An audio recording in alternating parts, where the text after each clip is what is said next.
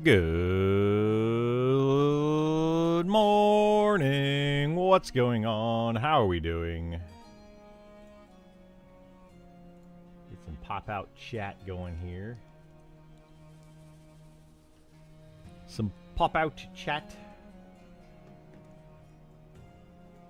Oh boy. Here we go. Today, I think I'm going to try to do something. I'm going to see if we can.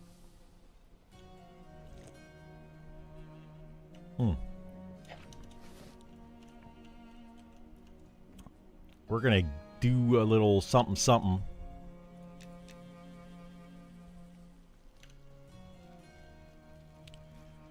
A little something something.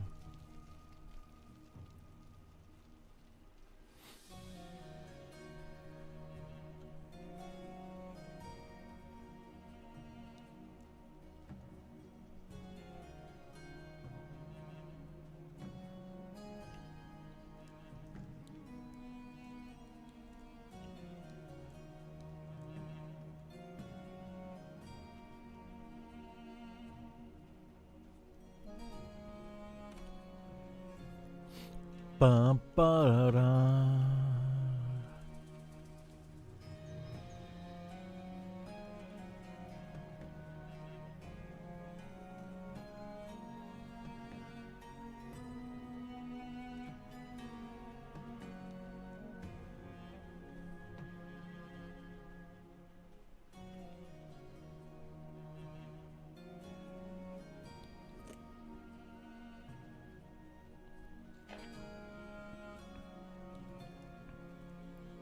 Bum, bum, bum, bum.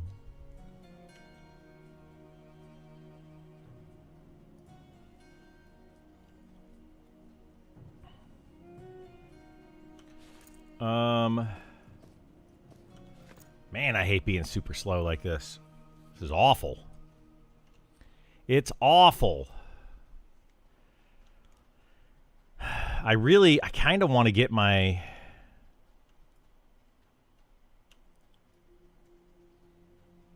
alchemy up.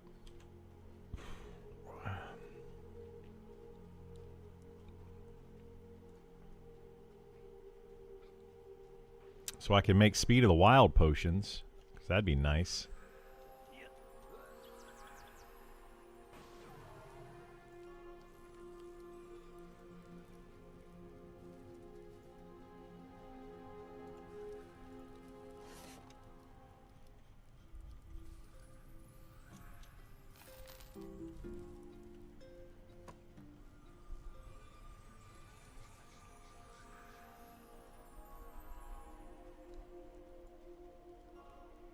That would be nice. Good morning, Nix. How you doing, bud? All right, let's put this up here for now.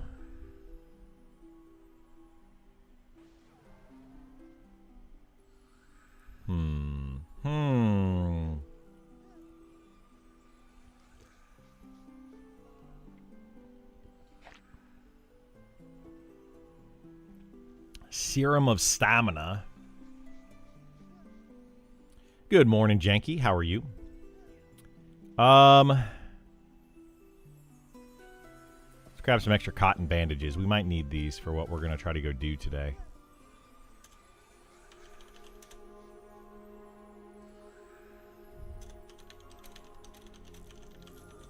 Oh, look at that. I got a free sow just given to me. I didn't even have to ask. How nice. How stinking nice. Let's go. We're going to work on a quest today. That's what we're going to do for a little while. We might go camp some stuff. But we're going to work on a quest.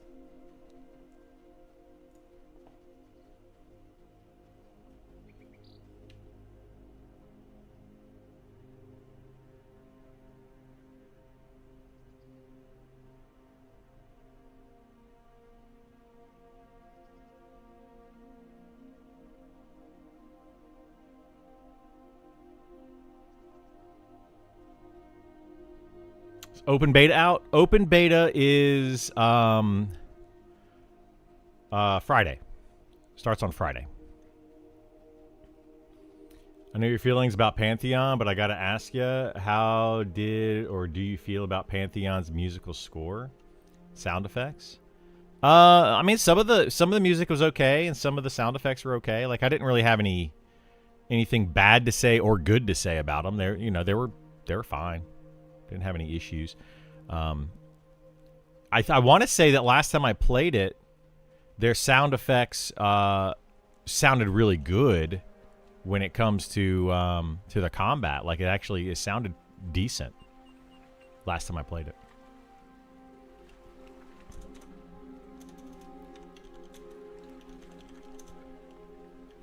I wonder if there's a high enough wizard here.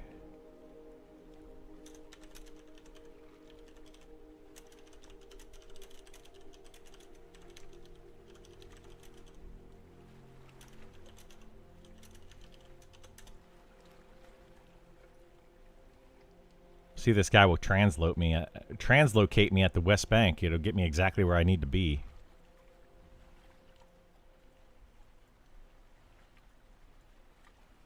Good morning, Pity. How are you? See if he'll respond.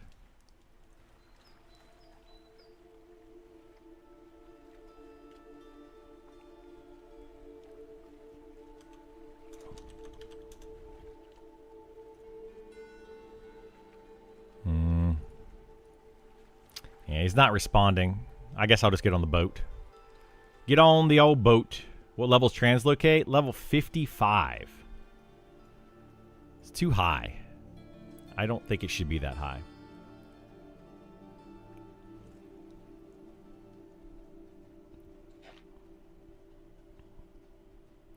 I have no idea why they would make translocate that high. I think it should be like a level 20 spell or something. Like, they can... all these classes, like 8 classes in the game, 7 classes in the game can gate at level 4. Why can't the wizard get a translocate at like level 15, 20, something around there? Wizard only, yeah. It's wizard only.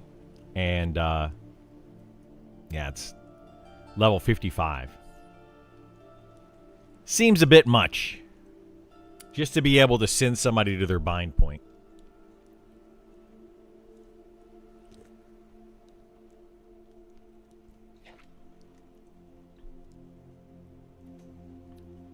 All right, let me see something here.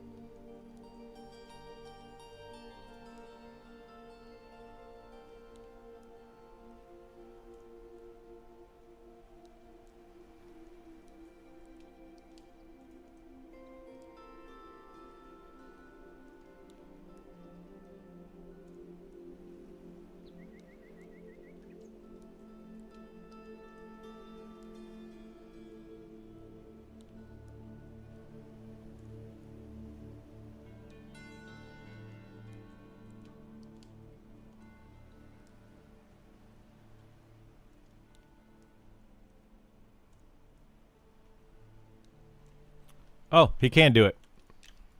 Nice.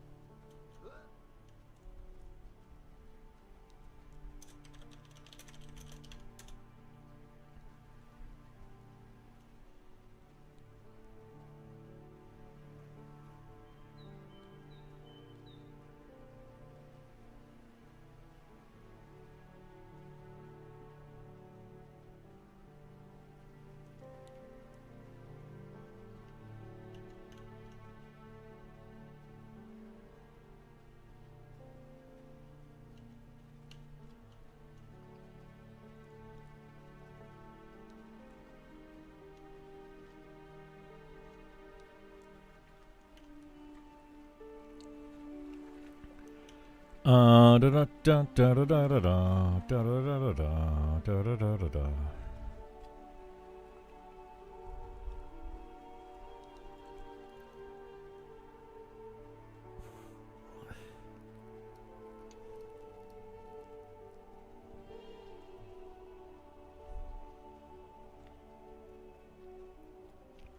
This will work out nicely. Hey, what's going on, Mindswept? How are you?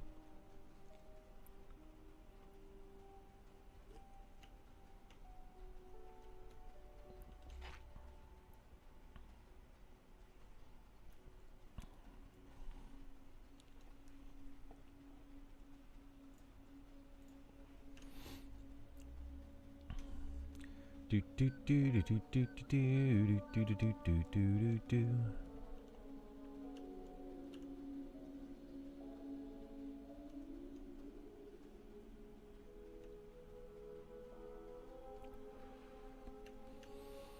Let's see. A dwarven wizard. You're a wizard, Harry. Oops, I question marked it.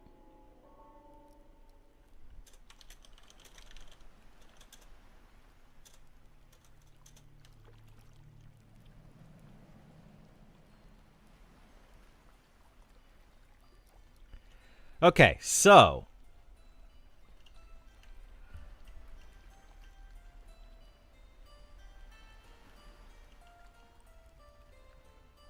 we got to go over here. Got to go over yander.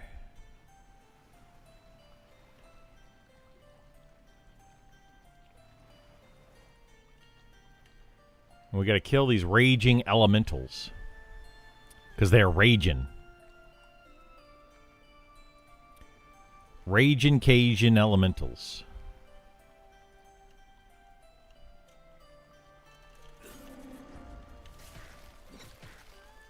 What's the main reason behind them turning off closed beta when open beta is running? I figured customer support capability. My understanding originally, I don't know if this is true anymore, but originally it was because they were using the same servers. So closed beta and open beta were literally the same servers. Why they do that now, I'm not sure. I don't know if it's because they're still the same servers or what. But yeah.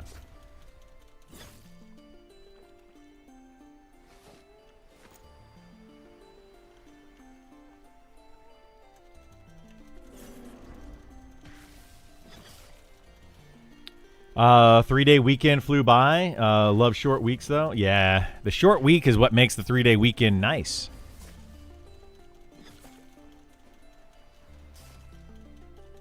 I totally forgot it was a three-day weekend. I went downstairs yesterday, and I was like, "Hey, where's the little one?"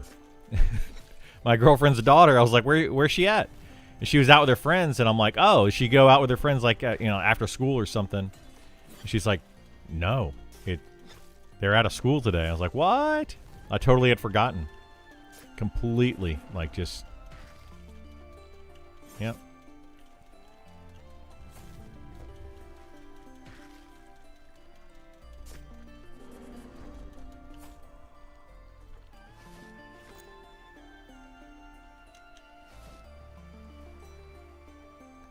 How much is this healing me for? Like 50? I need to use one of those between like every fight.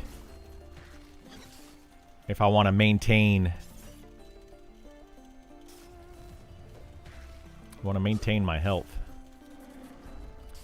Cool to see some solo fighter action. Yeah, these are green mobs though. You gotta... Is it viable at least to solo? No, it is not.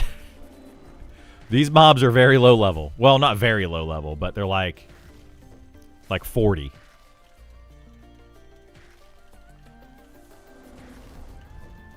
And I'm very geared. Essence of water. I don't think I need this. I'm going to take it, though, because I'm not sure what it could be used for.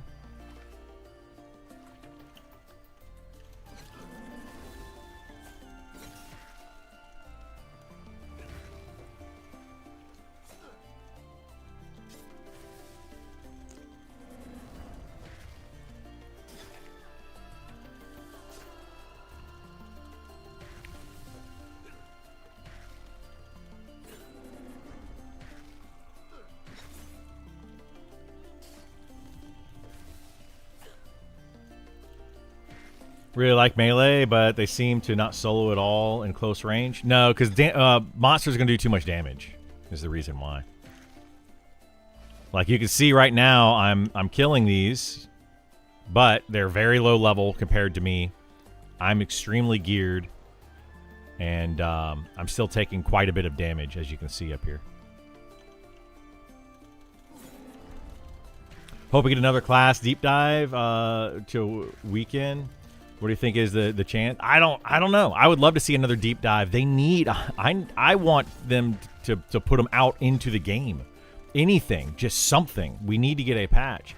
Sean did say that a patch would be coming soon. You know, maybe as early as next week or something. But yeah, we got to start getting these things in the game. It's crazy to me that we're going this long without seeing them in the game. Like their time frame. You know, they gave themselves an extra 5 months. Cool.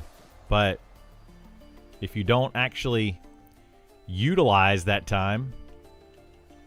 Here, let's go ahead and kill this one. Hopefully I don't die.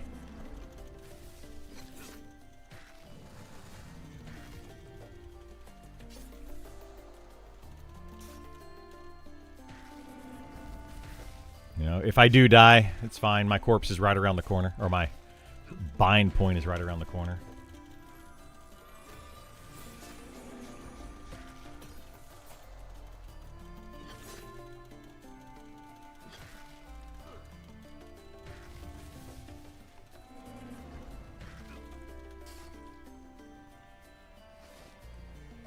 Essence of fire. Okay, so that's all the elementals there.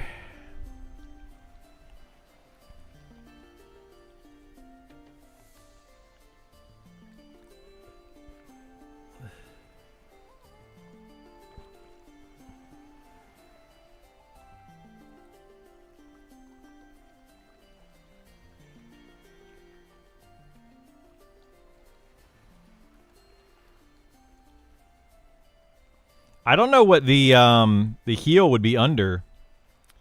Is it under beneficial mine? We'll find out.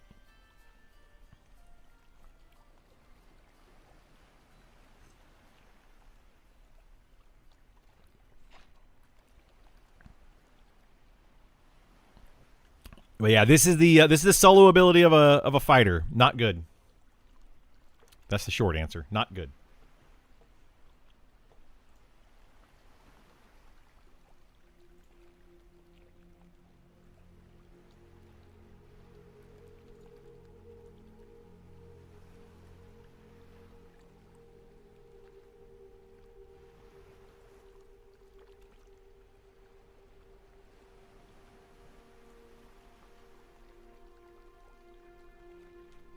I need somebody to show me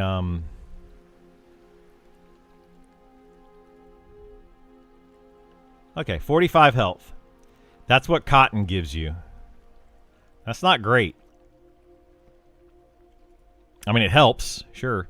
It's 45 health times 6, which would be 240 plus 30, 270 health.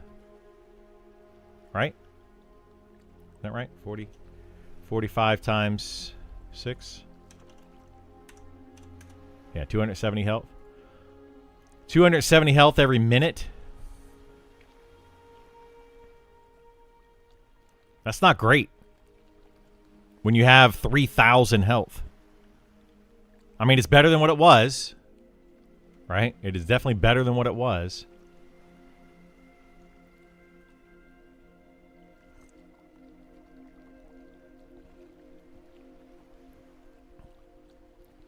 But yeah, not great.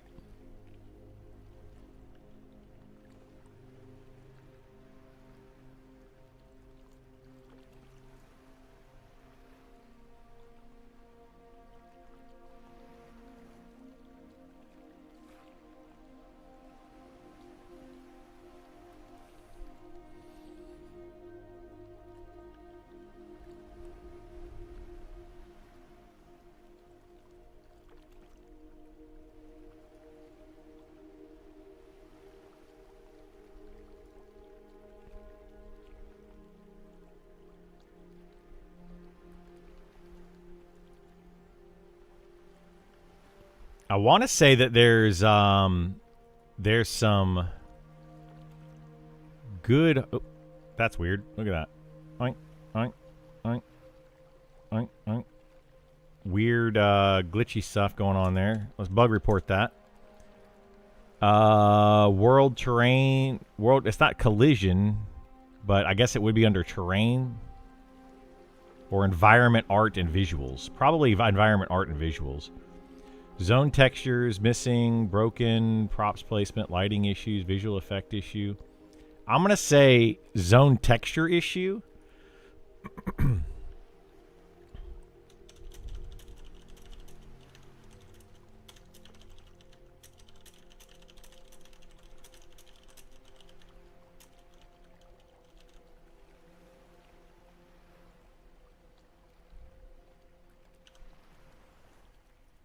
We'll say that. I don't know. I don't know what else to do about that, but that's not good.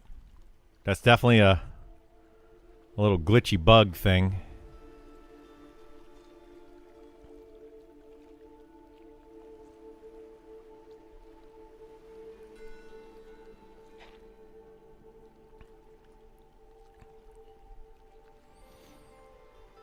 Yeah, this is why this is what I don't like about the fighter is, you know, like just doing something as simple as just killing some trash mobs, some green con trash mobs is not necessarily possible. I mean, it's possible, but it's not good, which is kind of silly. Like, you should be able to farm some stuff, like low-level stuff, be able to go camp something low-level. You just can't do it on a fighter. And I'm fine with it. I would prefer it to be that way, but it should be that way for all classes. It should be difficult for everyone to be able to go farm anything. If they're going to make one class difficult for one class, it should be difficult for everybody. You know, some classes can be more difficult. Sure, that's fine.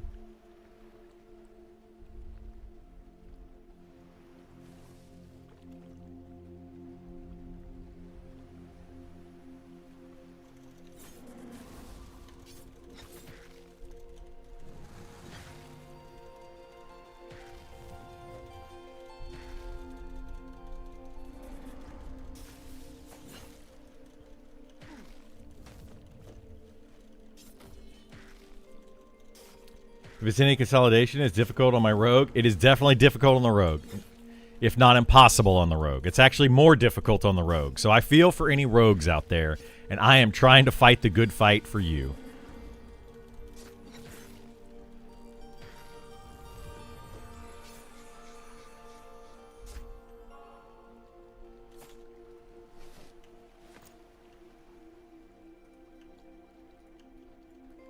Who's that?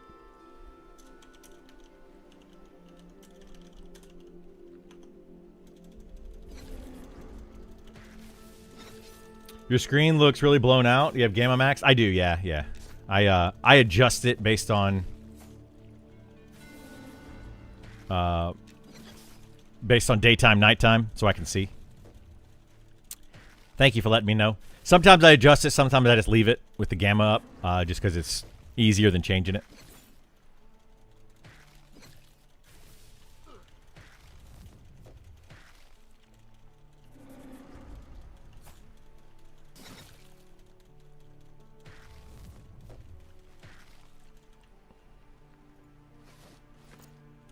My goodness, man, this is not going well for me right now of what I want to happen here.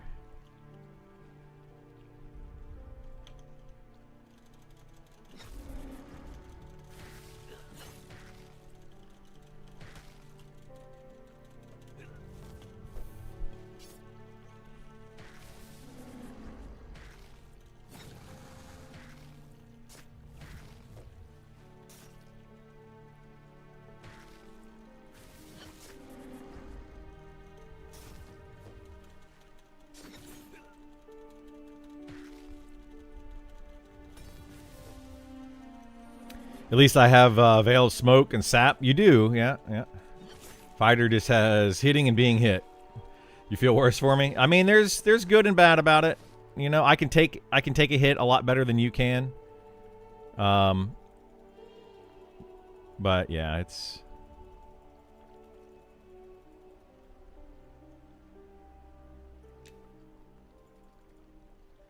But yeah, this is your typical fighter soloing. It's great.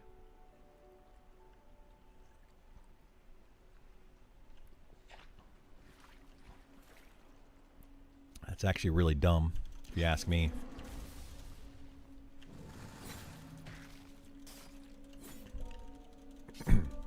Then you have other classes that could literally, like a wizard, a level 60 wizard could come here and probably one-shot these mobs.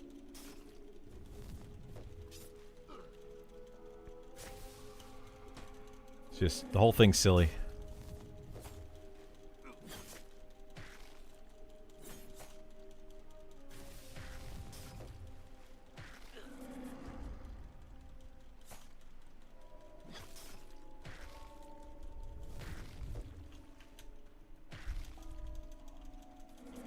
Oh, great. Yay, I aggroed another one. That's what I needed.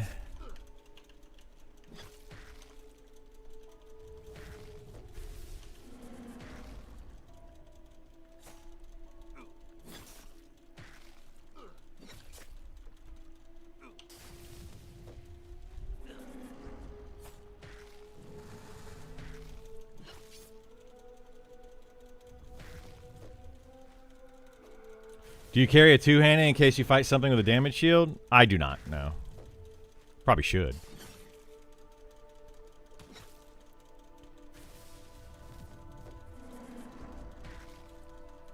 I might die to this thing. This is dumb. Hey, look at that. Tainted Elemental Core. That's what I need. I need 4 of them, though.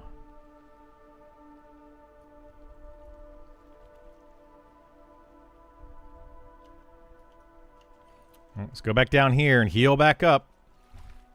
Can't even clear green mobs. A set of green mobs.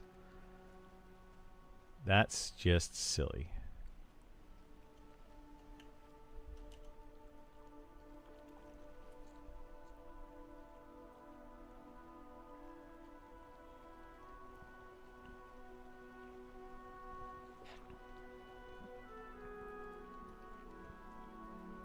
You know what I should do is bring my wizard over here and do this, but I have a plan on my wizard. My wizard.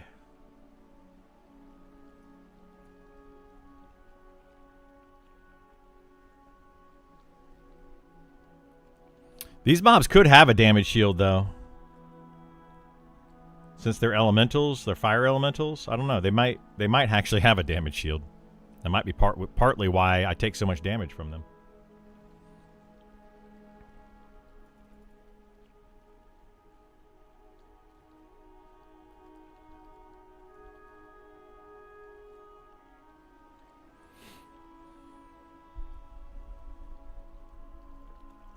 What? These stack? I didn't realize these stack. That's nice. Good to know.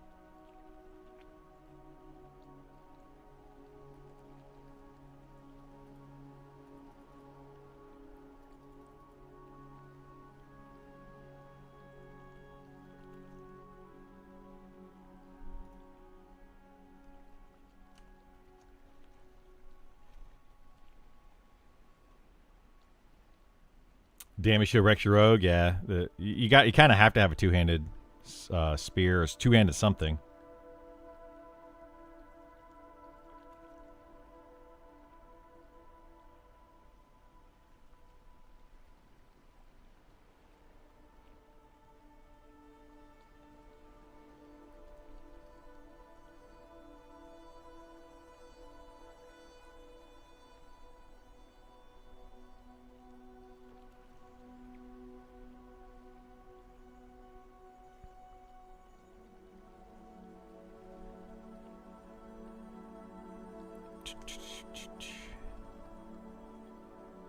All right. I probably should put on my damage shield. Actually, I've got 2 buffs that I can put up. We got this one.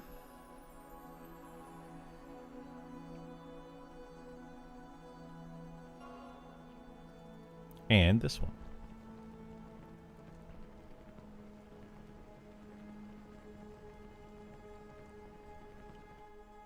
Oops.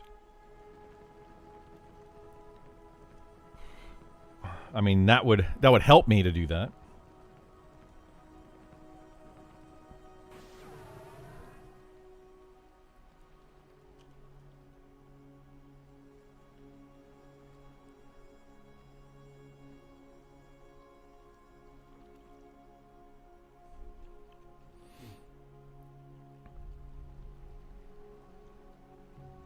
Good morning. How you doing, Don? Oh, look at that. My bind wound up by 1. There's a way to cheese your bind wound to gain skill in it. By clicking it and then moving and then clicking it and then moving and then clicking it and moving, and you don't actually get you don't get the buff.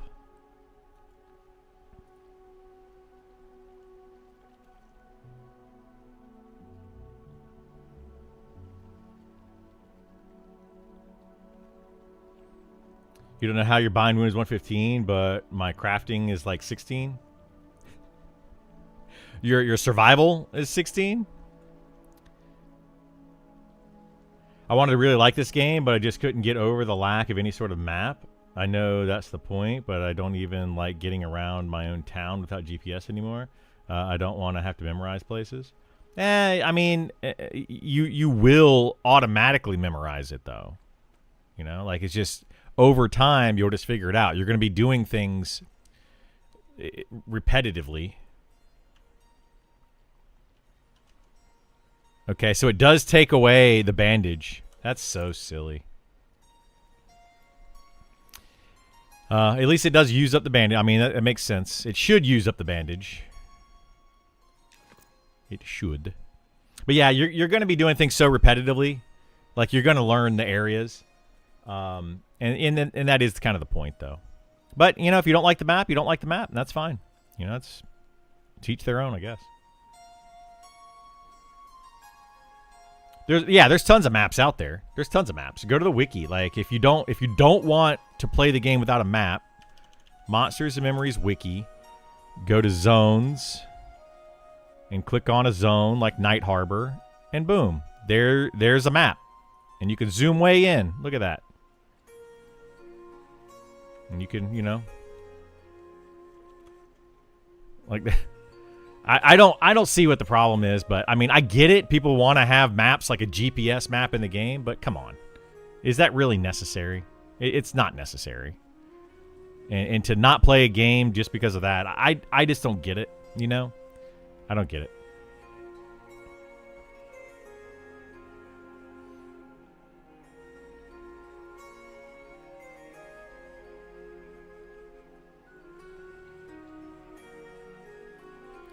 Yeah, I don't want to put maps in either. I'm right there with you. I don't want maps in the game. Well, somebody brought up one time in one of my streams, a little while ago when we were talking about maps. They said that when you have a GPS map in a game like this, like half your screen is taken up. 50% of the time, you just have like these things just pop-ups all over the dang screen, and people play the game with all those pop-ups. And they'll have a map up right in the middle of their screen all the time. And it's like, now you're not really playing the game. You're playing like MapQuest. I think it'd be cool to have an item map you can buy that isn't real.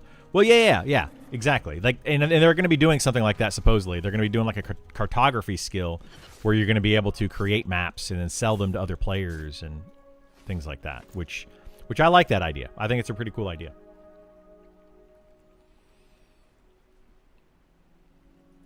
So yeah, we'll probably see that in the future.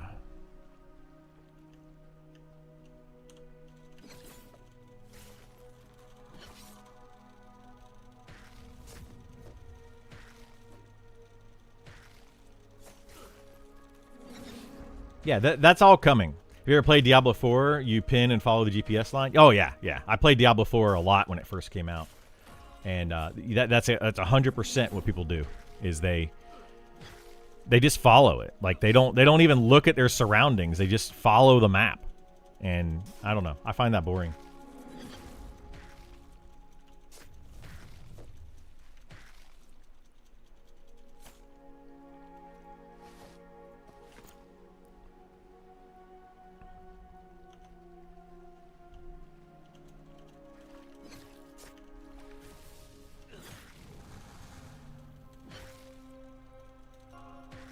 Not having maps sucked at first. Eventually you're in the city. I don't mind now because of most things. If I'm truly stuck, it's just a quick look at an online map. Yeah, exactly. Yeah, absolutely. I mean, it is jarring at first, right? If you're not used to it, it's very jarring at first. I played plenty of games, though, without maps. EverQuest being one of them. Ultima Online. I don't remember having a map in that game. Maybe they did, but I don't remember it. Why do I have a green light? That's weird. Oh, it's because my Berserker thing went off.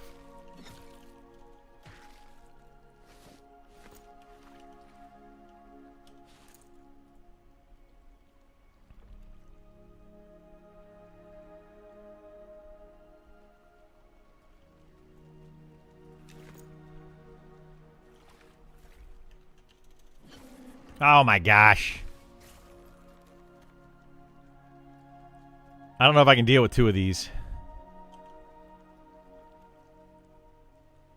I didn't know two of them would attack me there. Like last time, it's because it ran over there to it. I'll die with two of them. I don't really feel like dying. Ask a teenager. I had printed the whole EQ Atlas. Or as a teenager, you printed the whole EQ Atlas website and made a binder with maps and took notes. Nice.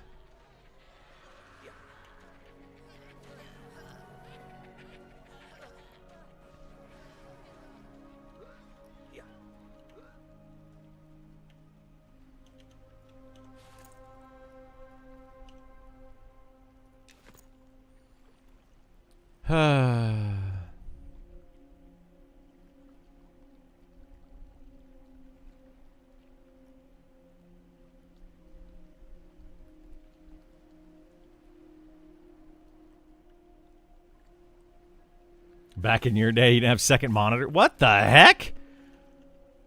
Where do these guys even come from? They went over the mountain.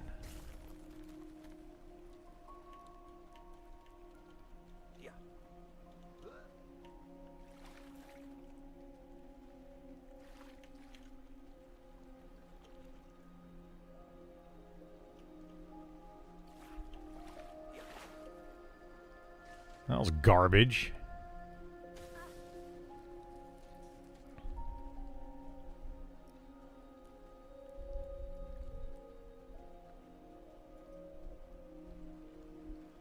That's some weird pathing right there. Some super weird pathing.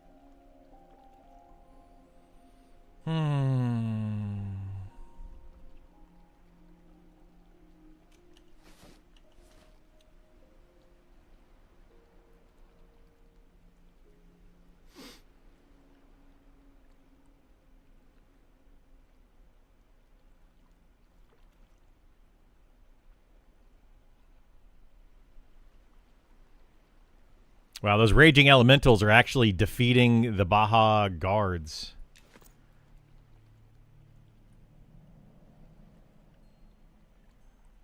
That means that those things might actually make it back over here. Very possible.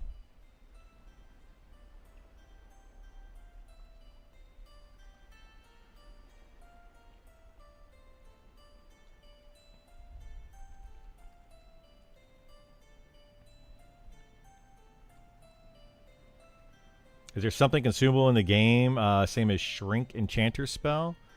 I think you could make an alchemy shrink thing.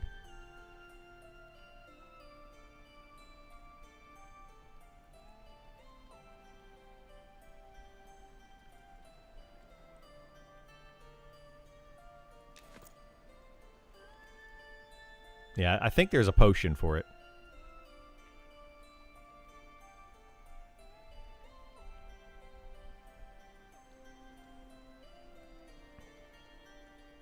Yeah, there's, I mean, Shaman and both the Shaman and Enchanter have the same spell, yes, but.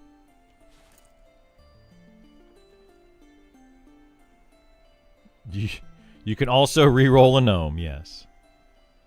Or a goblin. Or a halfling.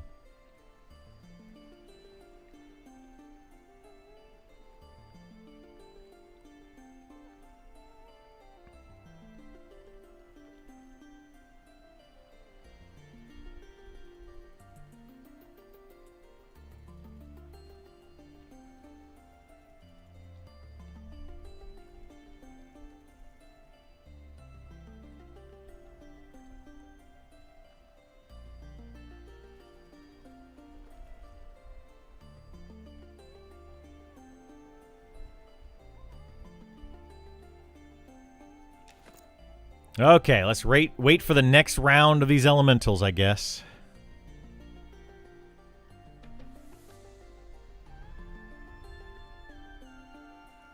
This is very, very fun gameplay.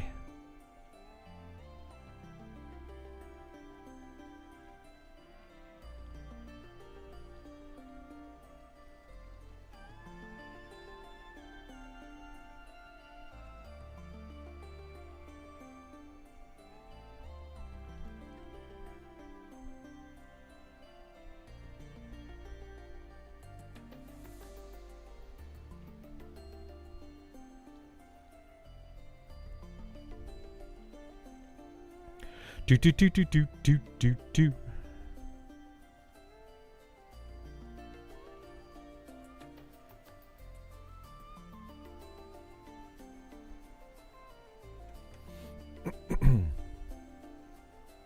I really should just like do everything I possibly can with the wizard. That's kind of why I made the wizard. I don't know. I might switch back over to it and just keep leveling it up.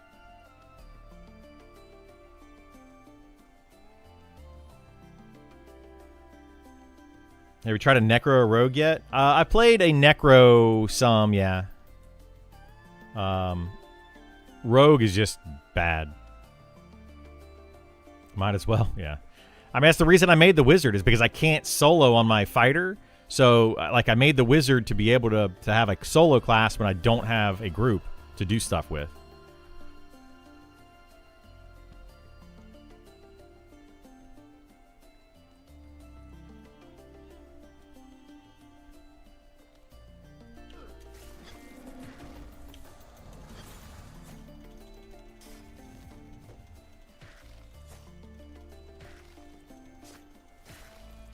Have you tried any healer classes? I played all 3 of the healer classes.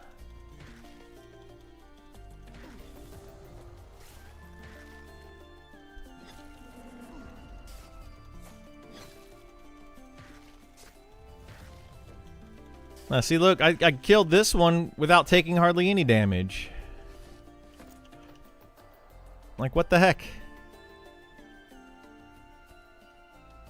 Where do you say you farmed your tier 2 enchanter? You said yesterday, I forgot.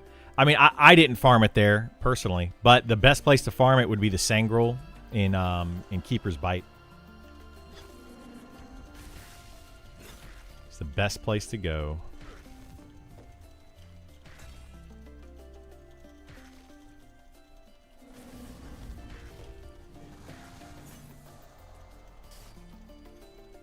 Yeah, and those rings are like decent for the level that you get them as well. They're actually really good if you don't have crafted rings. But but yeah, you can just disenchant them. I mean, they're not going to sell for a whole lot. But if you're trying to level enchanting, that's worth it.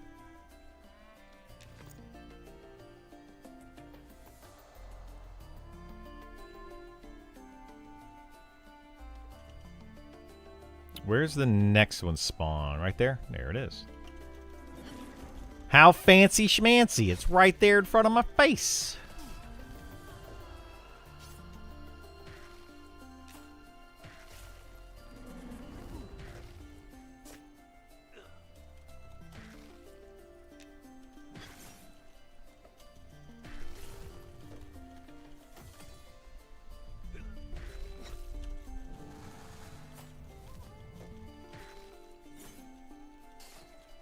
Drop rate in the rings felt awful. I mean, it depends on which ring you're looking for. The melee ring drops a lot because there's a lot of melee guys over there. The caster rings don't drop as often because there's fewer casters.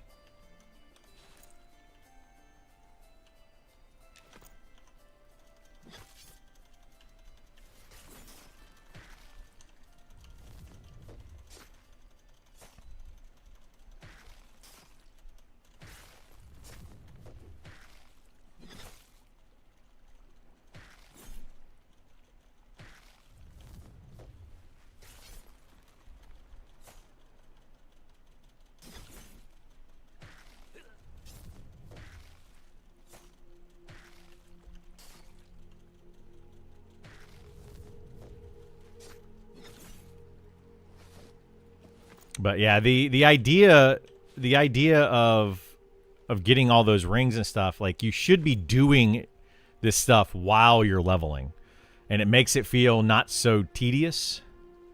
So you should absolutely be doing it while you're leveling.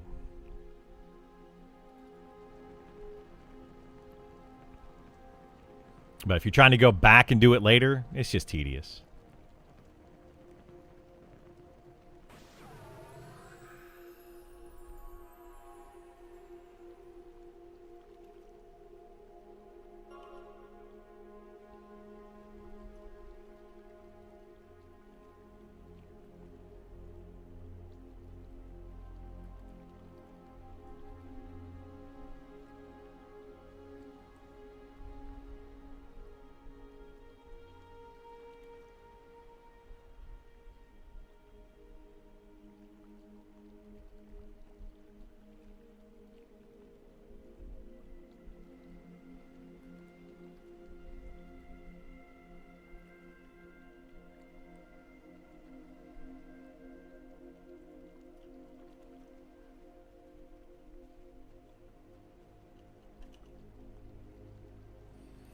One of these should spawn any second. I actually didn't lose much HP that time, shockingly.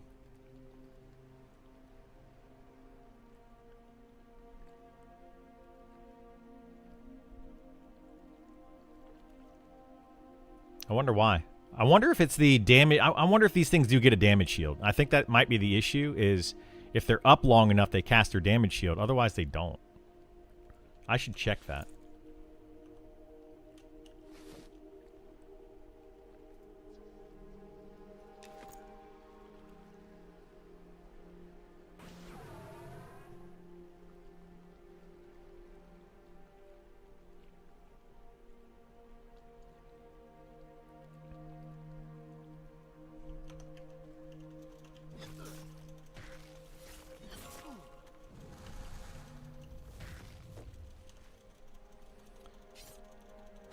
The damage shield responds to spells too? It shouldn't. No, it should be melee attacks. Damage shields should only be melee attacks.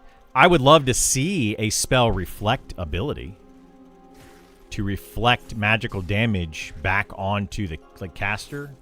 That would be a really cool ability to have, to see. Yeah, I'm not on the wizard. I might switch to the wizard here soon because I can't do this thing that I'm trying to do fully. I mean, I can do it fully, but yeah, it's...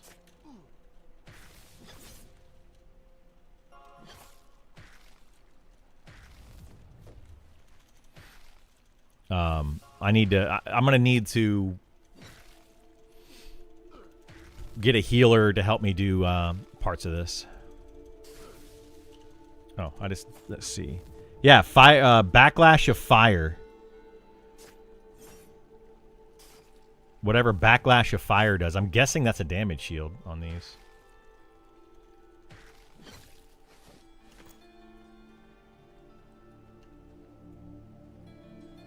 Wisdom gear for high teens, low 20s. I mean, you're not going to find a lot of gear in that level range, just at all. Especially statted gear. Your best bet if you want to get gear is to get crafted gear. You can get a crafted helmet, breastplate, and legs, and then you can get crafted jewelry. And I would just buy it from people in town. But when you say wisdom gear, the weird thing about wisdom gear is you're probably playing a healer, and all 3 healers wear different types of gear. So you have a cleric that wears plate and would prefer plate if you can find it. You have the shaman that's going to be wearing chain, and then you have the druid that's wearing leather. So you need to be more specific in your wisdom gear. You're going to have certain gear that is wisdom that is going to only be leather, and if you're playing a cleric, you don't really want that. Or if you're playing a druid, you can't wear anything like the chain or the plate. So you gotta be careful.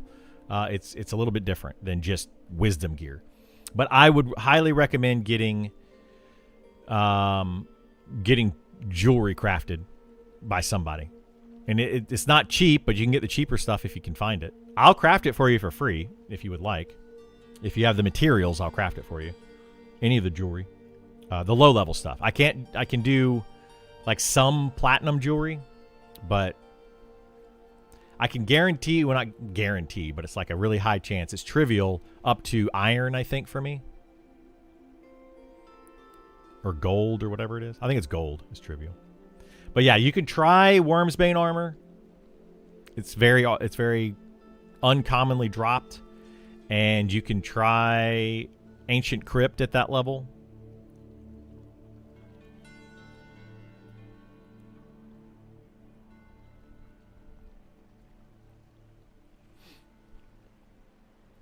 But yeah, you shouldn't really need much gear at that level right now. The issue that they're going to come into very soon, if they increase the TTK and they increase the difficulty that they're talking about doing, which will go for all levels, starting from level 1 all the way up to 60 and kind of reevaluating that. If they do that, then right now, those first 20 levels are going to be very difficult because there's not enough gear. And the thing is about the gear at those levels is that you out-level the areas to get that gear faster than you actually get the gear. Which is what I've been saying for a while. They need to increase the drop rates of the gear in that level range. Like in Wormsbane and in Ancient Crypt, those mobs should only drop 2 items each, the named mobs, and they need to give more named mobs and have them drop more commonly so that you can actually get some basic gear at that level. Because it's very difficult to gear up at that level because you just blow through it so quickly.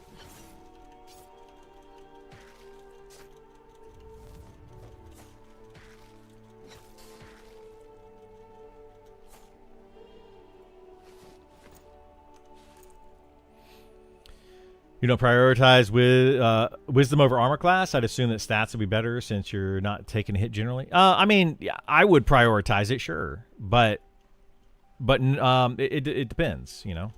But the point is that you can't just say wisdom gear, because what if it's plate wisdom gear and you're playing a druid? Like you can't. That doesn't function. It doesn't. You can't do that.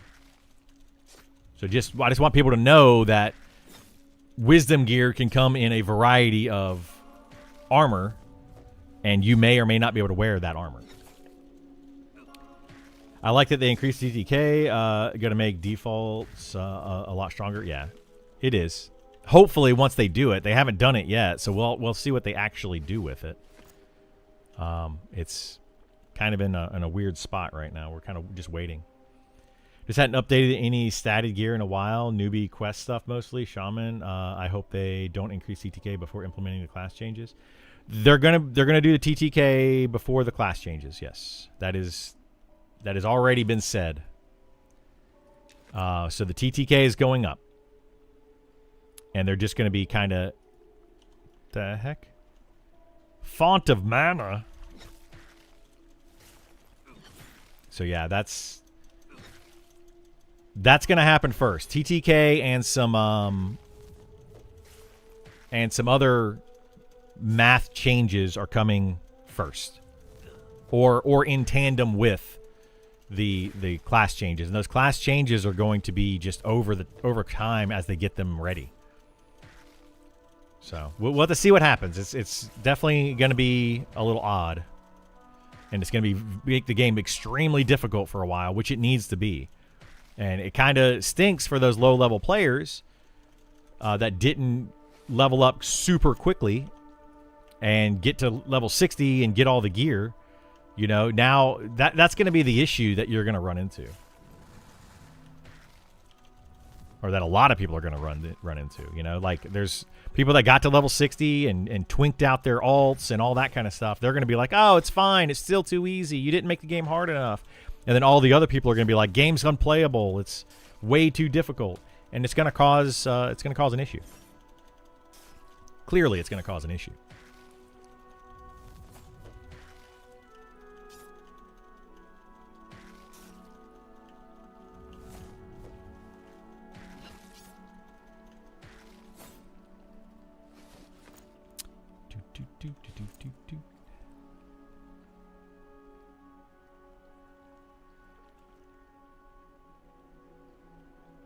You know, I think what they need to do for Bind Wound is when you use Bind Wound, it ticks 6 times. I think every single tick, it should have a chance to increase your Bind Wound. Because it's kind of silly right now. Like you can only get it from the first click of it, and you can cheese it anyway. So you can just get a lot of summon bandages. Click, move, click, move, click, move. And kind of cheese it up anyway. So got the Ben's necklace last night. Such a peace of mind on the PvP server. Oh yeah, that Ben's necklace is huge. I'm gonna do more quest walkthroughs like that. So yeah, look for them soon. This is one of them right now that I'm working on.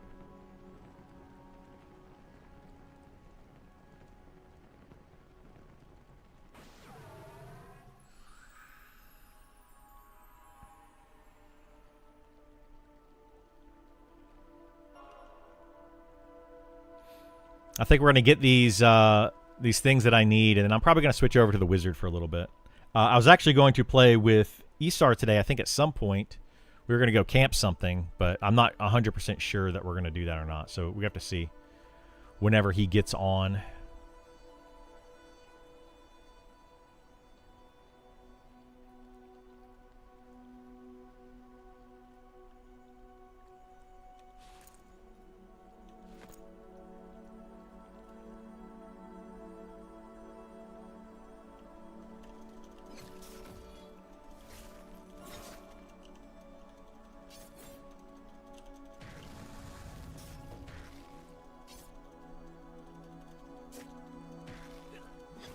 That's another thing I probably should do, though, is go do the bins and get the get that necklace for the C and Viz.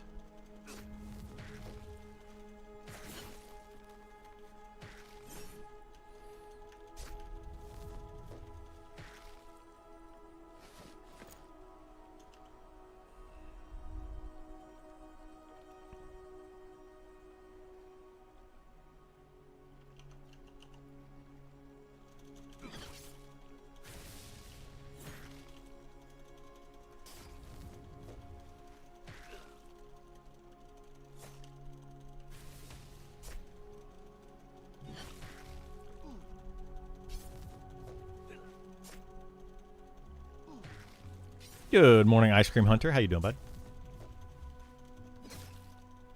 It's going to be a shorter stream today. I mean, it's still going to be like 5 hours long, but it's going to be a shorter stream today. I got to go get a haircut. I haven't gotten a haircut in a few months. And we got a birthday dinner tomorrow night. We got my kids' awards ceremony on Friday. I've got middle school graduation on Thursday.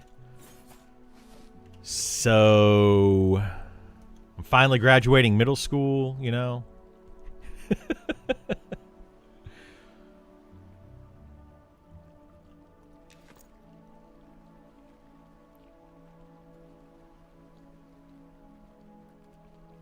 Yeah, super busy week, so I gotta get a haircut today.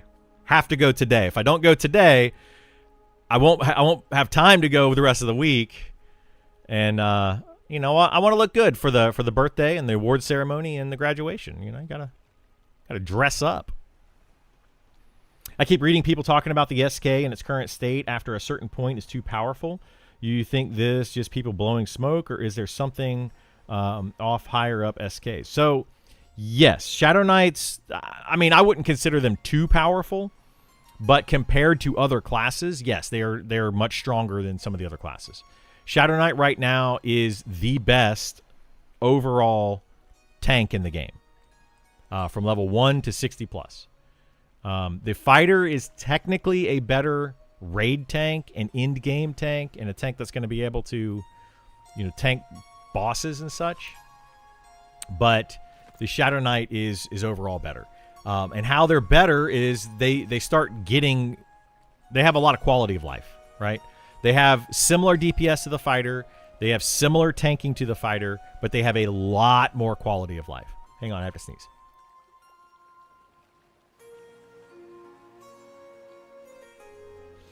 So, like, they have all the quality of life. I'm talking about the utility stuff. So they have things like Feign Death. They have Life Siphon abilities. They have the Harm Touch ability. They have their pet. They have just a lot of things that make them better in a lot of ways. And that's just kind of, you know, like, a word I would use is not fair or unfair. You know, to have a class that just has so much more than the other classes. Thank you so much. I got to sneeze again, actually.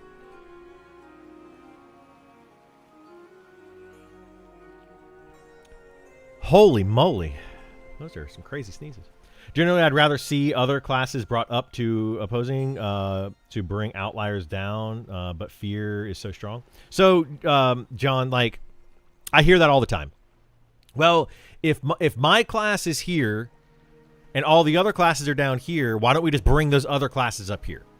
And that's sound logic until you actually break it down on how that works. If this class is so strong up here, you have to bring every other class up to it. And not only that, you have to now adjust every monster in the game for that newfound strength of all of the classes. So now if every class is equal to a Shadow Knight, you have to make all the monsters in the game now equal to the Shadow Knights plus, you know, a full group of Shadow Knights, basically, right? So, like, it's a lot easier development-wise to bring one class down a little bit than to bring everything else up to that level.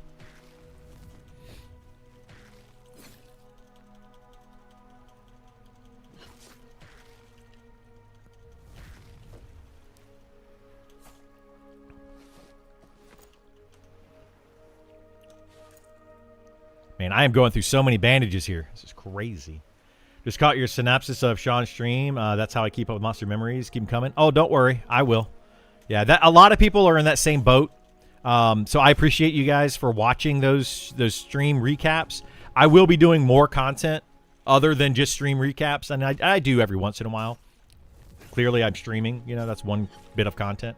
But yeah, those stream recaps, I mean, I know a lot of people don't have time to sit through an hour, 2 or 3, 4 hour long stream. And they just want to have the information. You know, I'm not picking on Sean or anything, but a lot of Sean's stream a lot of times is absolutely worthless information to anybody that just wants Monsters and Memories information.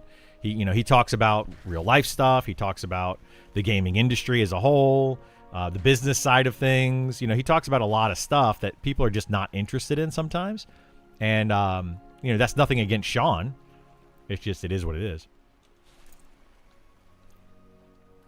So, yeah, I appreciate you guys watching that stuff. I watched it on streams and I still watch the recaps. Well, I appreciate that too, Todd. You know, and it's great that some of you guys do that. You know, like a few people might pick out something that I may have missed. Maybe I wasn't fully paying attention, or maybe, I just missed it, or maybe I didn't feel it was important. And I've seen people comment down in my videos like, hey, he also said this at some point. And I'm, sometimes it's like, oh, well, it's not really important information. And then sometimes I'm like, oh, that's actually pretty solid, good stuff to know. And I totally miss that. So yeah, definitely. I would recommend reading the comments as well. Sometimes you'll get some additional information sometimes out of the comments. Sometimes you also get people that are just like, game's garbage. And it's like, this is not the place for that. But, whatever. Not the place to hate on the game in a stream recap. Like, come on. But people are people, and they're going to keep doing it. I've been busy in meetings all morning. Catch me up. What are you farming here? So I'm doing a quest. I'm working a little bit on a quest today. I'm going to be doing a full recap on how this quest functions.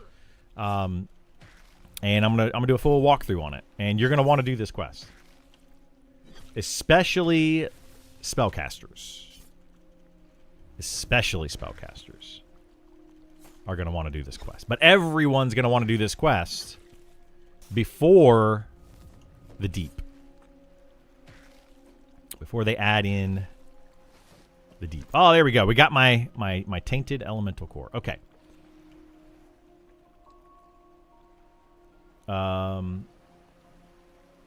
Is it mostly downtime issue between the classes that are glaring? Kind of hard to balance with some classes shining solo and some with group and everything in between. No, it's not the downtime issues. That's not an issue in my opinion at all. All right, we're going to go switch over and play the wizard for a little bit. Since, I can't really solo on this guy. The next step of this quest, let me look.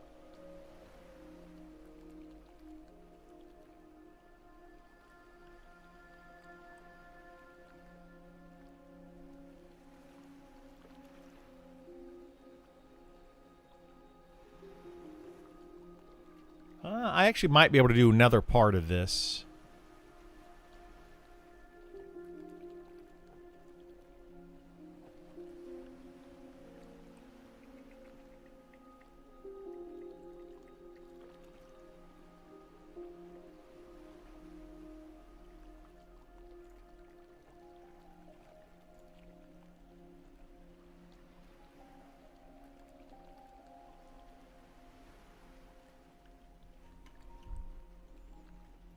We can go try to do another part of this.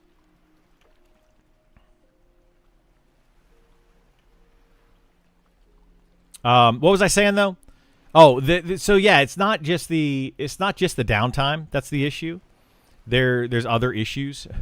There's DPS issues. Like some classes are just more damage than others. Some classes just tank better than others.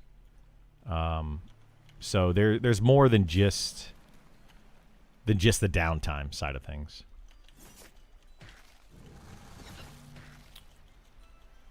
What is that about this quest? Give a quick TLDR catch up. Miss you talking about it. I haven't really talked about it. I just said that I'm doing it. I will do a full walkthrough and put it out on YouTube. Don't worry.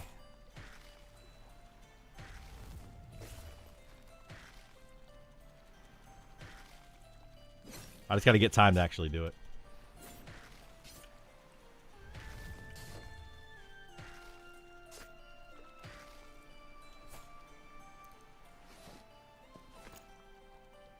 Okay, I need to go to Goblin.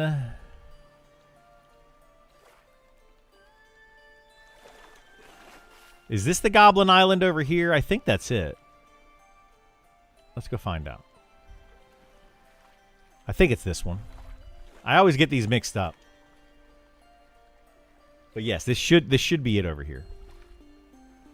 It's either this one or this one. It might be this one.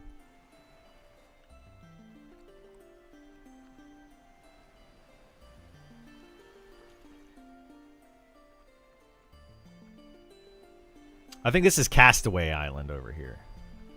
Yeah, that's what that is. That's Castaway Island. We need to go over here.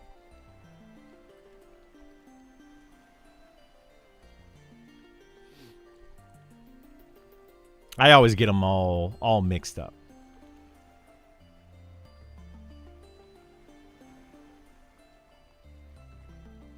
My buddy told me all about these islands over here. Like he kind of did a whole walkthrough. I need to go through here and actually show people where the different islands are and all that. Like it's going to be a very long process because you have to run so far and swim.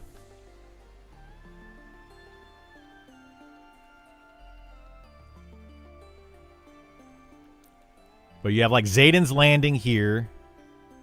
You have Castaway Island over here. You have the Goblin Fortress over here. I think you have the Orc Fortress. Is that this one right here? I think that's this one right here. Is the Orc Fortress.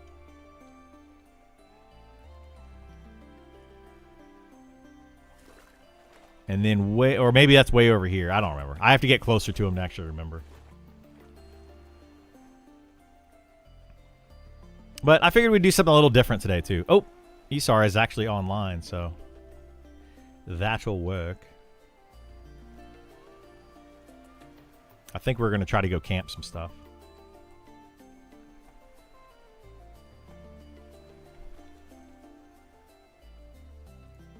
Let me see.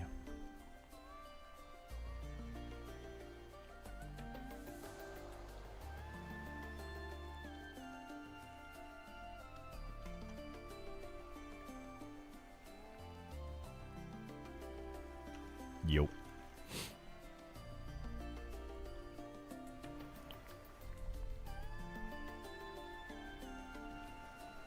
All right. I had to turn off push to talk. So let's go over here. Wow, that's really choppy. There we go. That's better.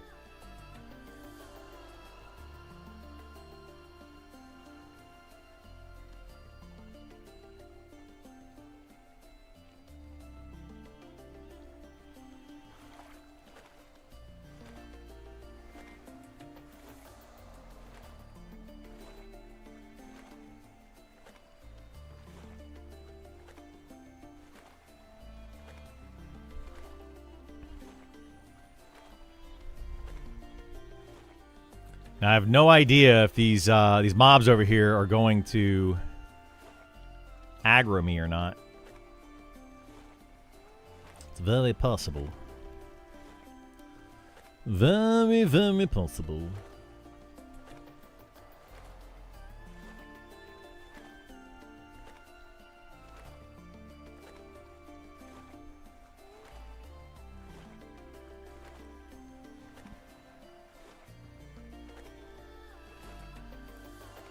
Ready to attack. They are light green, so hopefully they don't just like swarm me.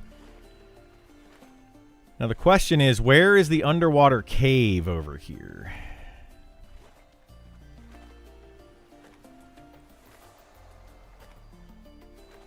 I haven't been over here in a while. We can, yeah. I'm working on this quest a little bit while I was waiting for you to log in.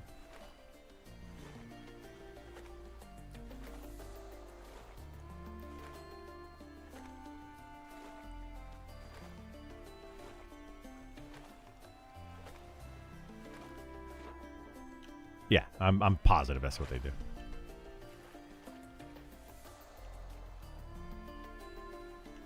Oh, yeah, I've seen that guy before.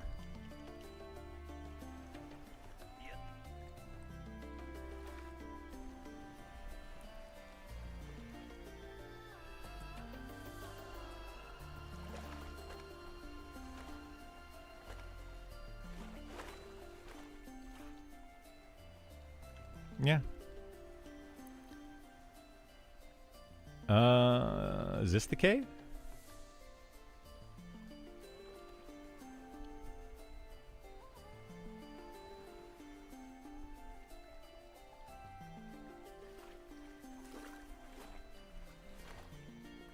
Sounds good to me.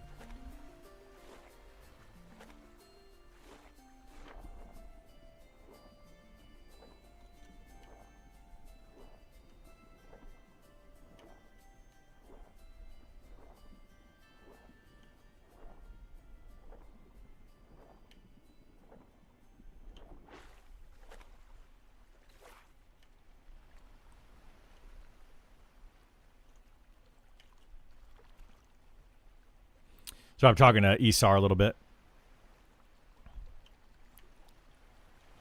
Yeah, I mean, that's just how their system's going to work. And it's not the best system, in my opinion.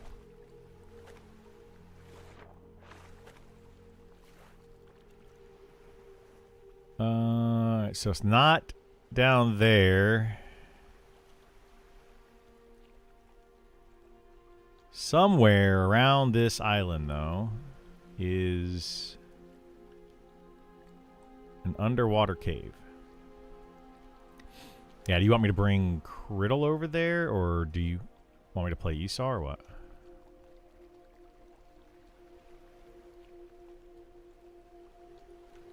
Alright. Alright, give me a few minutes. I was looking for something over here, and then I'm out in the shallow shoals, so I have to come back.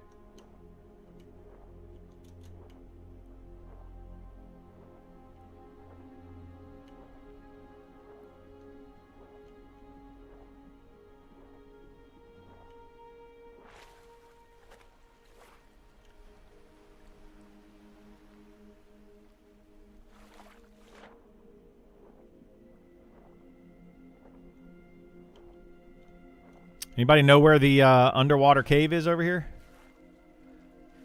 I do not know. It's over here somewhere.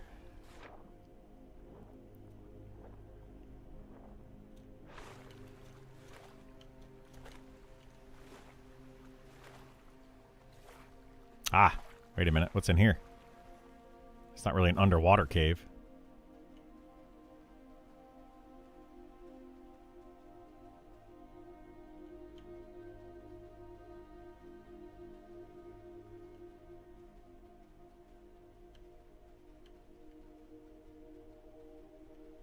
Well, this isn't underwater, but we'll see where it leads.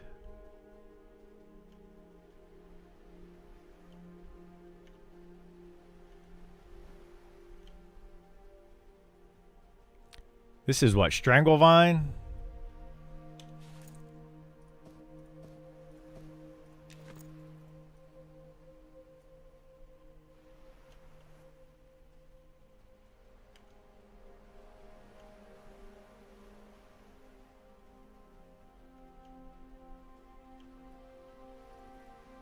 It's easy to get Stranglevine over here.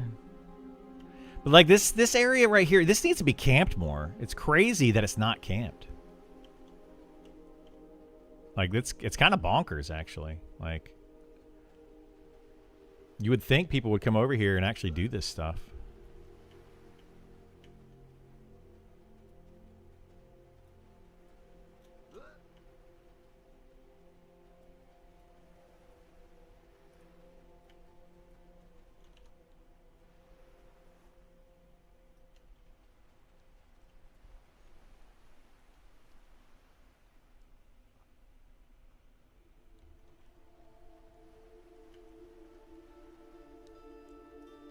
What's this guy doing up here? Hail!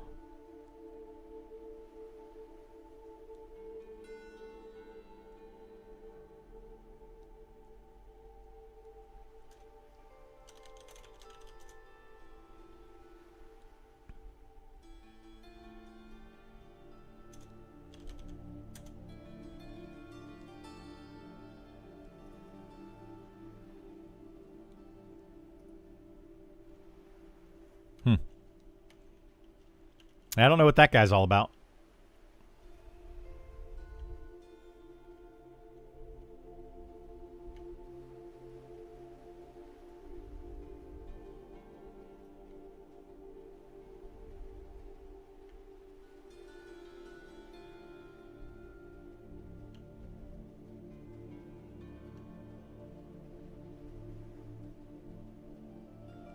That looks like a long drop.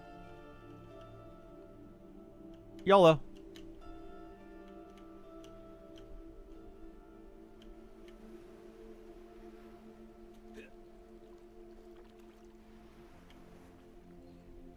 Where does this cave go? What are you looking for? Looking for an underwater cave.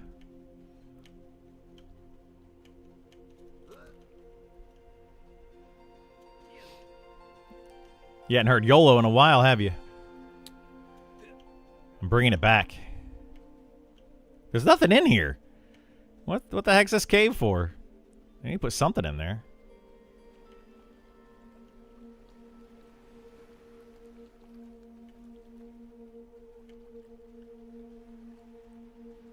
This island's only like half done, I feel like.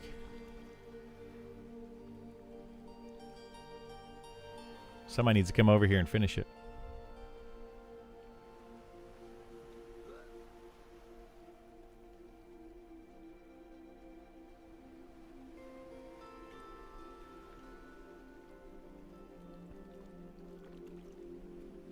Hey, what's up, Jared? How you doing, bud? Yeah, I don't know where this underwater cave is located. That I'm looking for.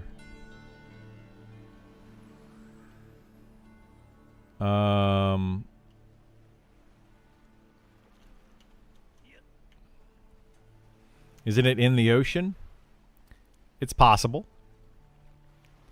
It could be a cave on the inland that goes into the water.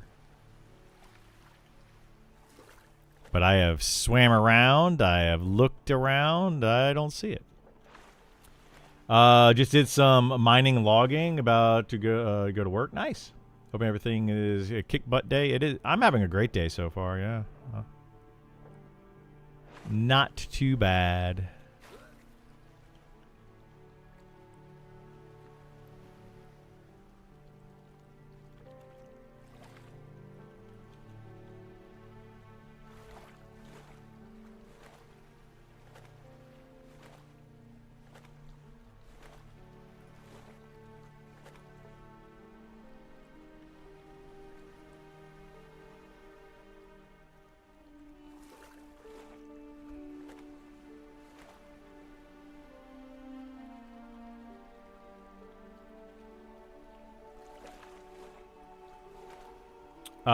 No. I'm assuming what Quados was probably doing is Grimtide Sanctum. It's a dungeon.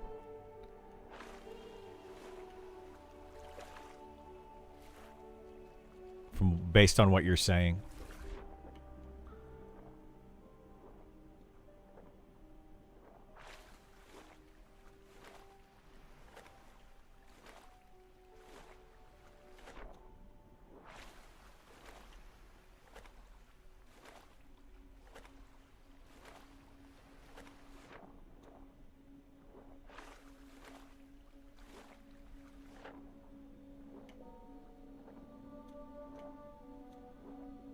I need Stein. Where is Stein? My buddy knows exactly where everything is over here.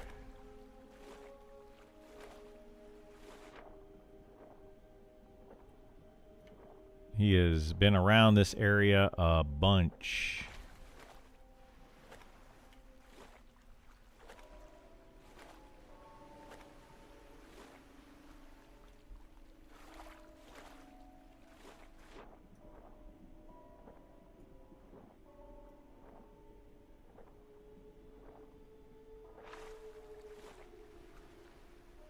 But this is the only cave I know of, like, that's even part of the water is right there. But there's the things that I need is not in there. And this isn't really underwater, it's just kind of at the water.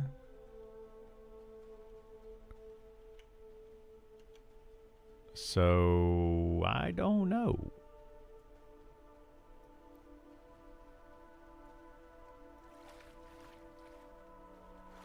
I really, really, really don't know.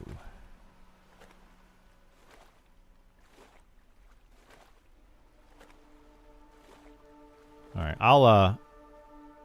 I'll figure it out. I'll ask around.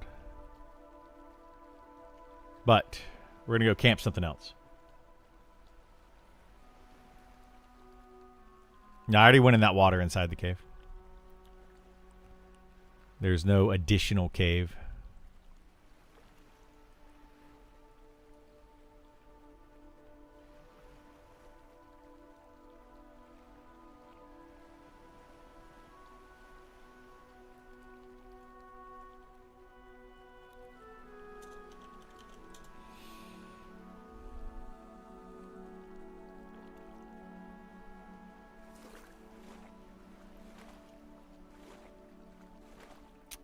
Just looking for a note inside the cave. That's all I need. But it's fine. We'll deal with it later. We're gonna go camp some stuff for a little bit. Do a little camping.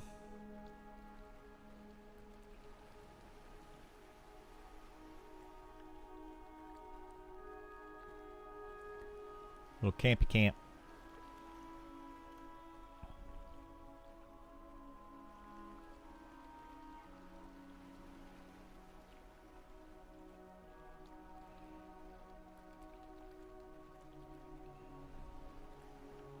Recently received a beta invite for this game, but I'm struggling with navigating the world. Is there any tips you have with learning the layout?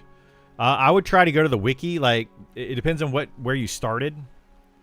But if you started in Night Harbor or Phalandraw, there are maps. So go to the Monsters and Memories wiki, click on Zones, Night Harbor. There's a map right here that you can zoom in on. Helps out quite a bit. And then if you go to...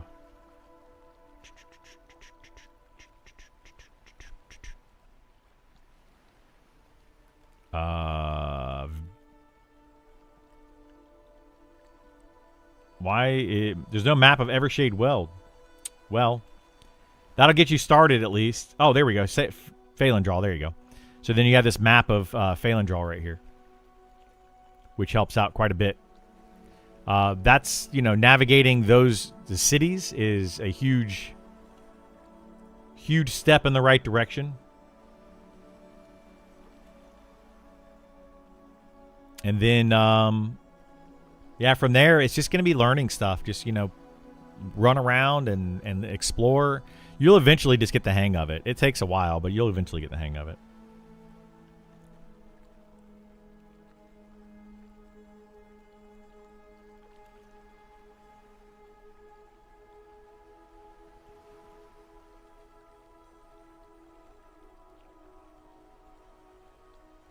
Like, I don't even use the maps anymore.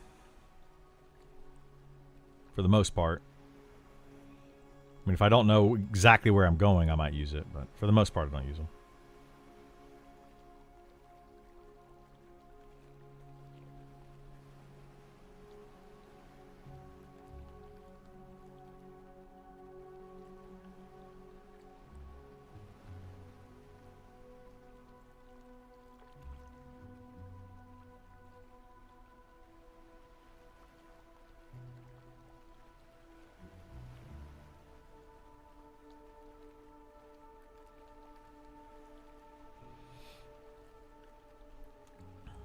Do do do do do do do do do do do do do.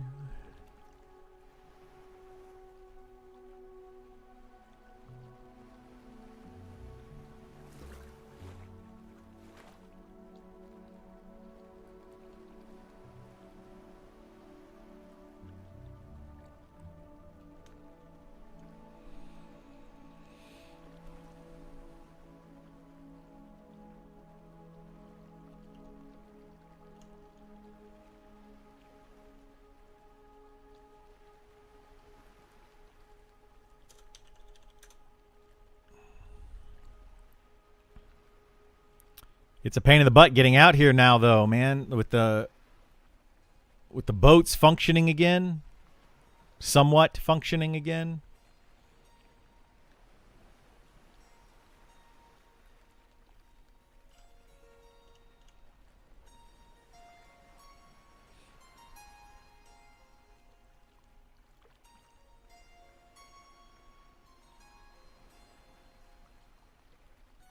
Everyone was so mad when the teleports died. Yeah, understandably. Yeah, I used them a bunch, but I started playing my wizard a lot during that time. So I didn't really need to use them a bunch. So it didn't really affect me all that much,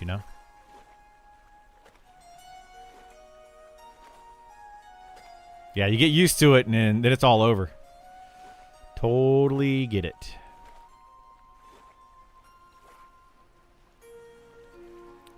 Totes my goats.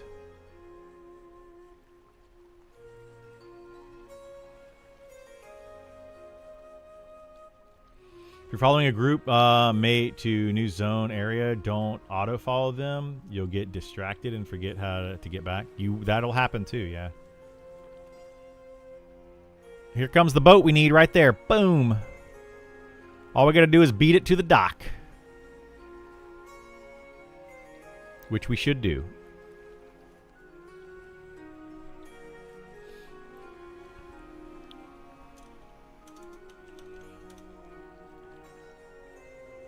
So I think this boat coming in ports at like 4 p.m. game time.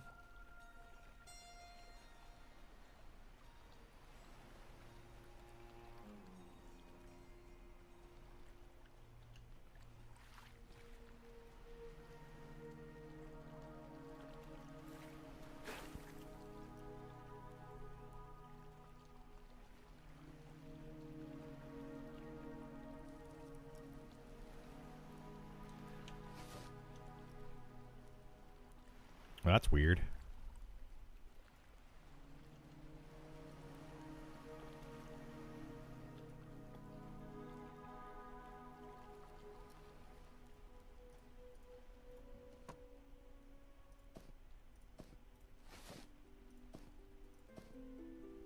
Do. I don't know what I can do with these essences. I don't know what I need to do with them. If you can do anything with them. I have to look that up. Because I'm not really sure what they are for.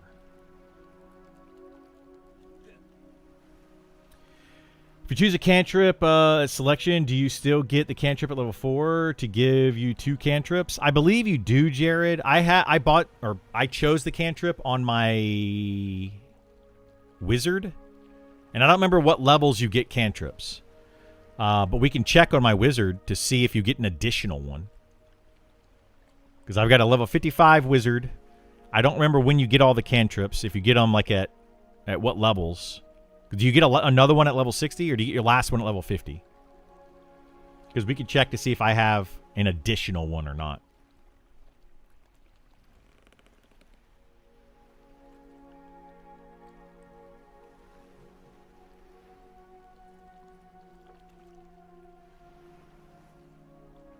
You're only level 8? Yeah, I think I don't remember if I got one at level 4 or not.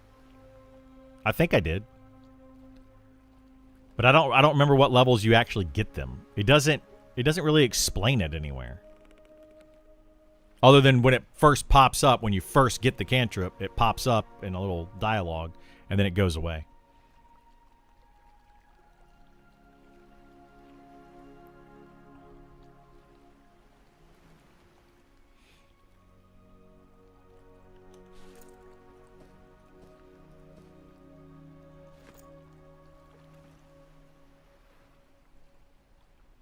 A pop-up scare, yeah, it kind of freaked me out too when it first happened. I was like, what the heck is that?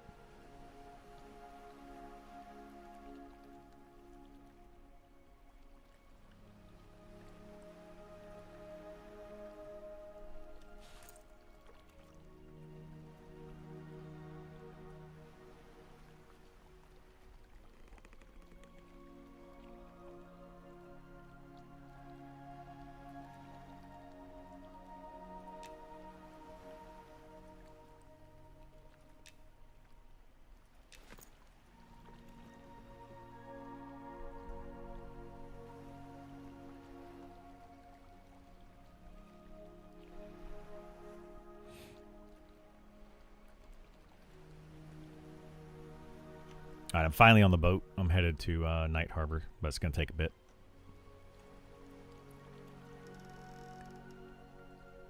Do.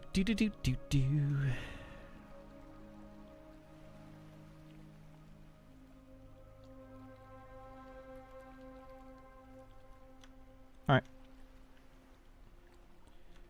Oh, I can make IVU potions now. I thought I'd be able to make them now, but it looks like I need another, like, 6 or 7 skill points to be able to even attempt them. I think they're trivial at 225, and I'm at 169. So soonish, if I just focus on that, it wouldn't take too long. But I'm kind of focusing on leveling the wizard a lot.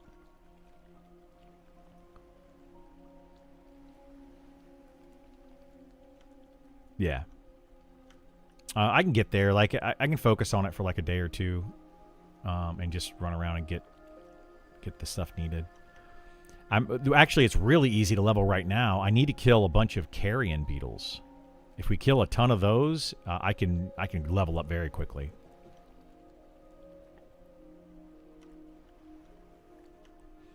I want to say Sungreet Strands has the carrion that are there, like the lower level ones, and I'm thinking that they might drop them. But I need the carrion beetle eyes. So anywhere there's carrion beetles, kill them and see if you get an eye.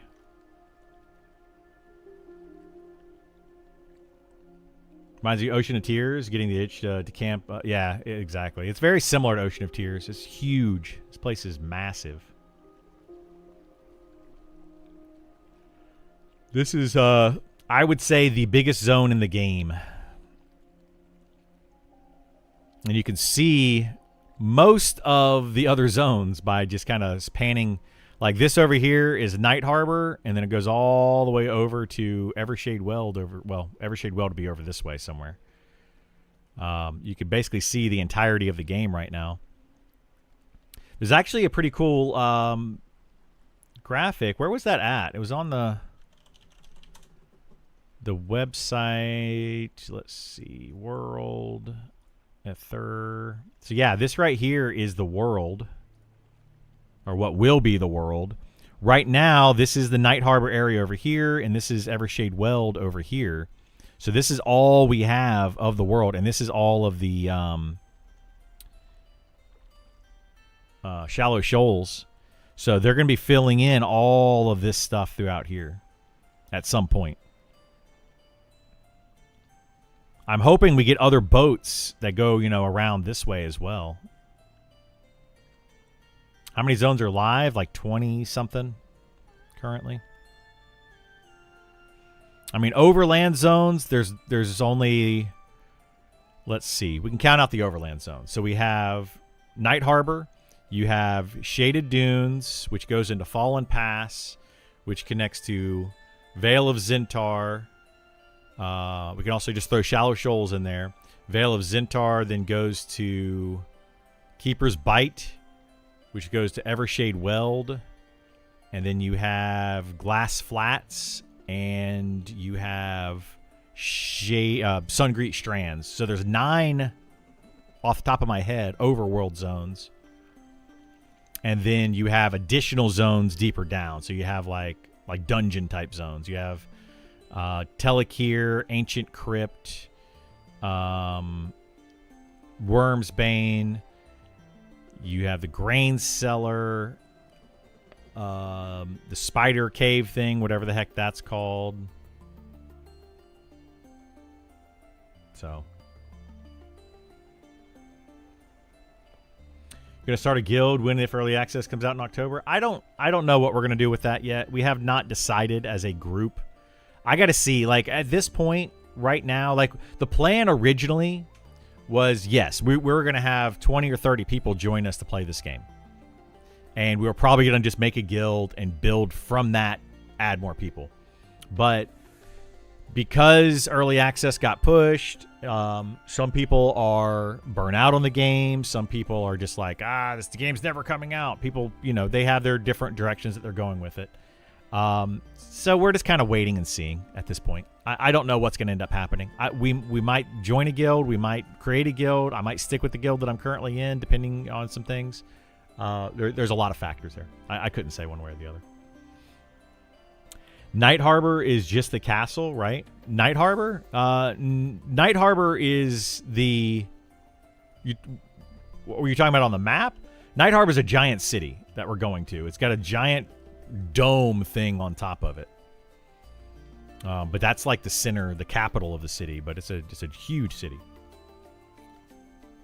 Riverboat that goes inland would be pretty cool too. They're talking about making little riverboats. they're talking about doing that. Rather 2 continents than 1 landmass.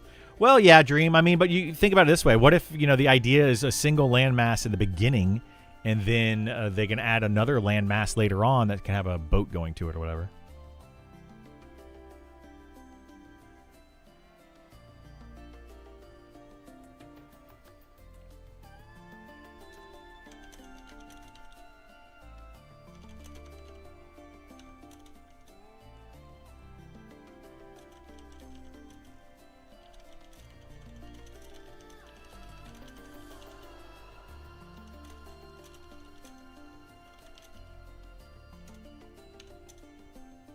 Did you want to go do the Giants with these guys, or just camp what you wanted to camp, since you're probably working?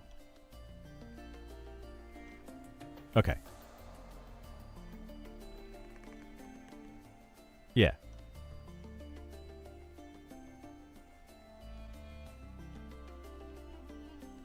Yeah, we can do that. We can do that tonight or something. I got to get my hair cut at 3, but other than that, I don't think I have anything going on today. Tomorrow night, I've got birthday dinner with the family, so I'll be leaving at like 5. And then I'm busy this whole week. Like, then Thursday night, I've got middle school graduation, and then Friday, I got to pick up the kid from school. So very busy this week. But yeah, after I get my haircut today, once Kaz and everybody's on, we can go over there.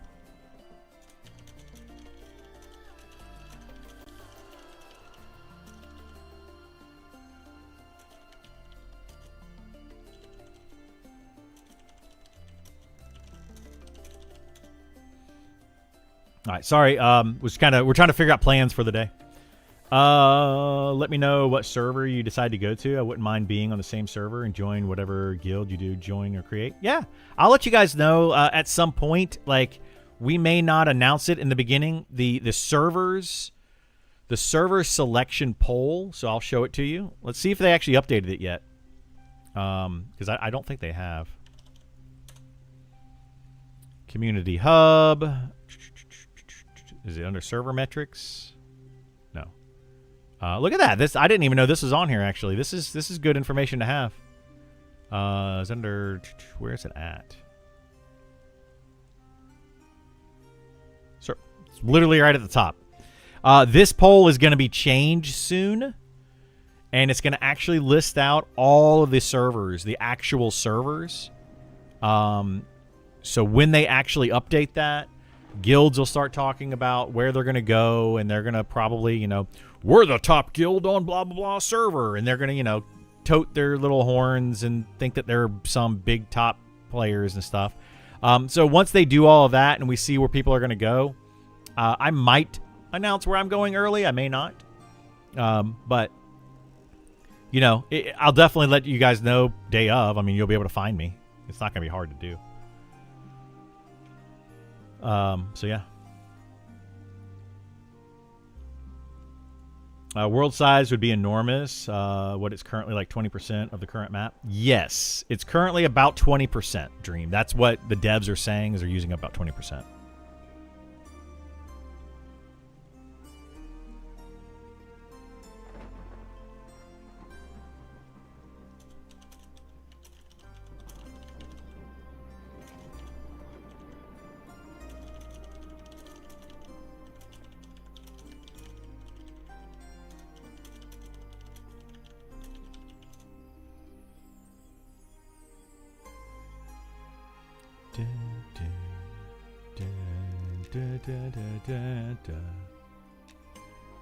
But yeah, like, I don't know. We'll see what happens. Like, the devs were talking about 10,000 players per server recently. And if they do 10,000 players per server, there's probably going to be one East Coast server, one West Coast server, one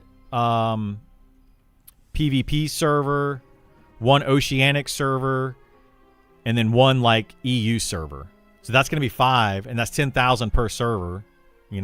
That's what I expect to kind of happen. In which case and then with the PV, so you're going to have a PvE server on West Coast and East Coast, but then you're also going to have a boxing server. And that's probably going to be the second West Coast server. So East Coast server. So you're most likely going to have like 2 East Coast servers, 1 West Coast server. Like there's going to be probably 6 total servers.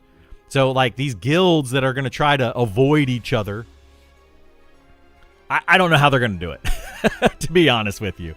You're probably going to be stuck on a server with one of these top guilds that thinks that they're, big stuff. And some people are going to want to be there, and some people are not going to want to deal with those. So we'll just have to see what happens. There's going to be a top guild on every server. But it's just a matter of people that are like, fun or not.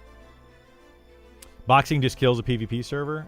Yeah, I don't think they're going to allow boxing on the PvP server.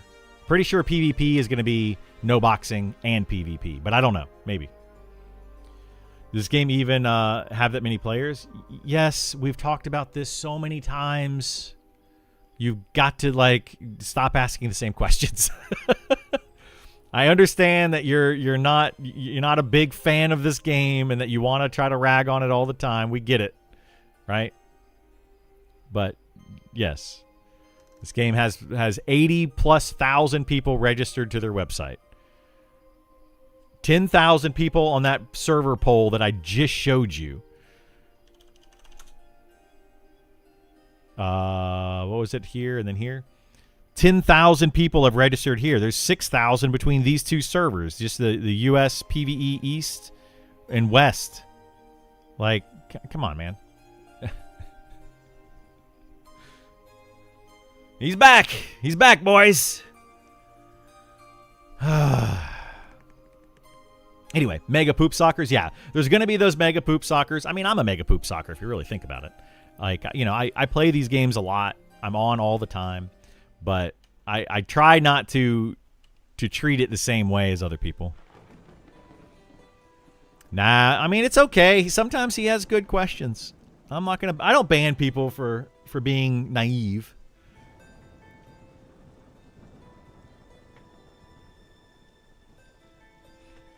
That's a silly reason to ban people. All right. I'm gonna eat my gummies. I haven't had my gummies today.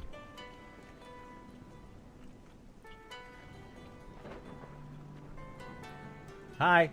Early in the day for your gummies. You're so pretty. I wish that your work call knew that you were pretty.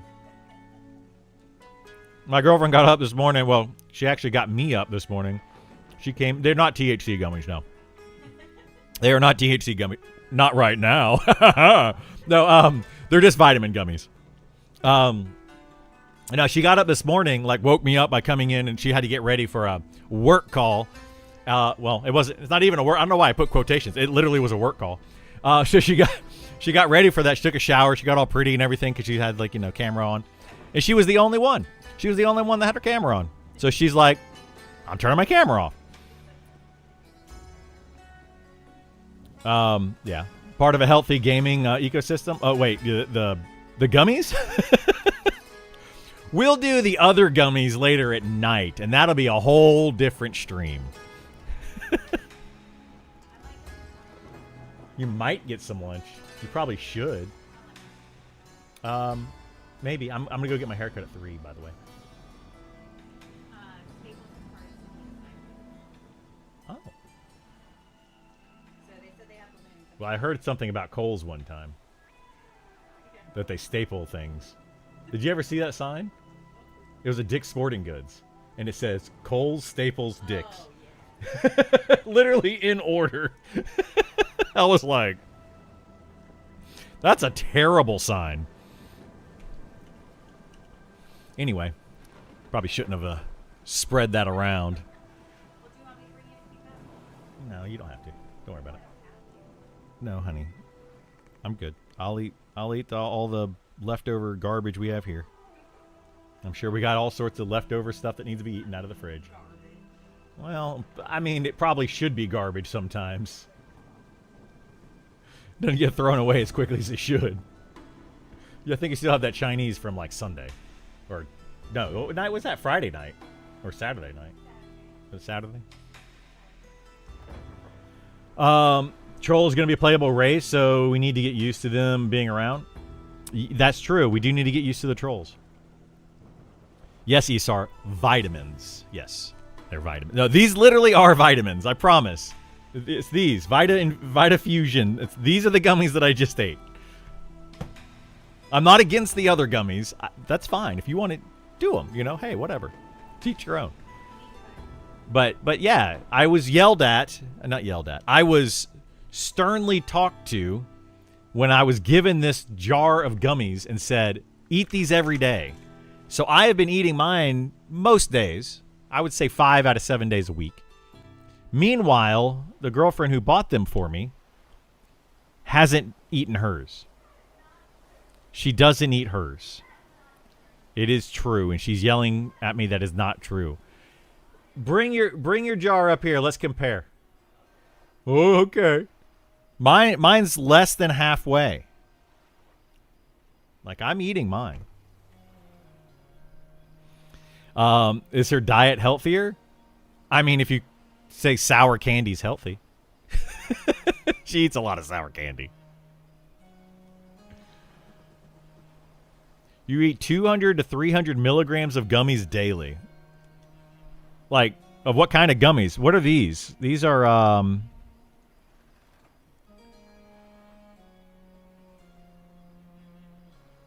mean, these have up to all sorts of grams, milligrams, all sorts of things. I don't know what these are.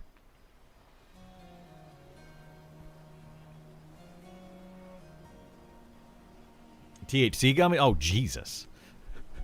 200 to 300 milligrams of THC gummies every day?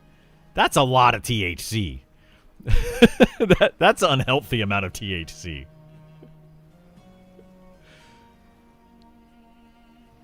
I suffice on like 5 to 10 to just kind of like bring you down, mellow you out for the evening, you know, for a couple hours. Like, you want to get really blitzed, you go to like 20. Then you're just like drooling. You like to party? I mean, I don't know. I'd probably go to sleep. Yeah, I don't even know if you'd feel the effects of the THC. That would be nuts. No, I would say like 5 or 10 is good if you want to be a functioning adult, depending on your weight and your tolerance and all that. And then if you want to, have a good night, 20. And that'll last you for a good solid 2 to 3 hours. Yeah. Gummies over scrubs, flowers, where it's at. You guys are crazy. All right. Anyway, you never said anything about functioning. I didn't say anything about functioning. Yeah, 2 or 300 would definitely. I mean, for a full day, right? Break that up. Let's say it's 200 for a full day. Gummies typically, at least for me, would last for like 2 hours, 3 hours tops. So let's say 2 hours, and it's 20. I mean, that's like a good. You're just eyes wide open for for like most of the day, really. Yeah. Some kid bought his parents' THC gummies to school, shared them with his class. Parents got arrested. That's not good. That's not good.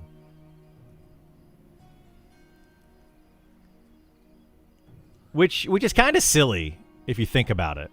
Like, kind of silly.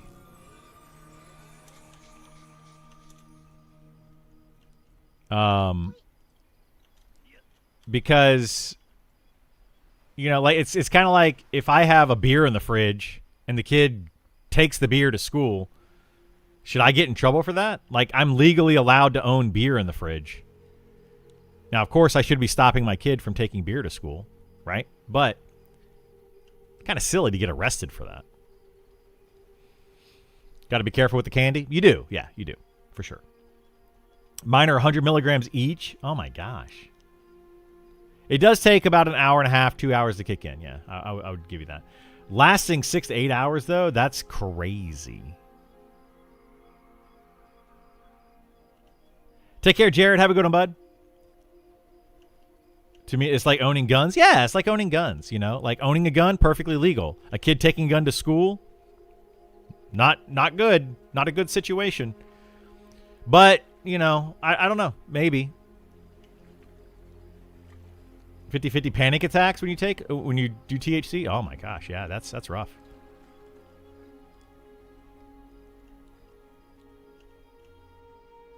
Yeah, I actually don't do any of that stuff most of the time.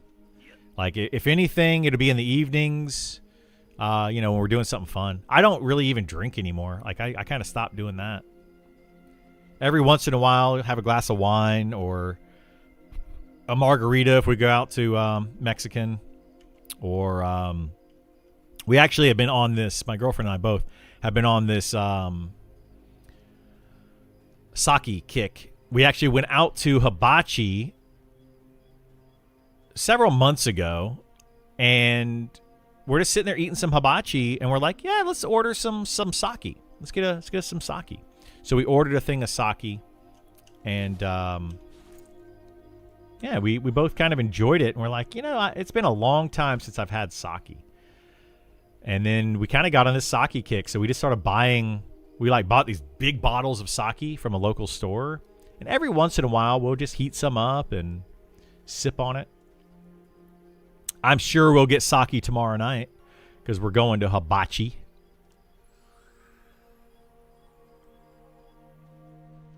That's where the little one wants to go for her birthday dinner. The little tiny one.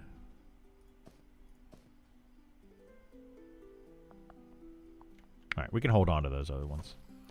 Let's go. I make mead. I had some mead. I went to Ireland. This was a decade ago.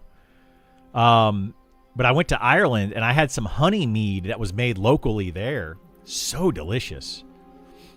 But I didn't get on that bandwagon like where I wanted to get mead all the time. But I really wanted it at that time. Usually that's what ended up happening, right? I'll go on a vacation or I'll go do something like a special event. And then I'll try something there. And then I'll just be like, I want that all the time. And then I start drinking. And then I just kind of, you know, eventually just kind of falls off. And I find the next thing.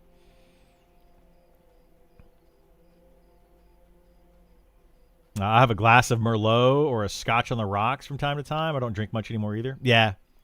I always wanted to get into like Scotch, you know, like a gentleman's drink. But I just don't like the taste of it. I don't know. I just don't like it. It's gross. So can't get into it. But I do drink wine. What's that? Well, yeah, you do. I mean, yeah, a lot of people mix it, but like I was like, a lot of my friends were fans of Jack and Coke growing up, and I cannot stand the taste of Jack. A buddy of mine loves it too, and he would always make Jack and Cokes for everybody, and I was like, oh, okay, I'll drink one. And I would drink them, but I just never liked them. Like mead, cheap and fun hobby. Only time I really drink when a batch is done. Awesome. That's cool. That's cool. Just bought some Poland when I was visiting. Nice. Nice. I can't tell the difference between a fine whiskey and a cheap liquor. It all burns. Yeah, I can see that. I mean, I think if you really want to go, like if you don't want it to burn and you want it to be really smooth, you got to go much higher up. You know, like you buy a bottle for $20 and then you buy another bottle for $40, they're both going to burn. But you buy a bottle for like 100 or 200 or more, those are going to be the smooth ones. I've had a sip of, or like a little shot. No, it wasn't a shot. It was of the Black Label. And you know, those are like 100 plus. What are those? I don't even know anymore.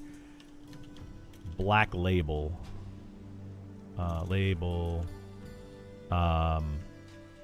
Whiskey, yeah, like a Black Label whiskey, like these right here. See, these are actually cheaper. These are only $50. The Johnny Walker Black Label. But I've had some expensive ones. I think my ex-wife's dad would drink some scotch or whiskey or whatever. He would drink different things in the evenings, and they bought him a really nice bottle once, and that's what I had, whatever that was. Blue Label is the expensive. Is that what it was? The Blue Label? Let's see how much a Blue Label is. But yeah, they bought him one. Blue Label whiskey. Yeah, there you go, $200. So yeah, they bought him like a Johnny Walker Blue or whatever. And I had a sip of that. And I was like, yeah, it's more tolerable. But the thing is, I can't afford to sip on the Blue Label. Like, I can't afford that. It's like $20 a glass. Like, no. And that's at home at $20 a glass. You go out to a restaurant, you're talking like $40 or $50 a glass.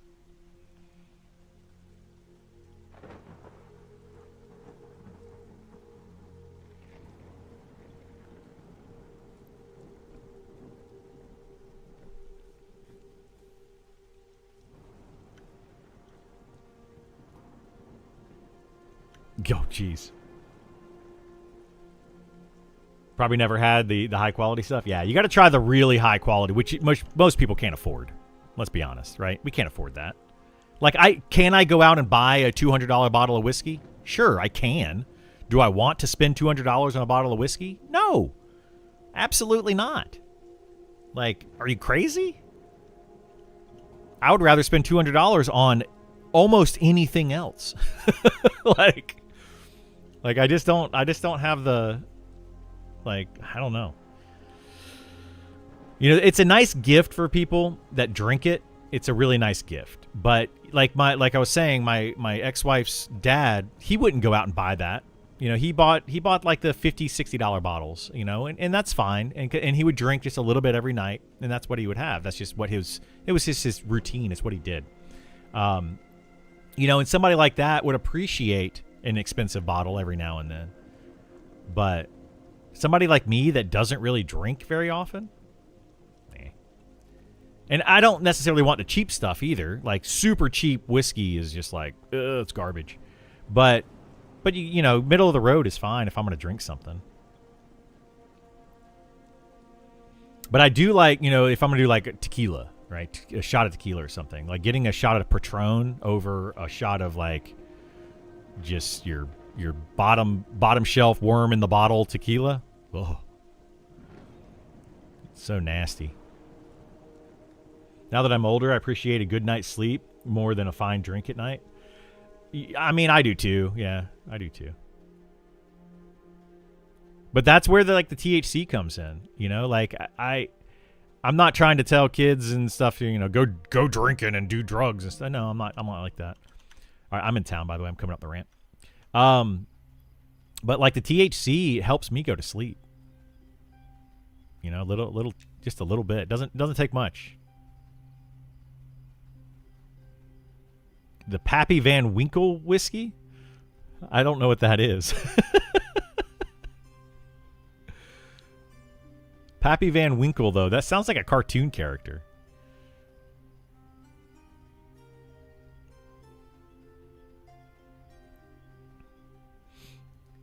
But yeah, I don't know. I just don't enjoy it anymore. But like I said, we'll probably get some sake tomorrow night with our hibachi. I enjoy it every now and then.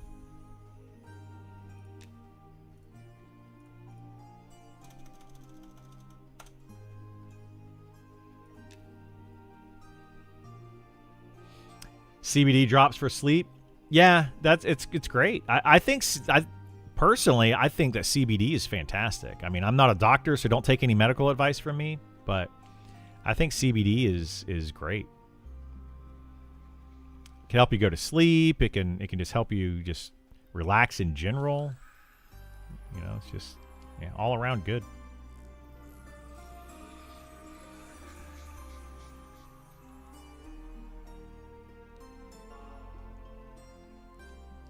Sake from the water gun. Do they do that at a hibachi place near you where they do sake in a water gun? Wouldn't that get... Well, I guess it wouldn't really be unsanitary because sake is has a pretty high alcohol content, so it'd probably just clean the water gun, wouldn't it?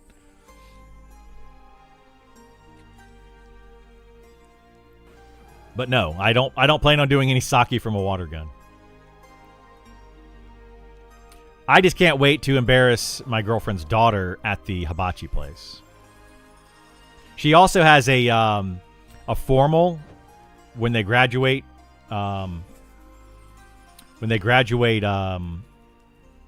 Middle school.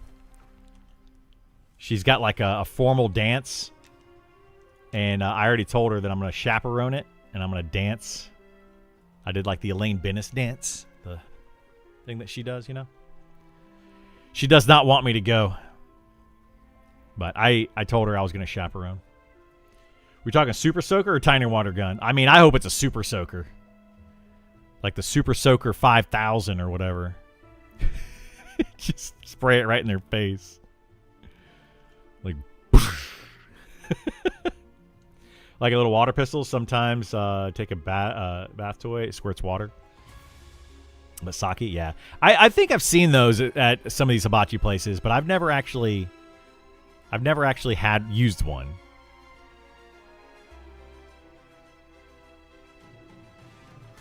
But I want to say that I have seen something like that at some tables. How you so faster than me? What the heck? Yeah, I should. Like, I had a different sound. I guess it's still not overriding properly. That's so dumb. They gotta fix that. Yeah, I had a lower level from town, but it's supposed to overwrite when you have a higher level one cast on you. They gotta fix that. I'm gonna bug it when we get there. Yeah.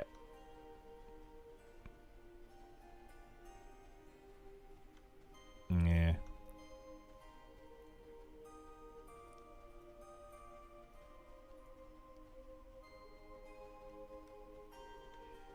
It's quite possible. Hope we get some TTK changes after open weekend. Doesn't look like see Spellblade though. I think that's I think after the open week, it's actually going to be like 7 days long or 10 days long or something. So it'll probably be like mid-June at this point. And I'm hoping they dump something big on us mid-June. They need to, right? The mid-June update, we need to see like half the classes done. Because think about it. If they don't get all this stuff in by mid-June, by late June, we can only test it for 1 month. We're only going to be testing it for August. And then September is going to come around, and they're going to lock the build.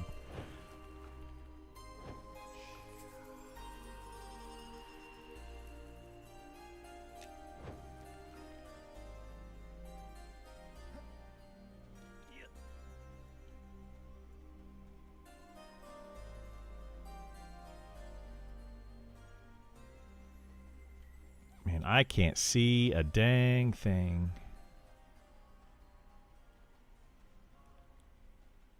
Holy moly. It's so dark over here, plus with the green corruption stuff that's over here. Just like extra dark.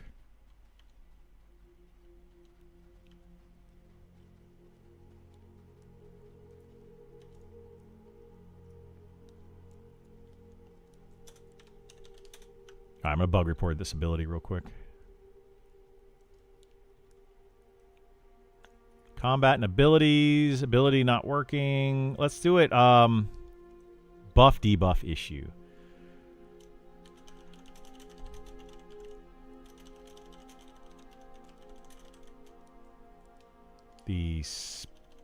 The percent speed when casting a higher level version.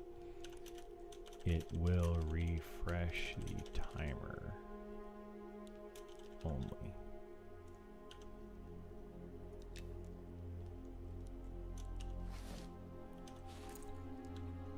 All right. What am I pulling just around the corner from here?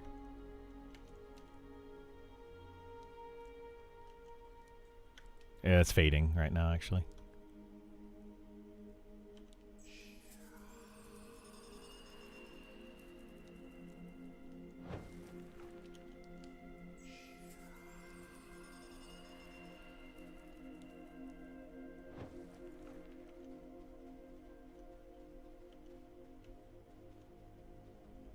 Okay. Okay.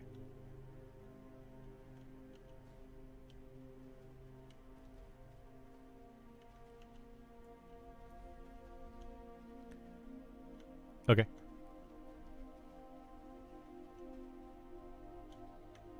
Okay.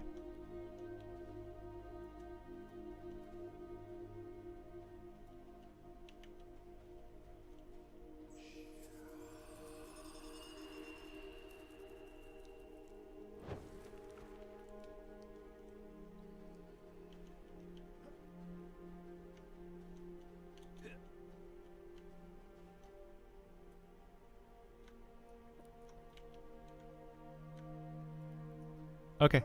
So just 4 total mobs?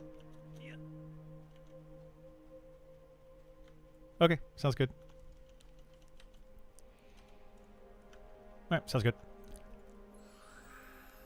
Any ideas where to solo as an elementalist level 50? Yeah, the best place... There's a couple places you can go, but the best place is probably the Drakes. Those mobs are level 48 to 50. The Elder Drakes, if you can kill them. They're going to be blue, dark blue, and then up to white con.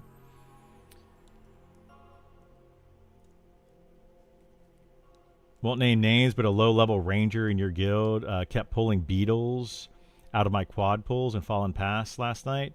Had to keep wasting mana to nuke them back. Yeah,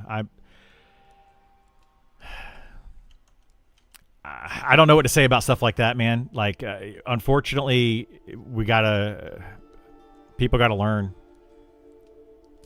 They gotta learn. The whole quad kite thing. Here's the issue with that, Pity.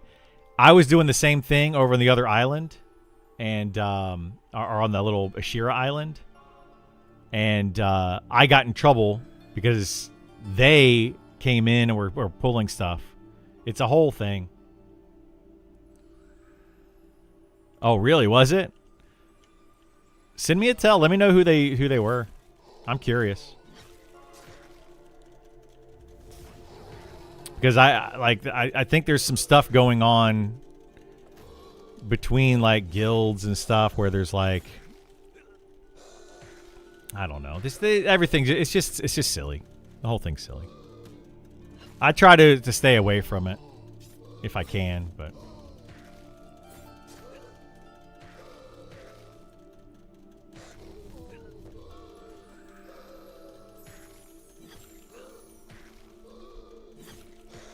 guild drama, no way. Exactly. Like there's guild drama all the time, and then you also have spies from one guild to another guild. Like they're best friends, but they're in 2 different guilds. It becomes a whole thing.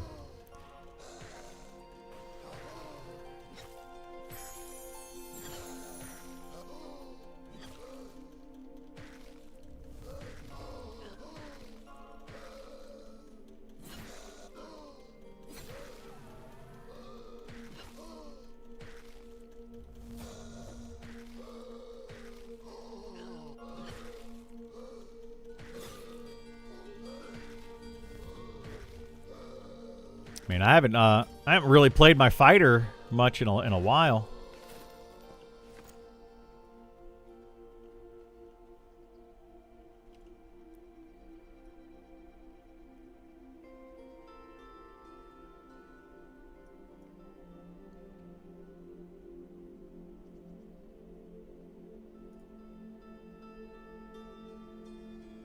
I don't remember which one of these mobs actually roams over here.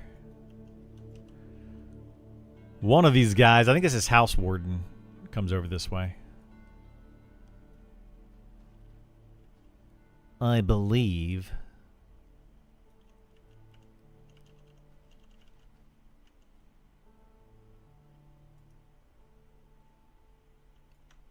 All right.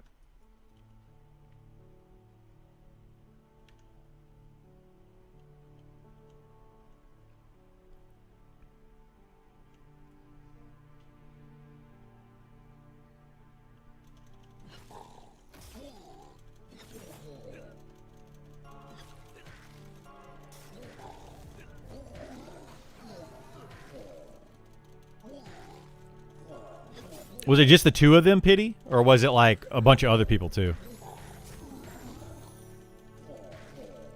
But yeah, it's unfortunately with the quad kiting, because of the way that wizards gather up quad kites, anybody with an instant ability could literally take the mob from you. And it's really, really, I want to say a bad word, poopy. But, you know what I'm saying? Like, it's just really dumb. Like, the way that they have it set up. It's just really dumb. Full group. They were just pulling. Gotcha. Yeah. But, yeah, it's just really dumb. I was pulling each with mana darts to get some damage, but it doesn't show barely. Well, yeah, the issue is it comes down to who tagged it first. And the mana dart does have some wind-up time. It's not instant.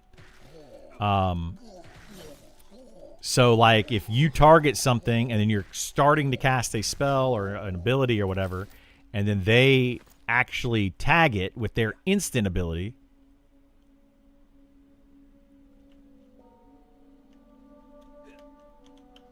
Okay.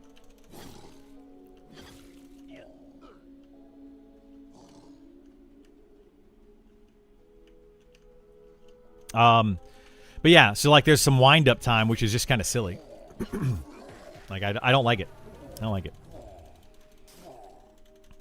And that's the issue that I ran into the other day with, I was pulling quad kite, pulling stuff, and then a ranger just comes in and tags it instantly and then petitions me because they tagged the mob before I did. And I'm like, yeah, but I've been camping these mobs. Then it comes down to, is it static? Is it a static camp or is it a roamer? If they're roaming mobs in the area, then those are free for all. If it's a static camp, then you can claim one tint, which is silly, right? Super silly. Because if you're quad kiting, there might only be 2 mobs at a tent. So then you got, it's just the whole thing's just broken. What's that? Correct.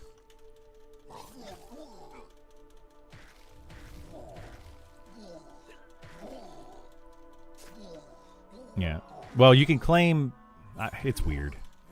Roaming mobs, though, are considered to be not a static camp and therefore not campable. A specific named, however, is a different situation. And that's the problem with it, is you have, like, different conflicting arguments.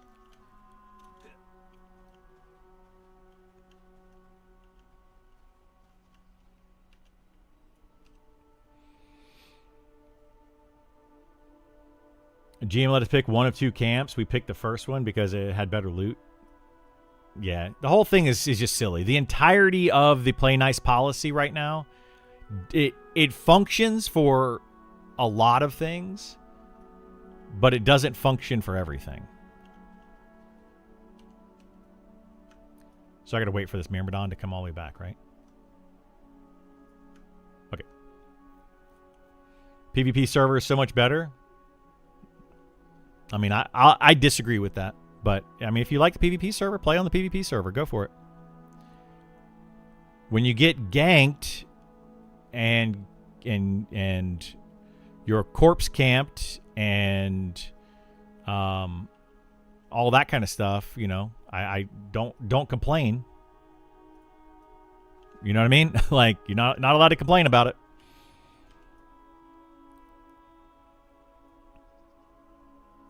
Because the PvP server is going to have its own issues. Yeah, exactly. The PvP server, the ranger is just going to sit there and kite you while you're fighting 4 mobs, and they're going to just literally kite you. So it might be better for some things, but it's going to be worse for other things.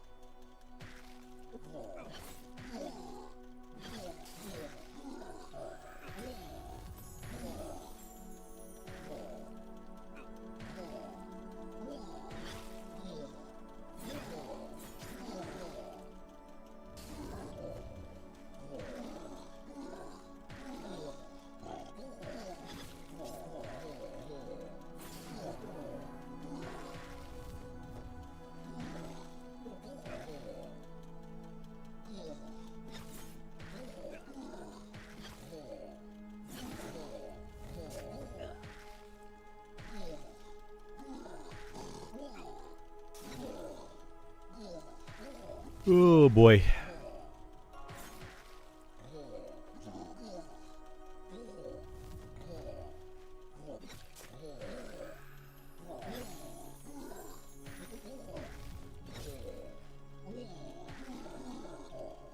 What class would be S tier for PvP? I mean, it depends on what you consider good for PvP. Like a rogue could potentially be really good. You know, like, because they have stealth and they can just come up and backstab you in the middle of fighting something. Archers are good because they can just start to DPS you from a distance, and you know they can do a ton of damage from a distance. Wizards are good because they can literally one-shot you. A high-level wizard can one-shot anybody, even a tank. Like I'm a really well-geared tank, and I have 3,200 health. A wizard with the right spells can do 3,000 damage in one spell if they get a crit. So wizard could be really good.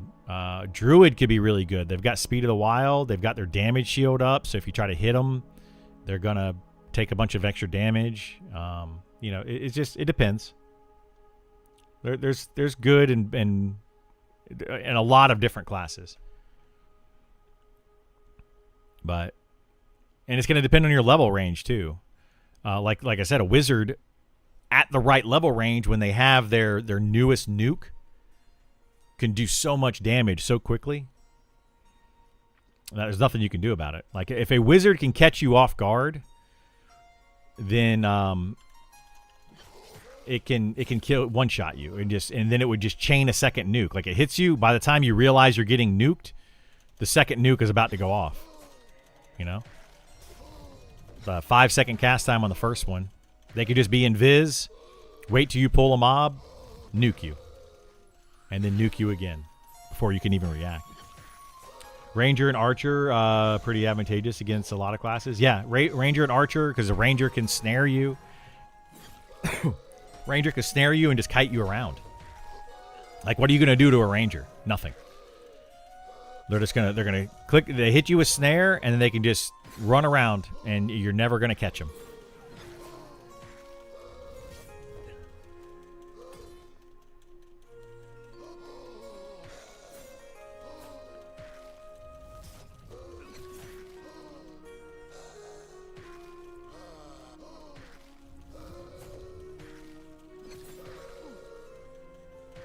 So, yeah, it all depends.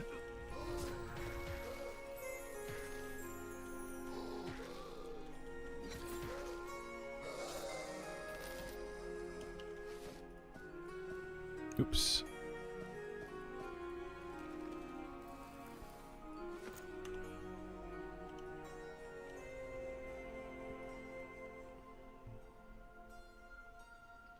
Do rogues get poisons to snare? And can they vanish? Yes, they get both of those. Okay.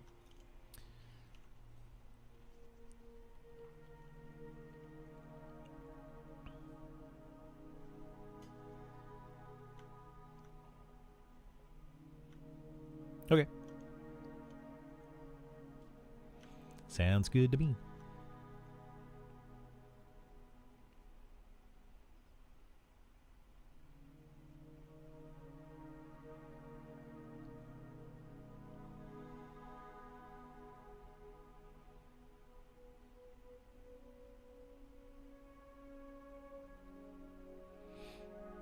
Hola. What's up?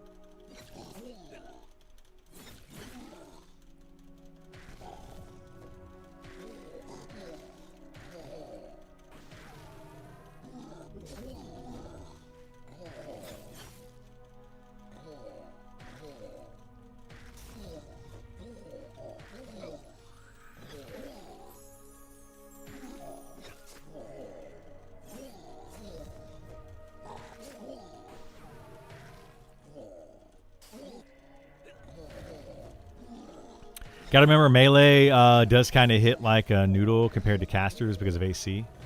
Well, yeah, but then you also have resist. You should be able to get high resist and make it, but it doesn't. It doesn't function the same way. Got some group play going on right now. What are we doing? We're just camping a mob. Gith here wants to get a couple of items, so we're camping something. Figured I'd help him out for a bit. AC doesn't work too well against spells, but great on melee. It does, but I mean, melee is also consistent damage. It doesn't have a lot of big bursts to it. The thing about PvP in a lot of games, it's all about the burst damage. It doesn't matter. The little hits don't really matter. It's all about that burst damage.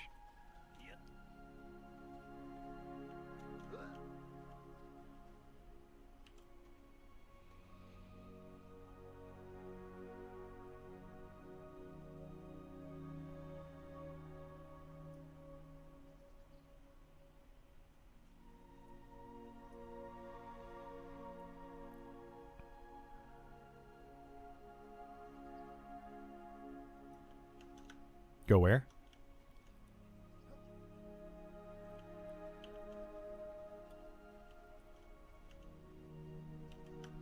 Oh, and then she comes around the corner. Okay.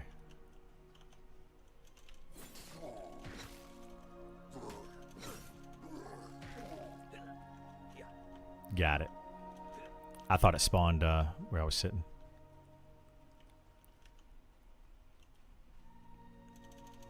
Farming a name camp. Yeah. This is classic gameplay. Just farming a name camp. For sure.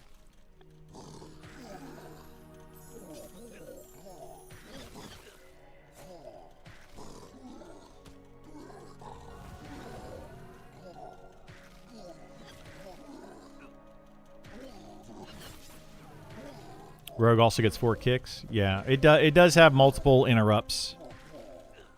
But the issue with a rogue versus a caster is the rogue has to be next to them.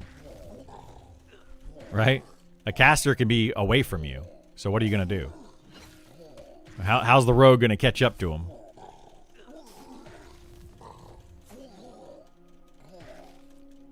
So, like, a rogue would have to initiate the fight to be really good.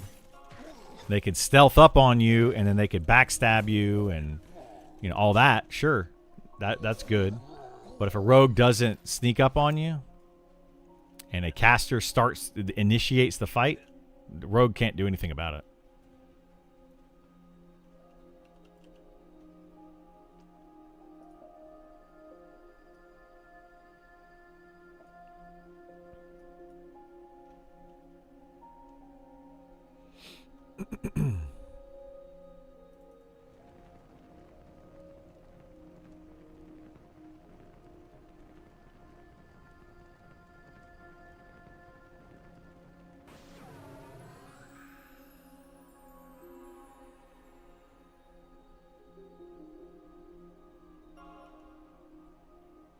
What rogue race have Ultravisions available?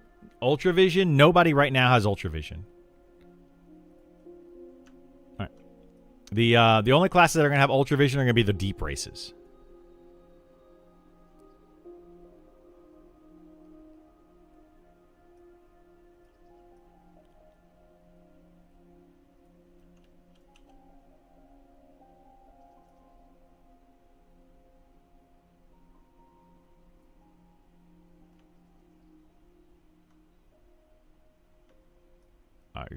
Whatever you want to do. It doesn't matter to me.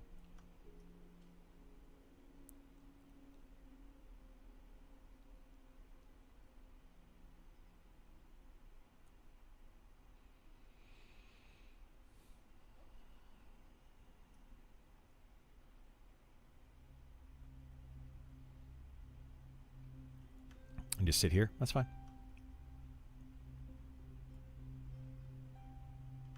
All right, it just spawned over there, I guess.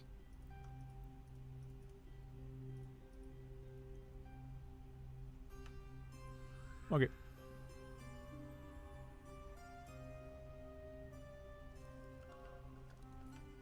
Oh, but he's buffing.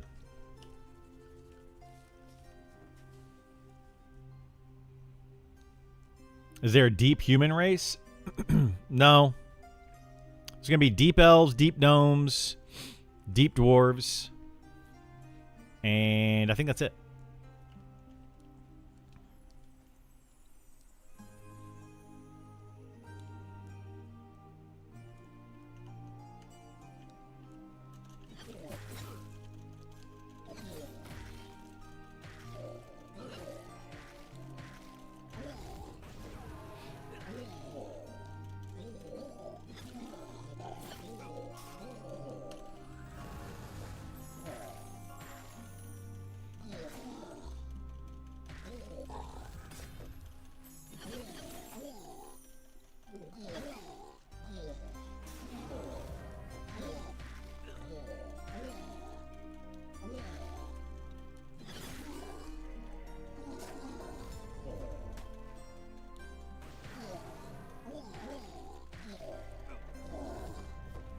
Did they say humans would have 3 major starting cities? Yes. I believe humans can start in 3 locations. I know they can start in Night Harbor and then East Him, which is going to be another major hub. But I think there's going to be a 3rd city that is... I don't even know if we know the name of it or not. And it's going to be a 3rd, like, human-based city.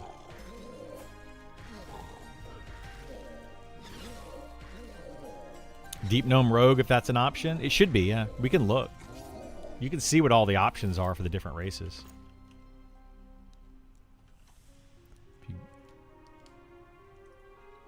Okay. So, yeah, if you go here and you go to... Whoops. You go to World and you click on Races. And you scroll down. Deep Gnome was going to be able to be Beastmaster, Druid, Elementalist, Enchanter, Necromancer, Rogue, Shaman, and Wizard. Those are the classes planned for that race. Of course, everything's subject to change. But, yeah. There's no racial. Every race has a racial, yes.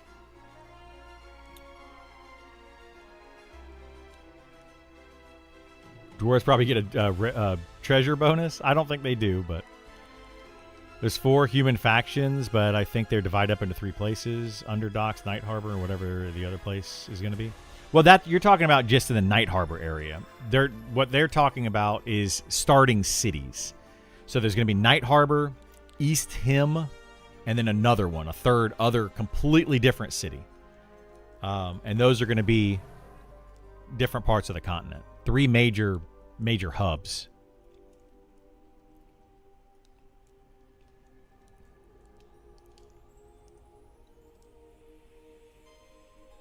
I heard Ultravision is going to cause light blindness. It does, yeah. If you get Ultravision, you have day blindness. So instead of the screen being super dark, it's super bright. It's like oversaturated, just super duper bright. At least that's how it was last time I had it on me. I had a dev cast it on me at one point, and I kind of tested it out, and it was very, very bright during the day. Where's the game's buying and selling area, like East Common Tunnels? Right now, it's the west bank of Night Harbor. But I suspect that will change over time. But right now, it's at Night Harbor, West Bank. I don't think it's going to change much until after early access, though, because it's still going to be a central location. However, it's going to need to change because the deep races are not going to necessarily be welcomed in Night Harbor. Certain places of Night Harbor. So they may not be able to just run through and go to the West Bank, easily. Hope the factions are robust. They're supposed to be eventually. They're not right now. They should just call it Dark Vision, if that's what it is.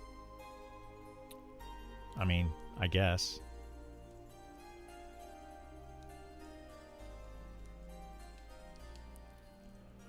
But is it Dark Vision, just Infravision? They could call it Deep Vision as well. Yeah, I'm sure they can come up with 1,000 different names for it. That's a post actually that was kind of funny on the forums recently. Let's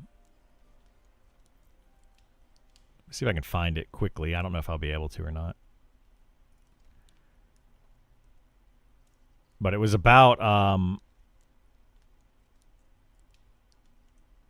oh geez. I'm sure this is going to go over well. But it was about the namings, like naming of different items and stuff, and how it's just kind of lackluster. I'm curious what this is. An open letter to the Monster Memory development team. I wanted to take the time to write out concerns that many players outside the current top-end raid guild ecosystem have been feeling during beta regarding guild size, raid accessibility, and the overall social health of the server. Right now, the situation surrounding mega guilds, particularly Cohesion, is becoming increasingly unhealthy for the broader community. By most estimates, Cohesion currently represents roughly 10% of the active server population and an even larger percentage of the active level 50-plus player base, likely somewhat around 60%. As a result, this effectively dominates access to most meaningful in-game content simply through the player volume. Yeah, this is going to be a problem. Like anybody could have seen this.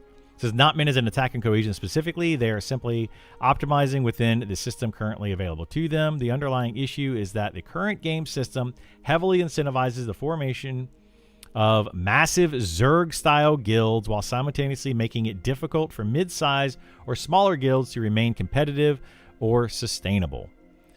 That is true currently, I would say. But as the game gets bigger and there's going to be more content, and gearing up is going to be important, it could change that. But I do agree that Zerging is going to be a thing in this game currently. It's just going to be a thing. Several current mechanics contribute to this. There are currently no meaningful limitation to guild size. I don't think there needs to be necessarily. Raid encounters lack lockout systems. That is a big issue. Zerging raid mobs with overwhelming numbers is currently the most effective strategy. Also, yes, which is silly. Yeah. Anyway, this has all been said before. There are very few. Hang on, we'll read it in a second.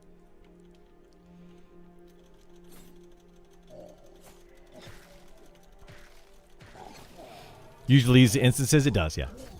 I mean, there's 4 human factions in the world. 2 of them are Night Harbor. 1 is all over the world, including Night Harbor, and the other is from East Tim. Oh, well, okay. There's probably more than 4 human factions. I mean, I would say there's a lot more than 4 human factions. But are you talking about, like, big human factions? Like, major city factions, like the Night Harbor Guards? Because you have, like, the Night Harbor Guards, you have the Garrison, and you have the Red Mantle Guards. Those are 3 human factions, technically. Just right there, and those are just guards. Then you have the denizens of Night Harbor. You have the denizens of the bins, and you have the different gangs in the bins, all human-based. You have the Underdocks, which is another human-based. There's a ton. There's a ton. So I guess it depends on what you're looking for. What they're talking about, though, what I think people are referring to are the major cities. like major hubs of where you can start your character is what they're referring to. Maybe faction isn't the right word. It's used in the game. Ethnicity would be a better word. I mean, maybe, but I think there's only like one human, right? I don't know that there's necessarily different ethnicities of human. I don't know. Maybe there are. I don't know. I think right now it doesn't really matter. Dark vision gives the penalty in light. Ultravision does not historically. I see what you're saying. Yeah, I see that. I can see some people making a deep race and non-deep race and switching between the two in the daytime and nighttime. That would be a lot, but they could, sure. It took me a long time seeing modern players competing in classic MMORPG to finally see instancing as a necessary evil. It does, yeah. It does take a lot.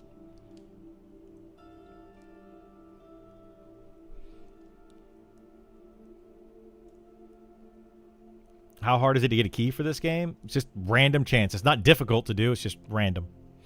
The Bahara, Terrellians, Sojourners, and East Hymns. I mean, yeah, sure, I guess. I don't know. But those would be, I guess. I mean, I guess you could call them factions. You could also call them races or ethnicity, I guess, in a sense. I guess. I don't know. But anyway, the point that was trying to be made was not the different factions or ethnicities. It was the different starting locations that the human player race can start in. That's specifically what they were talking about and what the conversation was.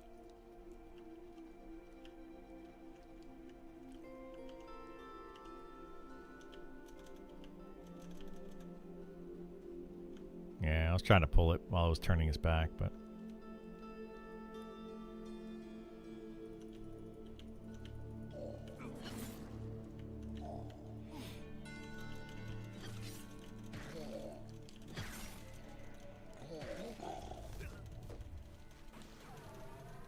we'll read the rest of that open letter here in a second. I feel like there's going to be some people in that post, though, that are going to be super defensive.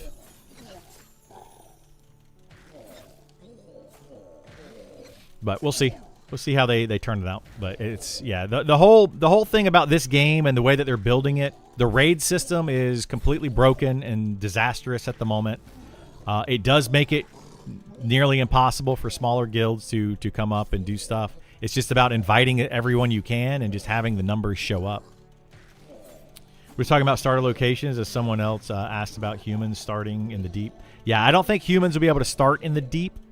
They might be able to, but I don't think they can. I'm pretty sure that's going to be exclusive to the deep races. But they will be able to start in Night Harbor and East Hymn and one other. What's the deep? The deep is like literally it's the Underdark if you play D&D. It's the things that are underground. So there's going to be like a whole world above ground, and then there's going to be a whole other world below ground. So you'll be able to get to it through Night Harbor. You'll be able to go from Night Harbor into the Underdocks, and then the Underdocks will eventually lead to the Deep.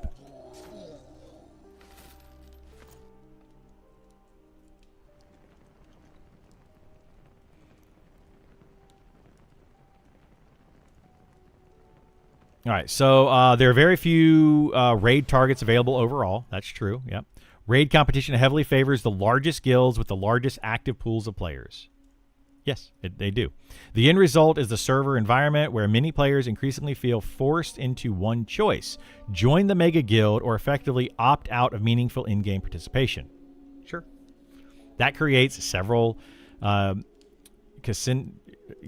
problems with the health of the game. Mid-sized guilds struggle to retain their high-level players. Recruiting becomes increasingly difficult outside of the dominant guilds. Smaller communities slowly hollow over time. Players who do not enjoy Mega Guild culture lose motivation and leave. Social diversity on the server collapses into a handful of large organizations. Yeah, it absolutely is going to do this. This is already starting to happen. Many players do not want to be part of a 500 plus member Mega Guild environment. They want tighter communities, more personal guild identities, and more meaningful social dynamics. But right now, the system in place heavily punish those preferences. This is the funny thing about it. The way the game currently is at the top end punishes the way the rest of the game is built for the mid-tier casual player. This game is really focusing on that journey from 1 to 60. But what do you do once you hit 60? And it completely just, that journey ends and it becomes join big guild. And they're absolutely right in this. And this is not something that hasn't been brought to their attention in the past. As a result, many players have become discouraged and have either stepped away from the game entirely or significantly reduced their activity during beta. For some, the current environment has left a genuinely sour impression that may impact whether they return for early access. I do not believe this problem is unsolvable, but I do believe it needs attention before early access launches. And they are going to be doing something about it. Some possible areas worth examining: guild size limitation or scaling systems. This isn't going to be able to do anything. Literally, the size of your guild, you just make separate guilds, or you just have sister guilds or brother guilds or whatever, right? You have, we team up with this other guild and we all do it together as one mega guild. Like it doesn't really solve the problem. So I don't think guild size should change, but having in some sort of maximum guild or maximum raid size to a content, things like that. Raid lockout or encounter participation system, that would probably solve some of it. Yes, people would end up making alts for it. More raid targets or parallel progression paths. This is definitely coming. Anti-Zerg encounter mechanics. This right here, I think, is one of the best things that they could do, is having anti-Zerg encounter, where the more mobs that hit, the more players that hit the target, the stronger the target becomes, basically, is how that works. One of the best ways to do it. Systems that better support multiple thriving mid-sized guilds rather than one or two dominant mega guilds. That would be all of the above here. I don't know what other systems are talking about. One of the greatest strengths of classic style MMO is the diversity in communities they create. Healthier server ecosystems thrive when multiple guilds of a variety of size and identities can coexist and succeed. Yeah, but there's always going to... Here's the thing. That's contested mobs. Contested raid mobs, right? That's literally what they're trying to put into this game. And if you want to have contested raid mobs, you cannot do these two things together. If everybody has access to everything, you can't have contested stuff. And if you have contested stuff, you can't have everybody having access to everything. So they're directly conflicting. Right now, many players feel that ecosystem is struggling. I'm writing this because I care deeply about the game and want it to succeed in the long term. The foundation here is incredibly strong, and many of us genuinely believe Monsters and Memories has the potential to become something special, but social structures and server health are just as important as combat systems and content design. Thank you for your time, blah, blah, blah. Okay. The actual problem is putting raid targets when there should be none. Okay. I don't know. It will always create issues. A game can be 100% group-based and it will be fine. Yes and no. Yes and no. Because if it's 100% group-based, here's the issue with that, right? And something that this person may not be looking at. If you make it 100% group-based, then you're going to have guilds, right? These large mega guilds that are just dominating that single group content.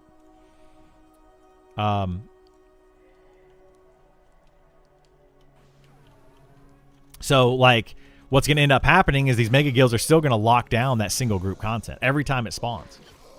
Like that's not going to solve any problems. I got to turn my gamma up again because I can't see anything.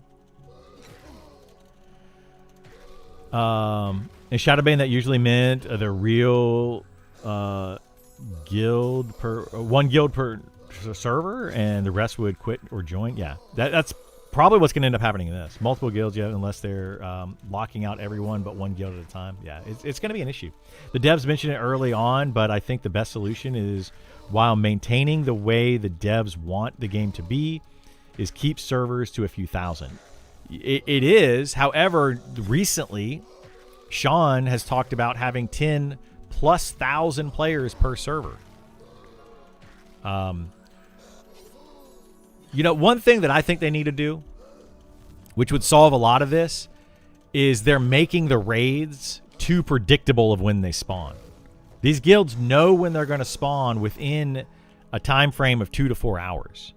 So if you know exactly when a mob is going to spawn, then of course you could have a huge raid guild standing right on top of it when it spawns. But if you have a 24 or 48 hour timer, people aren't going to sit there and camp it and sit on top of it for 48 hours, you know? Like it's going to take away some of it. So we'll have to see what happens. Scale it up based on raid size. You could do that, yeah. But it's got to be a minimum size as well. You know, like you have to have it, here's the minimum, and then once it hits a certain amount of players, then you make it more difficult or something. Limit how many raid members can teleport to an instance. Raid boss fight is the best way to control the challenge. Yeah, that would be instancing, and they don't want to do instancing. 6,000 was packed in EQ Classic. Will Monster Memories be bigger than EQ Trilogy? No, it won't be. But they want to have like 10,000 players per server. That's what Sean even mentioned 20,000 at one point. But I don't think they're trying to shoot for 20,000. I think in the beginning they're trying to shoot for about 1,000 to 2,000 concurrent players. Right now, when early access starts, they're looking at 1,000 concurrent players, which means about 5,000 users or so on that server. Right now, there's 10,000 people that have access to this server, this one server. And at any time, there could be upwards of 800 people online. So they're looking at all those numbers as well. Instancing is inevitable, like it or not. I mean, I think for raiding, instancing is probably going to happen, yeah. And then they're going to have to like say instancing, and then raid parties are going to be a maximum of this number of players that can go into it. So then that kind of dictates guild size, right? If let's say it's a 32-player raid, or I guess it would be 30 in this case, because it's 6 players, right? So 6 players in a party or whatever, and they make it five groups. So 30 players go into a raid. They could do that. Then your best guild size would be 30 to maybe 40 members, and then you gear out those people, and just in case people can't be on or whatever.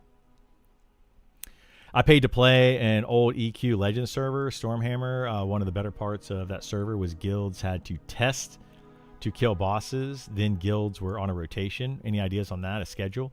I did that in EverQuest, like the original EverQuest. That was on the Prexis server. We had a rotation, and you had to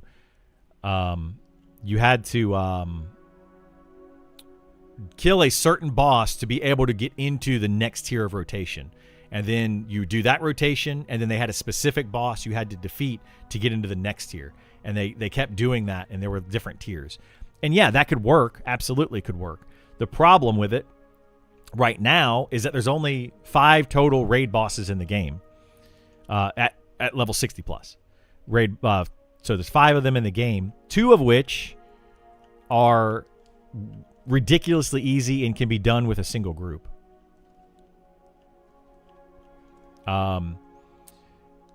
One of which doesn't drop any loot whatsoever.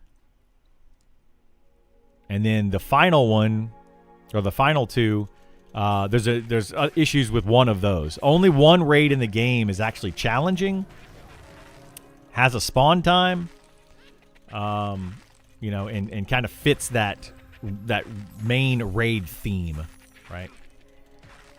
So, yeah. 1,000 seems low to me. EQ Classic started getting tight at 1,000. Monster Memories will probably be bigger than Classic EQ. No, Classic so Monsters and Memories at 1.0 will be about the same size as Classic EQ and their original launch, which is about 100 zones. So 1,000 people for early access in this game is going to be a lot of people for a relatively small amount of the game, because they're talking like 25-30% of the game started early access. It's not going to be a lot. The issue is not going to come down to, though, 1,000 people on the server, but 1,000 people at level 60 trying to do all the same content. That's where the problem's going to be. Would summoning bosses work? Like consumable has to be farmed, created, and then loot? They already have that in the game. And it's not working out the way that they implemented it. Triggered bosses would be a good side alternative to add. It's already a thing. So out of those 5 bosses, 1 of them is triggered. 1 of them functions well. 2 of them are very, very easy and can be killed with a single group. And the 4th one doesn't drop any loot, and no one is even trying it. We did kill it on the alpha server. It hasn't been changed since the alpha server. But it's not worth you killing, and it just requires a lot of people. It's not a hard fight. It just requires a lot of people. So there you go. That's the 5 different raids. So to give you an example of how they function. But yes, one of them is currently a triggered raid boss. But to get the items to trigger the raid boss, you have to kill 4 different named mobs that all spawn at the same time every single game day. And guilds are already fighting over that. So again, it encourages the larger guilds to go and they can camp all 4 of those. Have just somebody sitting at all 4 of those all day long. 24 hours a day, whatever. There's always there and just able to do it. So again, to the point of that post is it doesn't really solve the problem. It just makes it to where big guilds are able to sit there and camp the stuff.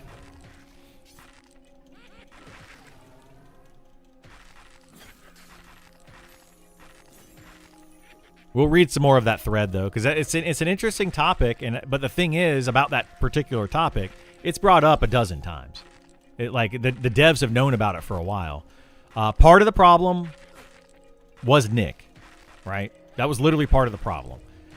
We know that for a fact. This isn't speculation. He was part of the problem for that kind of stuff. Nah, they got the crappy ring.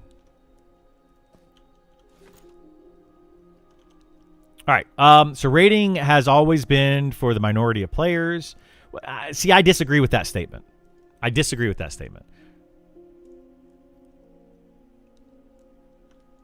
All right. Yeah, I'll disenchant it then.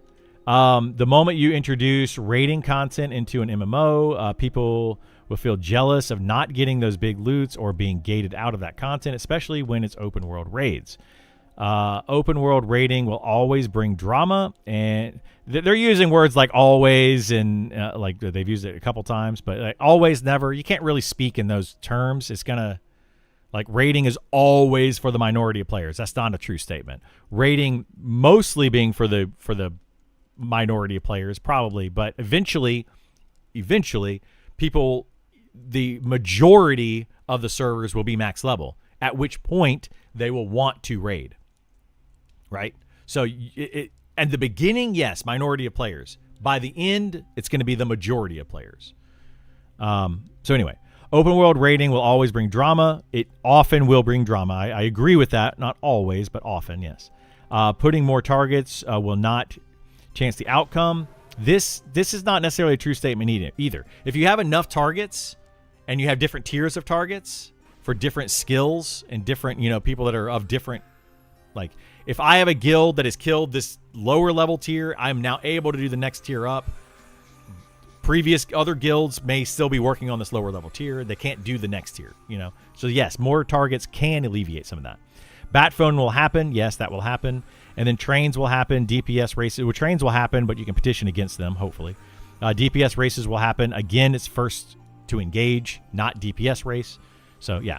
Also think guilds should be, so like this person, they have good points, but to just say outright it will happen, we kind of need to look at that a different way, right?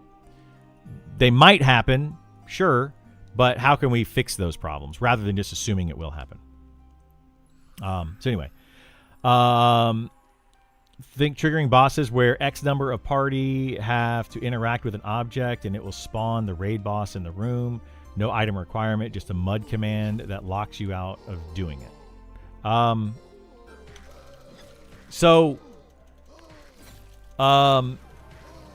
The current way that you trigger one of the raid bosses is it does require 4 people to trigger it.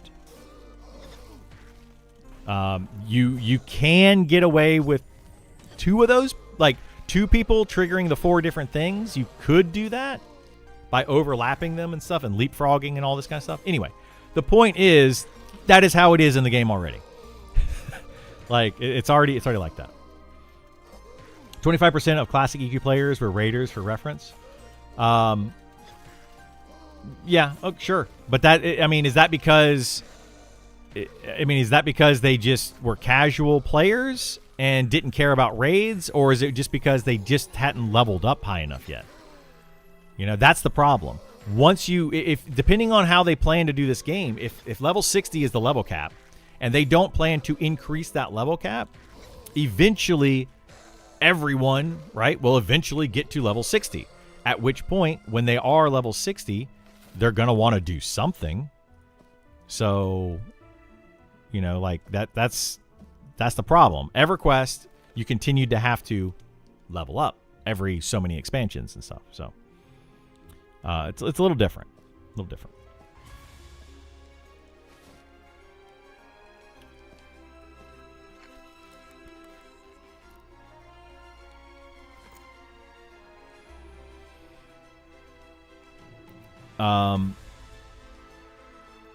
Best to leave some open world raids and add some instance. Yeah, I think so. Those people are all adults now. Yeah, just because they're adults doesn't mean they're mentally adults. They could physically be an adult.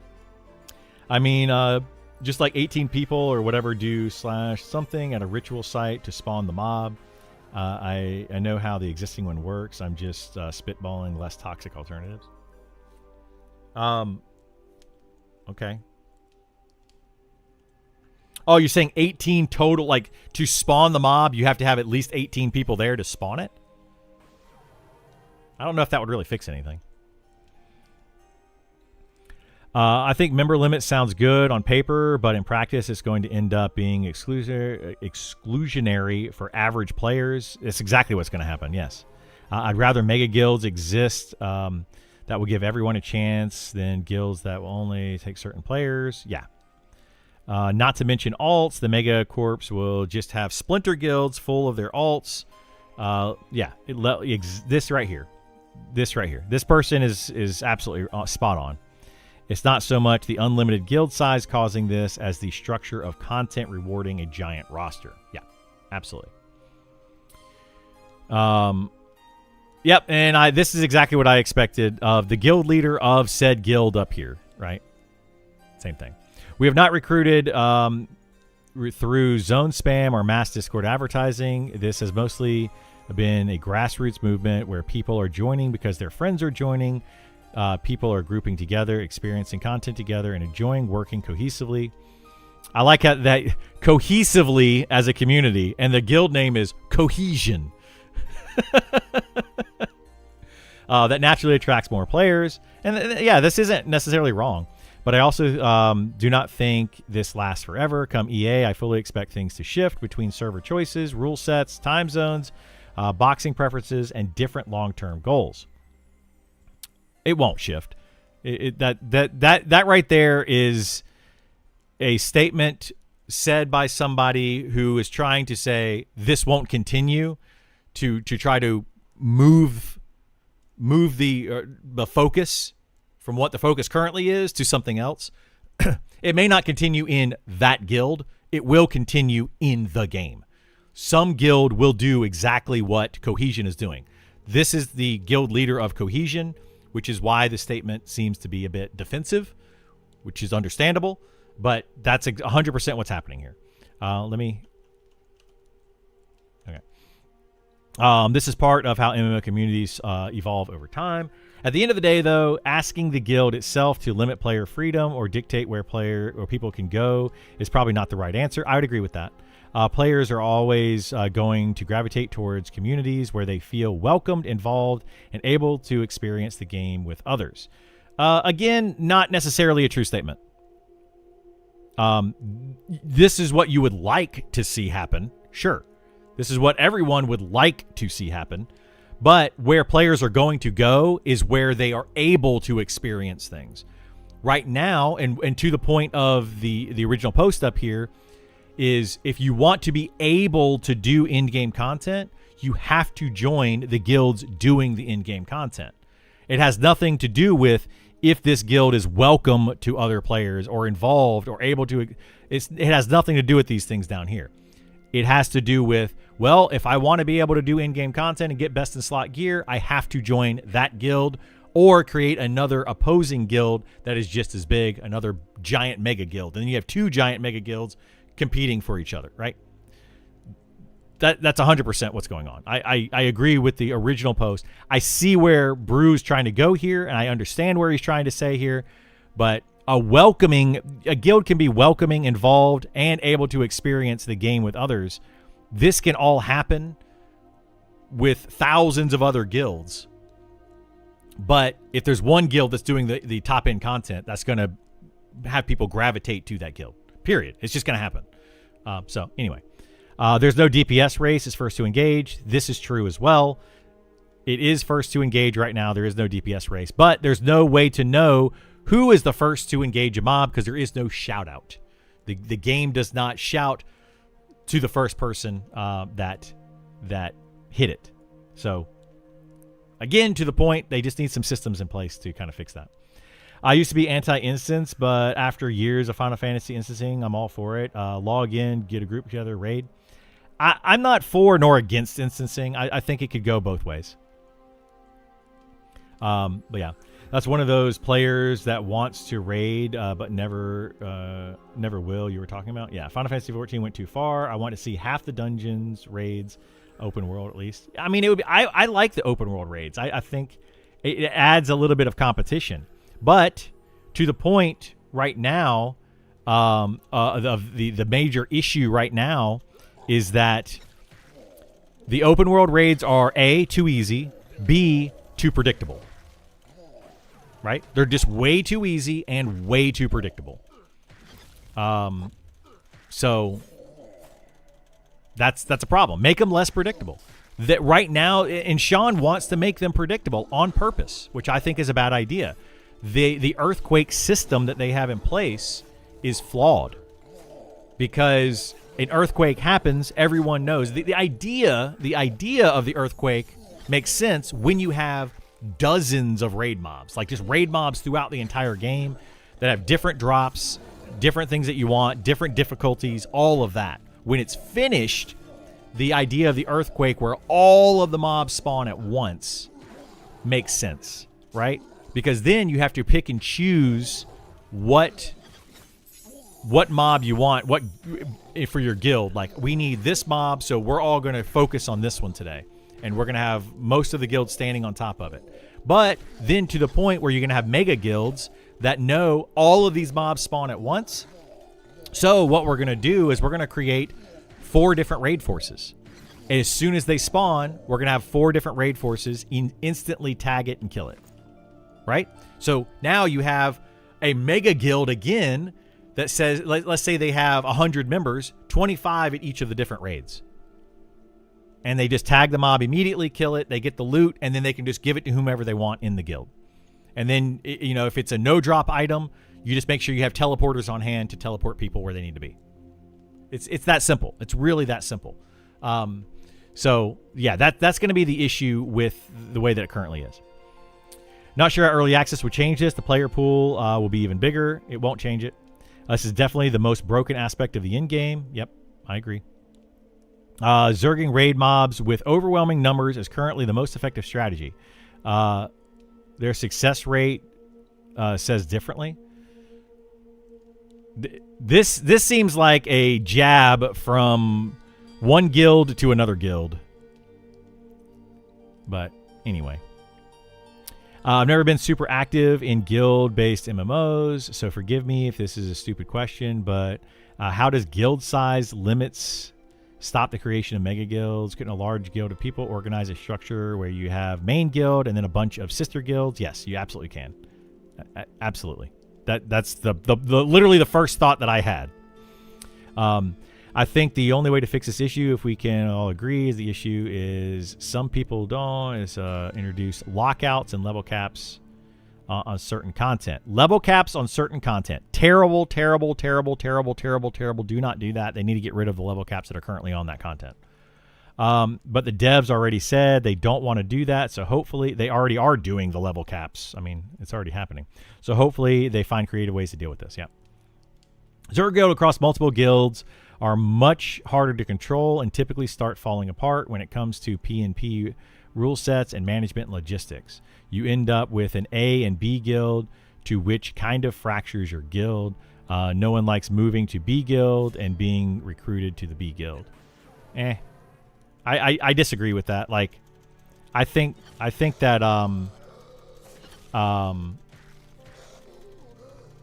yeah, the A and B guild is fine. There's nothing wrong with that. It's gonna happen, and it'll work just fine.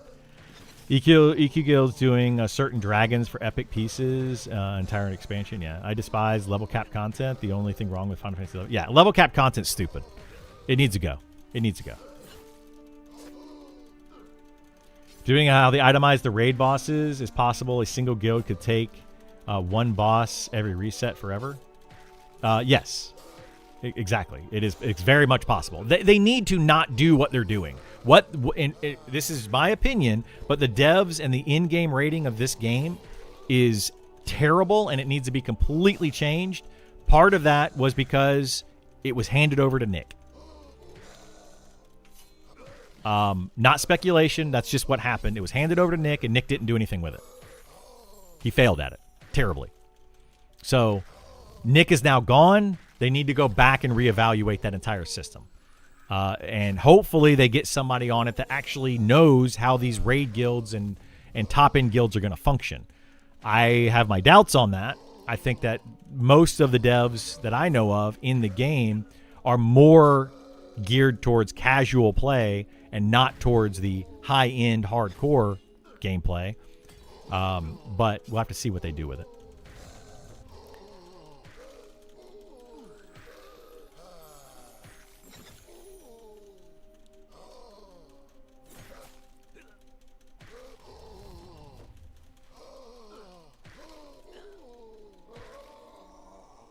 But that's part of what I disagreed with. I've said it in the past that I disagreed with some of what Nick was doing in the game.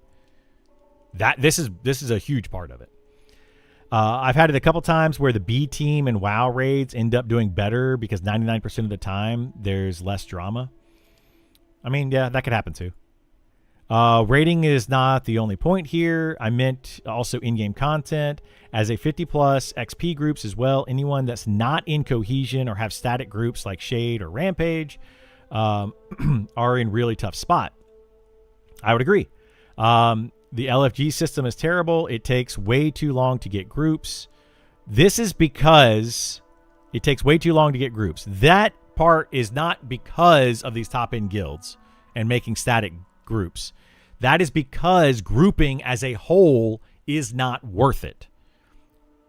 Forming full 6-party groups is way worse XP and not worth you doing it. That's why you're only seeing static groups do it and people within guilds do it, because they're trying to help each other out, right? They're literally like, oh, you need help doing this one thing? I'm part of your guild. I'm going to help you. That's why you see it in these bigger guilds, not because of XP. It's not because of XP. Cohesion holds most of the 50-plus players, so they group with themselves and mostly don't engage with the LFG system. That is true, again, because they're helping. It's a guild helping the guild do stuff. That's what it is. That means unless you are filling a spot that they rarely happen to not have, the issue with this is they're a lot of times they're going in for specific items, right? They're camping a named for an item, and they're creating groups to camp the name for the item, and they don't want to give it up to some random person. They don't want some random person rolling on it. So they're creating static groups or guild groups so that they can get that item to the specific person. That's what they're doing. I'm in one of those guilds. That's what they're doing. With the dev talk of Monsters Memories being anti-loot pinata, I really wonder how does large guild system Zergs fit into that picture. This is the issue that I was trying to talk about earlier. When you have a super large mega guild, everyone feels entitled to the item, and you have 100 people go and kill a boss that only takes 5 people to kill, right? Who gets the item? Well, it could go to the lowest person. If they do it rolling, they could just roll it off. You have DKP system. Do you have a merit system? Do you have a loot council? All these things now come into play when you have a mega guild like that. So now you're trying to gear out 100 people and not just 10 or 20 or whatever. It becomes more difficult. In my mind, Zerg guilds remove any of the challenge aspect of the raiding. That is true as well. In a game like this, V1 bosses with minimal mechanics. That's another issue with the Zerging is if it's too difficult, throw more bodies at it. Solves the problem most of the time. There isn't a need to engage with intended social systems because you just add more people, and at that system, guild becomes self-sustaining with people joining not because they want to, but in order to interact with raid content, they are forced to, which is exactly what I said earlier. 100% what I said earlier. Instance raids, I mean, yeah, that's probably the way they're going to have to go with it. I don't disagree with you guys. There isn't risk. There is waiting line for loot. And with enough members of a certain skill, there isn't even a risk of losing targets. Exactly. There isn't. I would assume that goes against the stated intent of making a challenging game or forcing groups of people to work together. I remember a conversation with you during one of your community outreach join-ins in our Discord where you once mentioned that the game is not being a loot pinata, like I stated above. Is this the statement of the devs? This isn't a thing against Trent, okay? But Trent is a GM of the game. He is not a developer of the game, to my knowledge. And I don't know how much say he has in the development of the game.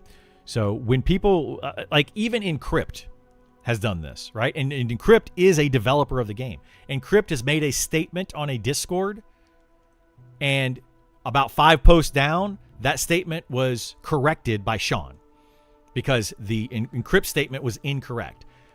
People need to stop taking what every single dev says in this game as, and he's asking here, is this statement of the dev team or has it changed? He's asking the question here, which is a good thing to do, is ask the question because it may have changed. This dev team, and I think that this needs to stop within this dev team, every one of them says contradicting things often about the game. They're just all over the place. And this happened even more when Nick was on the team because you would have Nick being up here and Sean also being up here saying literally contradicting things. Oh, that's Blightcaller with it. Can we kill that or no?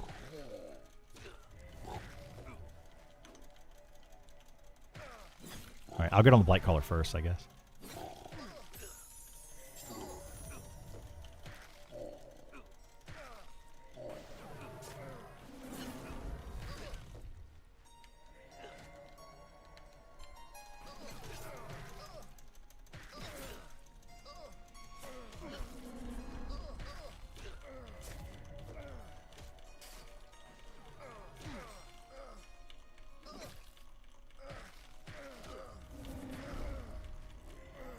All right, hang on. I gotta focus here. These Blightcallers are a pain in the butt. They're basically raid bosses, or like named mobs. They're not supposed to be, but they are.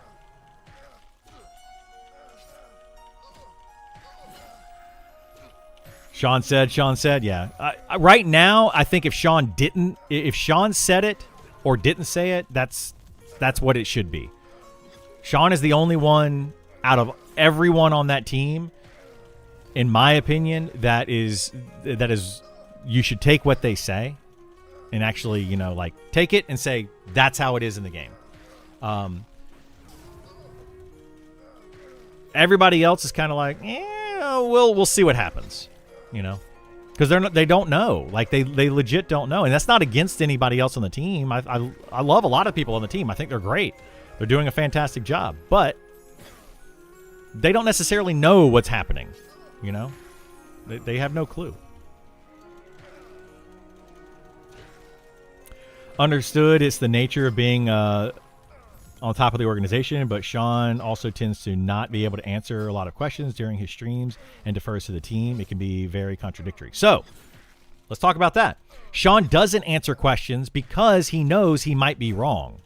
So he wants to clarify with the team. That is why I say that Sean, listen to what Sean says. If Sean says it, that's probably accurate. If another person says it, it might be inaccurate. There's a high chance of that because the other person has not, in fact, checked in with the team on it. That was a problem that Nick had a lot. Nick would say something without checking in with the rest of the team. He would just do something without checking in with the rest of the team. Sean doesn't do that. So that's why I say when Sean says it, you could probably believe that it is true and it is happening, etc. Because he will check in with the rest of the team.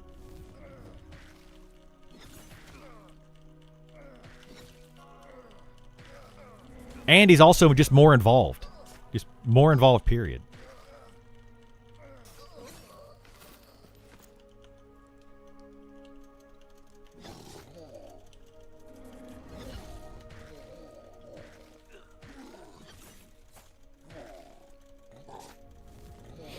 So, anyway.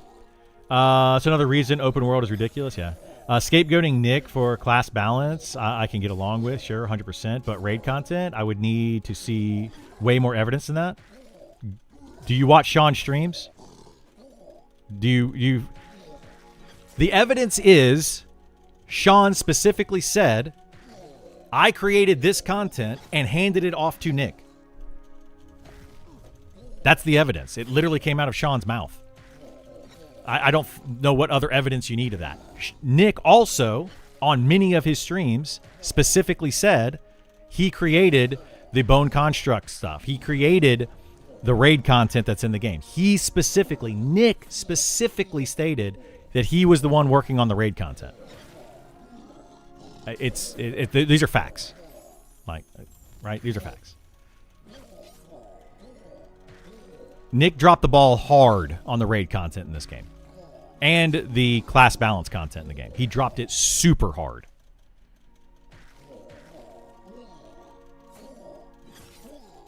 And I'm not trying to say, like, I'm not like a Nick hater or anything, but he did not help this game in any way. In fact, I would say the reason this is the only opinion that I will say, right?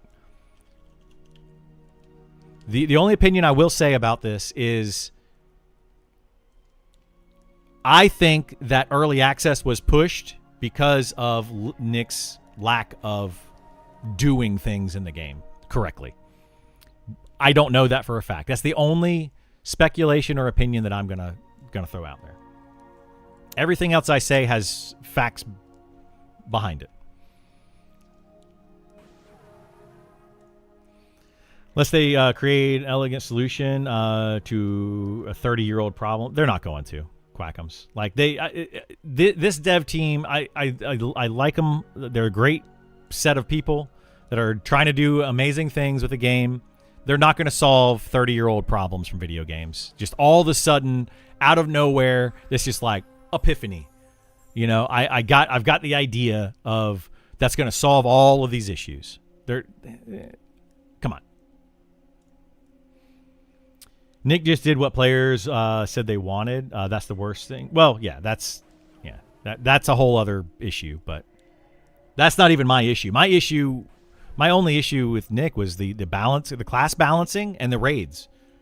Those are the only things that I knew that he actually had his hands in, and in my opinion, he was not doing a good job on either of those things. And I've been very vocal about that from the beginning, and I've been playing this game for like a year-ish now. And I've been very vocal about that.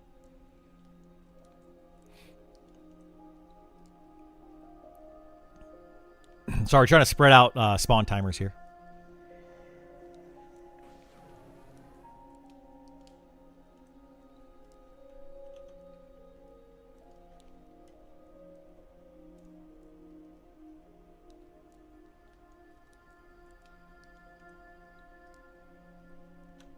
Yeah, just let me know when to attack it. Zerg guilds have will always be a problem for the rest of the server community. Overall health. This does not mean that intent is all Zerg guilds are bad. Only the way to address this is game systems. Creating no Zerg service. Yeah, I think they just need to put raid frames into the game. That would solve a lot of the issues. Is put raid frames in, and then raid encounters lock them to the raid that tagged it first. Right? If you're going to do first to engage, have it where the raid, as soon as it spawns and somebody tags it, that mob is now locked to anyone in that raid and no one else can do anything to it. That would be the only way to really solve the issues outside of instancing.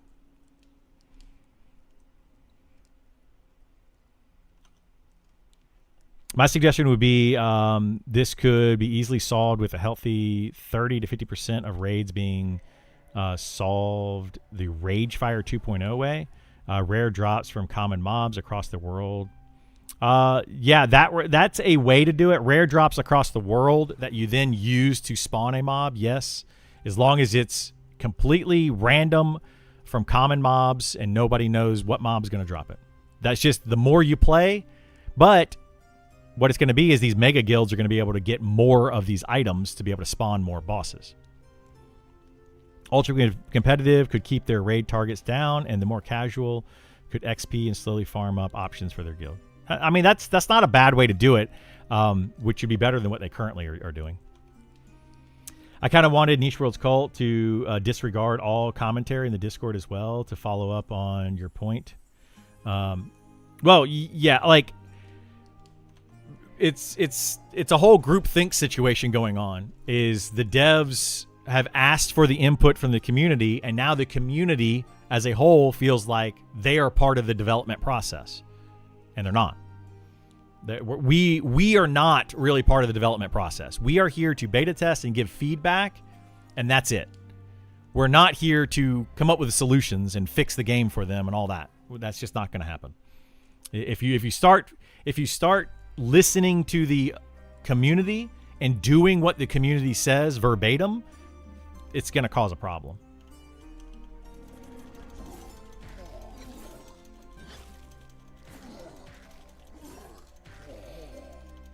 At the end of the raid, have a teleporter to a boss area where only your raid can be teleported to. For what reason? I'm not following that one. Like you kill a raid boss and then you teleport to another location? To what, loot items? I don't know.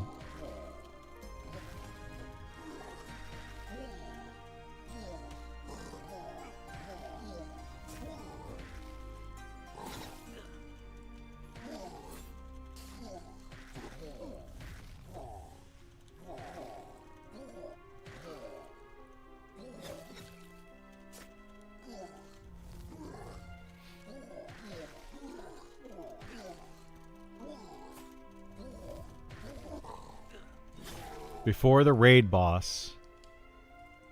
Hang on.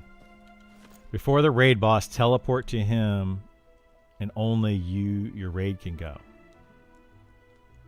So, like... For what reason? I don't understand where you're trying to go with it. Like what your goal is there. I don't know, man. I was in Cohesion and still couldn't find a group at 42 for almost a week straight. I logged off days ago and haven't logged back due to that frustration. The issue is the server is overpopulated for the available content and more people added weekly. I mean, that's part of the issue. When EA floodgates open, I'm going to need so many servers at start. Well, we'll see. Anyway.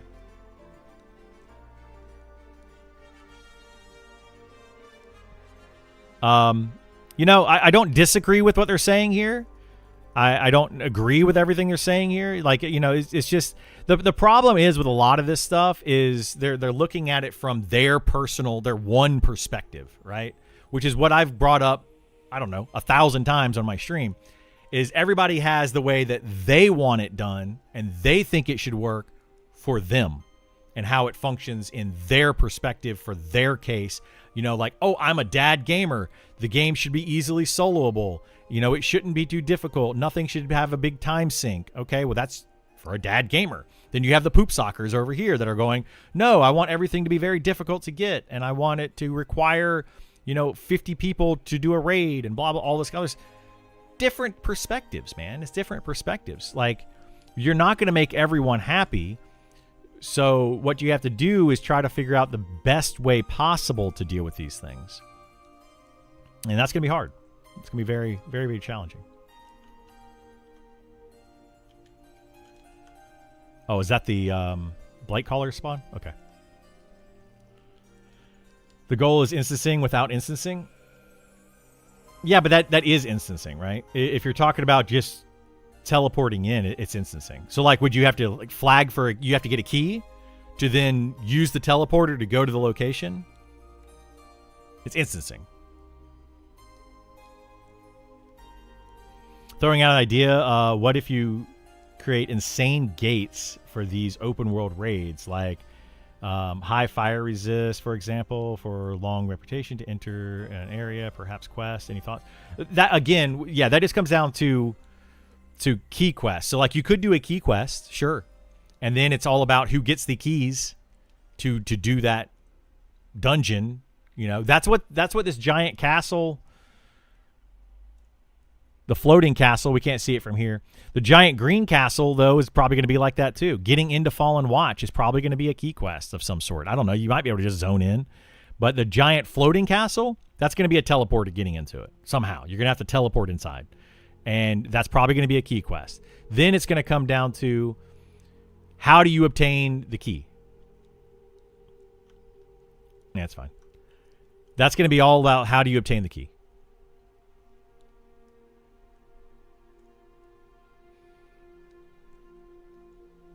So, yeah, we'll just have to see what they do with it.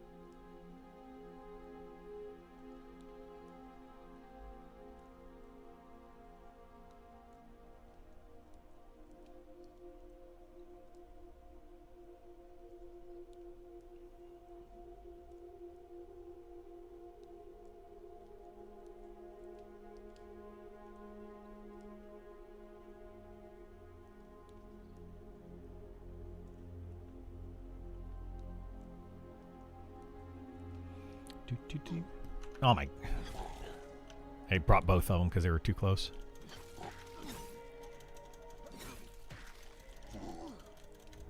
Yeah, we're gonna have to move back.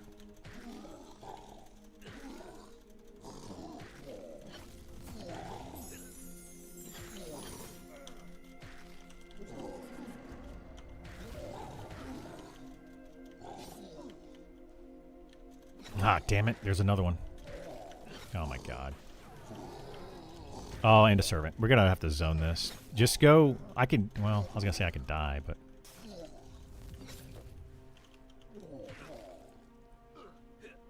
just want to train it out. All right, I'll go first. I'm coming.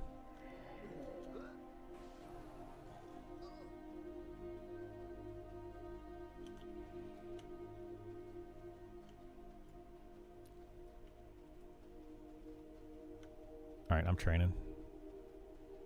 You might be able to camp early. I could probably run all the way out.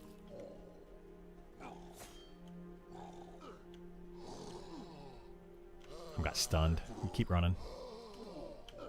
Yeah, I got stun locked right there. I'm way far away too. That was just terrible.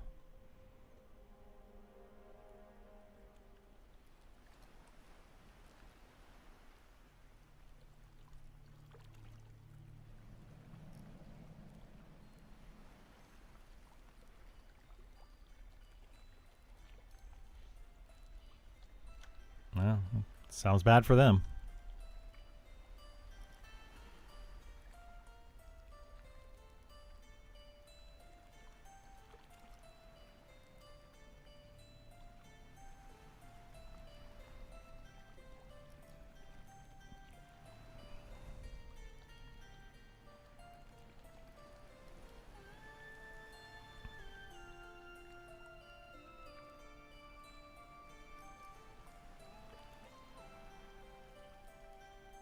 All right. Still no emergency corpse summon in the game yet?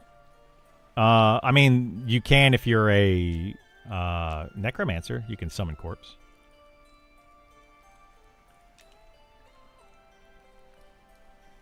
It's a miracle if any game succeeded with the toxicity of gaming consumer. Oh, yeah, yeah. It really is. Like, that's the thing that they have to think about in this game, right? It's not really the way that they build it. They have to think about how people are going to abuse it and build it that way. That's the problem with games like this and MMOs.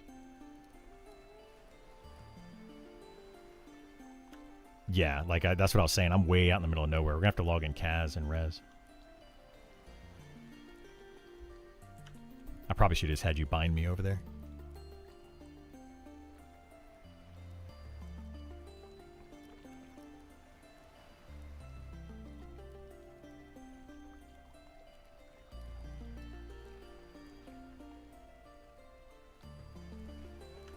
Yeah, I was sitting on the corner there, and I didn't realize it would get them both.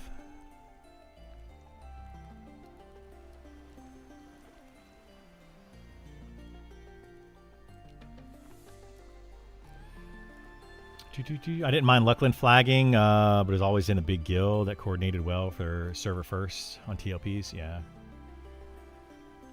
it's going to be an issue. Curious to see the open playtest numbers. Think they'll be lower with all the looming possible huge changes shortly after. I don't think it's going to be super low. I think a lot of people are jonesing for the game right now. I think there's going to be a lot of people that will log in on Friday and play to some extent. But you know, like the thing is about that is how many more open playtests are there going to be? Are those characters, you know, like, I don't know. We'll have to see. We'll have to see what they do. Hey, what's up, Bash? Like always, hope your stream's going well. Thank you so much. I appreciate it. Yeah, I don't know how I feel about the flagging of things. Like, if you have to get a key or a flag to get into a zone, that's one way to do it, sure.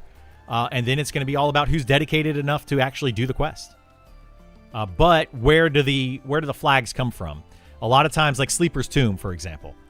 Sleeper's Tomb, you could get the keys from killing a variety of different mobs, and then you turn in the item and you get the key, right? That's how you would get into Sleeper's Tomb. Vishan's Peak and Vexthal and all those were similar types of long quests. And if you could lock down those mobs to prevent others from getting the key, people would do that, right? So they will absolutely completely lock down those mobs to where you just can't do it. And then you don't have access to the dungeon. So, yeah, I don't know. We'll have to see what happens. I'm glad they are doing the class changes, but it took the wind out of my sails for wanting to play EA until those changes are in. Yeah, I think a lot of people are in that same thing. I think there's a lot of people in that same boat.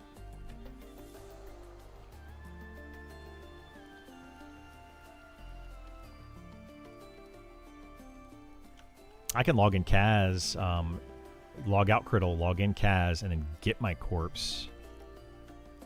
And then you can just log in and res if you want.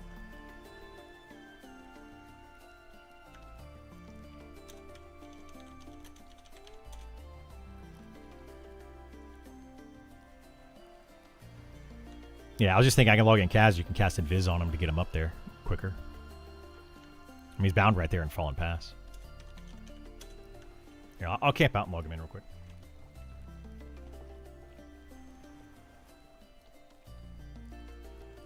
No multi-boxing here. I won't do any multi-boxing. I'll just switch characters, and then you can switch back to.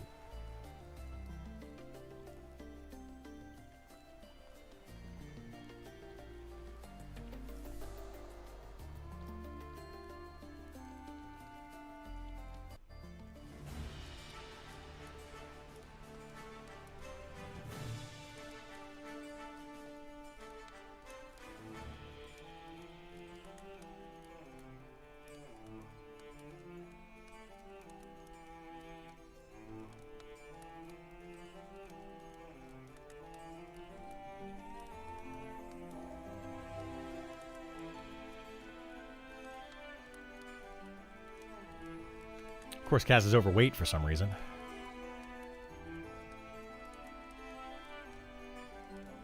Kunark was over before one guild had everyone VP keyed.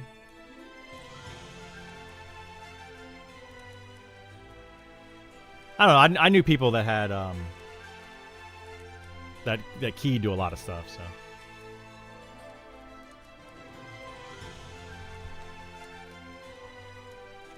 All right, I'm on Kaz at the stables. Planes of Powers flagging is great. Don't miss a raid and you're keyed. Yeah, I mean, that's the way to do it.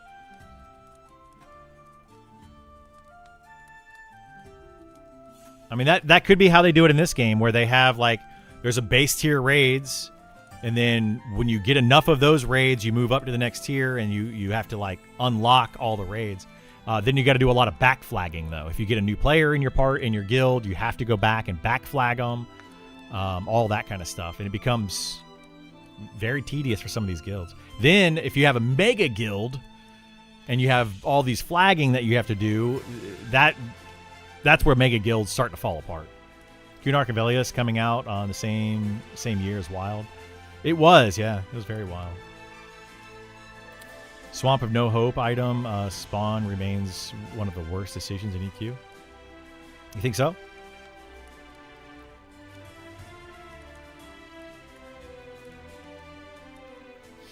Yeah, the whole back flagging thing is definitely a thing.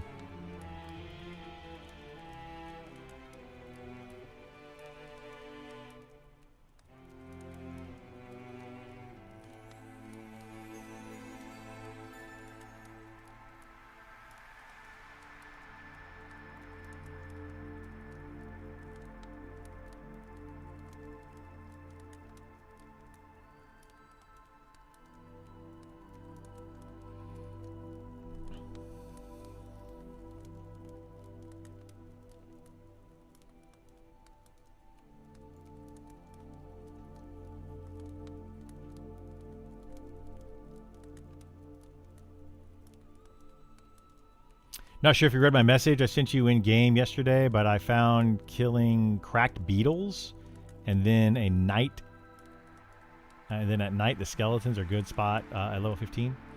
Oh, you're talking about at the cemetery? Yes, cemetery is a great spot from level 10 to about 14 or 15. 15 at night, 14 during the day. Fantastic spot to XP at. Absolutely.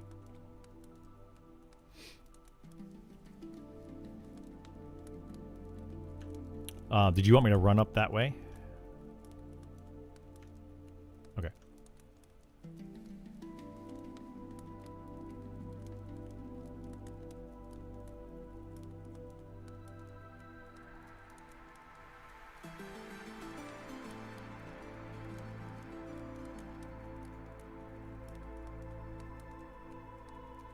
Do they have any plans to make crafting professions relevant in the near future? They are relevant already, but it depends on the craft. So you have to be way more specific. Which craft and how relevant do you want it to be? You gotta be very specific on that. Not sure if it's cemetery, but I'm getting good XP at 16 to 17. It's a town. Yeah, it's the cemetery. Ground spawns are cool. They just made crap too rare for such a large piece of locked content. Yeah. I mean, they got ground spawns, a lot of ground spawns in this game. How do you open the door at night? I can during the day, just not at night. So during the day, it automatically opens. At night, you have to do a quest. If you talk to the gatekeeper NPC that's right there at the gate, he can start the quest. He's going to hand you a bag and tell you to fill it with like tainted meat. And you have to kill the daytime mobs to get 10 pieces of the meat, combine it in the bag, and turn it back into him.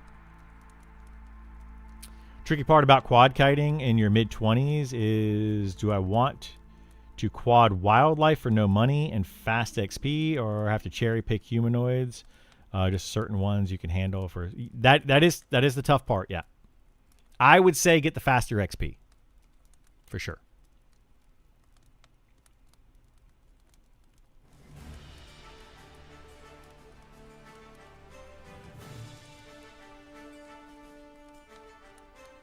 I go into the path of the necropolis to the right. No NPCs. There's just a door. Yeah. That's the bottom area. You can go around to the top side, and that top side is where the NPCs are.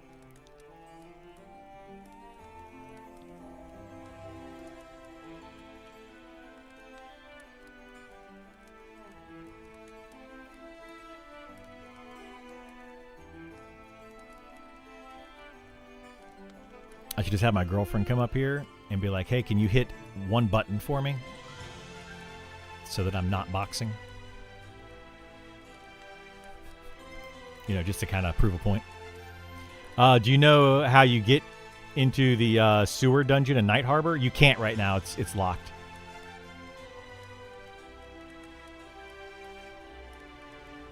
Is that bridge connecting it? Yes, it's the bridge that connects it, Bash. Yeah. It's where the red mantle guard keep is on the north side of town. You go into there and then across the bridge, and then the guard is standing there.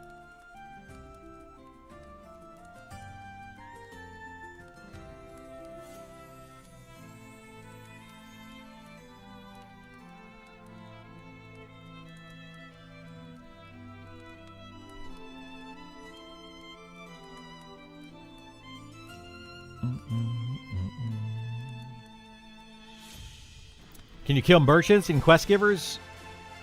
Yes, you can.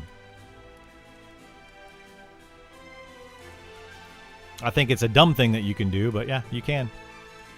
Some of the merchants hit really hard, though. Like, you'll have some mobs in the game, merchants in the game, that are hitting for like 500 damage. So killing them is not easy. But there absolutely are quest NPCs that are also named mobs that if you kill them, they drop loot, and they are just normal named mobs. You can kill them and drop loot. They don't do anything special. They're just normal mobs. But they are also quest mobs. It's silly. I almost didn't play WoW when I saw you can't attack guards. Buffing up what you don't want killed is a solution, not making it unattackable. Yeah. People also don't like that, though, either. They're like, why is this mob, you know, like I'm level 60 and I con a mob and it's a light green mob, but it's hitting for 500. It's kind of silly. Like, why is a baker in town hitting me for 500 damage? You know, it's really silly. But you have to do that because players are going to just be murder hobos and go around killing everything if you don't do that. You know, like a banker. How many bankers do you know in real life that are actually like MMA fighters and stuff, like that can actually fight? I mean, come on. They're bankers. They don't fight. Saw a ranger named Cruddle a few days ago, by the way. -1 name for alt. Oh, no.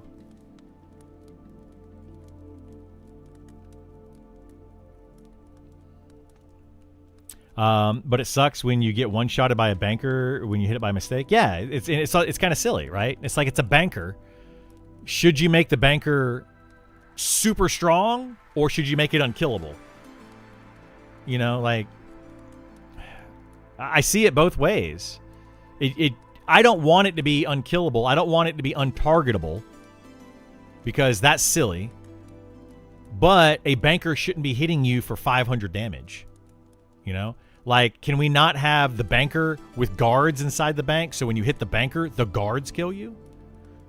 But then, what are people going to do? They're going to train the guards away, and then they're going to kill the banker. And you see what I'm saying? It's the reason they do it is because of toxic players. Players are like, I don't want you using the bank. I'm going to kill the banker. Why? Like, what? How does that affect you? It doesn't. It does not affect you in the least.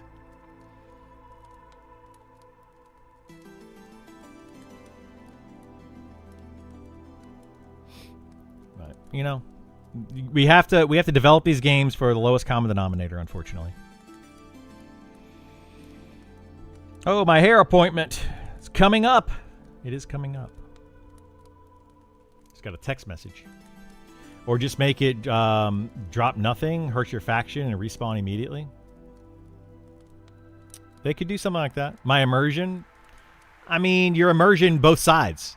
right? Making it unkillable immersion, and then making it a raid boss kills immersion. Both of those things are going to kill immersion. Yeah, the big faction hit and instant respawn is a way to go for sure. Kill the banker, and you are instantly negative 10,000 faction in Night Harbor. You know, bankers are protected, right? Every single guard in Night Harbor instantly is just like, you are now kill on sight to us. That will deter people from doing it, for sure. And then what would be really funny is you kill a banker, and then a cleric comes walking or sprinting over from the respite, the cleric's guild area, comes sprinting over and casts resurrection on it, like and it just like respawns the mob immediately, and then the cleric walks back. that would be perfect. That would be perfection.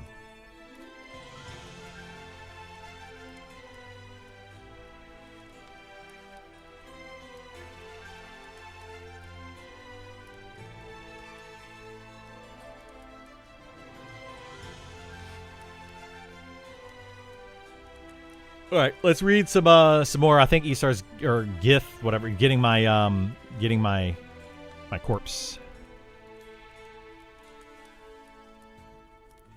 Evacuation Sanctuary are received too late in the game. Agree. Moving on. Copper Veins, new player point of view. Uh-oh. Holy moly, that's a lot of posting for this. A lot of words for saying that it feels bad for new players.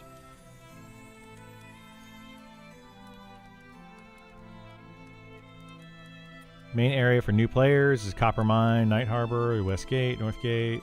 First glance, there seems hardly any of those nodes, but after looking around a bit, various times a day, I find most or all of the potential spawn points. I think those two mining areas are still a little bit light on spawn points. Maybe. Yeah, TLDR, this feels bad. I mean, it's really all it is. Learning new abilities and skills, new player perspective.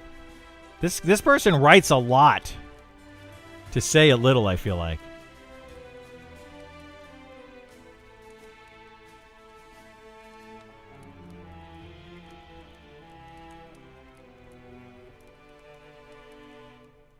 Make it abundantly clear to the user that we have abilities in our inventory, some kind of dialogue or new player tooltip or anything, or just start the game with these abilities already scrolled. I'm sorry, like... Okay, the new player experience in this game is not great. But... For you to start a game and then be like, I'm not going to look and see what's in my inventory, that seems silly. Right?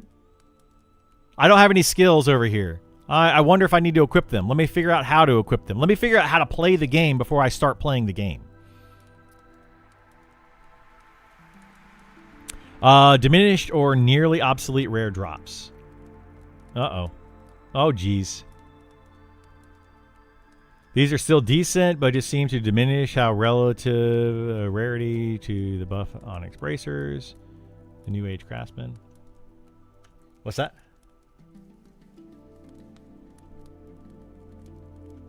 Oh, is that at the stables? Oh, do you want to log Kaz in, or should I go get my girlfriend to push a button for me? Which is just stupid.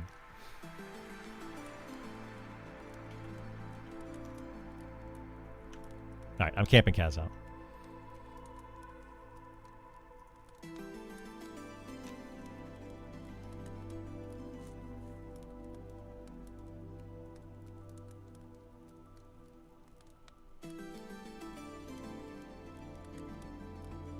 This is kind of how silly the no boxing thing is.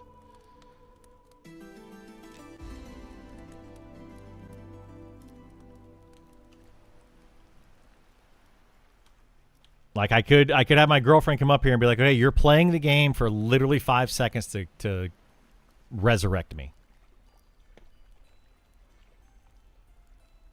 You know, but I'm not doing that. We're gonna have Isar or Gith.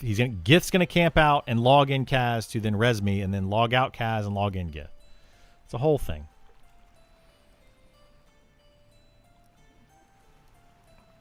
That's like your character sheet. Be silly not to look at it. It's very silly not to look at it. Very silly. I've got to level 2 before checking my inventory for level 1 spells many times, though. I mean, never felt it was something that needed addressed. I mean, I don't know. I don't know. But I agree with all this. This is the itemization that there's some super rare items out in the game that are just trumped by other items that are not as rare, and it's just kind of silly. Grimtide is quite a bit of associated risk due to the inability to easily corpse recover, escape, etc. Yeah, not worth going to Grimtide. Cool dungeon, but not worth going there. Like, yeah, Hovarth. Oh my God! I feel like this loot pinata of a mob. Like, come on, dude. This mob right here has 6 drops, 5 of which are best in slot. That is just silly. Silly.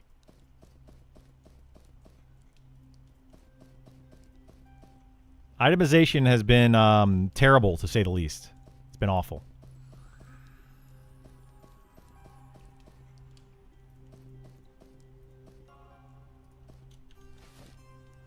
Why did this... What the heck did this pick up? Oh. It did that.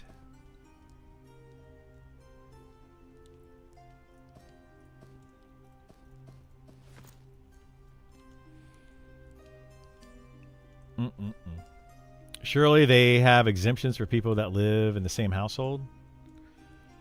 It's a whole thing. It's a whole thing. I'm not going to get on the boxing, no boxing silliness right now. Like, it's the whole thing is silly. I heard a rumor that Monster Memory is going to normalize stats on itemization. I don't know. I don't know if they're going to do that or not. They might.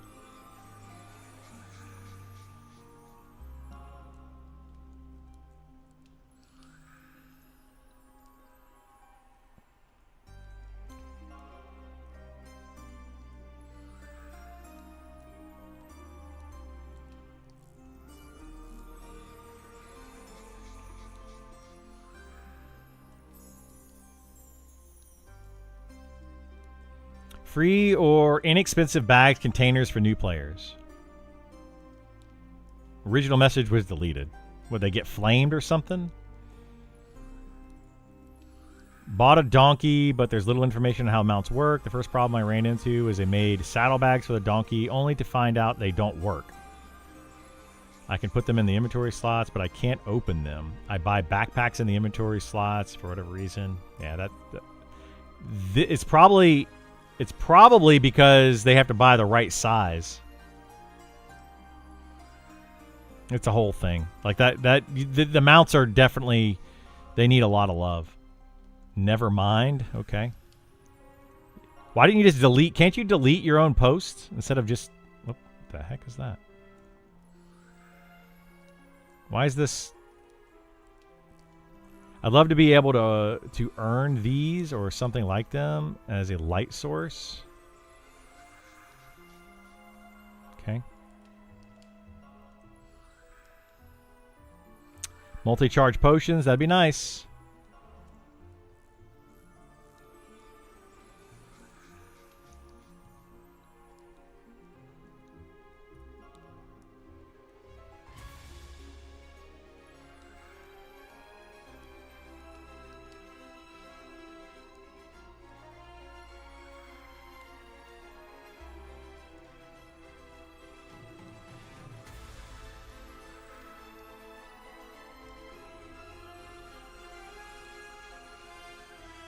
Reliability of quest items drop off names. Oh boy. Class specific quest drops. Yeah, maybe. Mayhaps. Where are the tanks?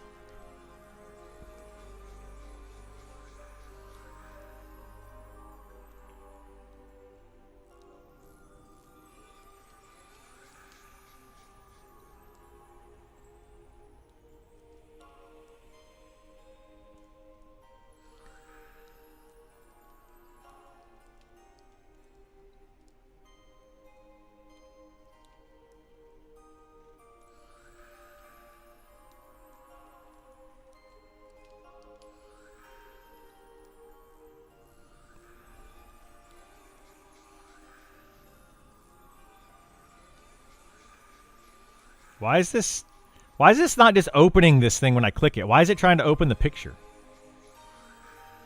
Some feedbacks. These spells landing and ending before the first. This is the actual purpose of the spell.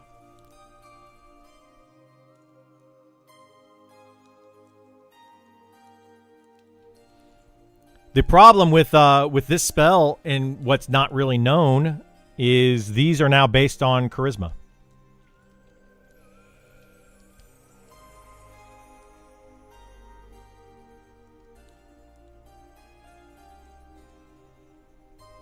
Yeah, it doesn't say anywhere in here that they're based on charisma, does it?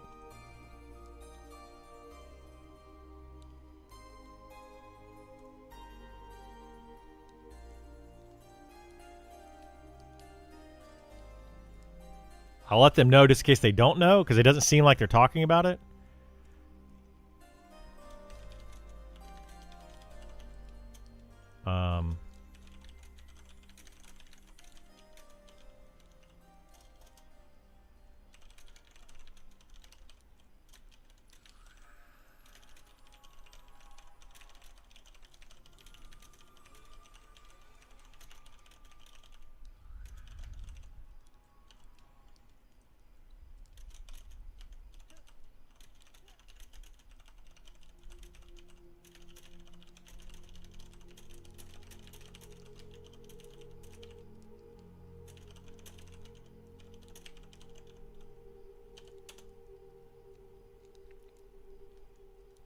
Just in case they don't know. Staff of Spores quest.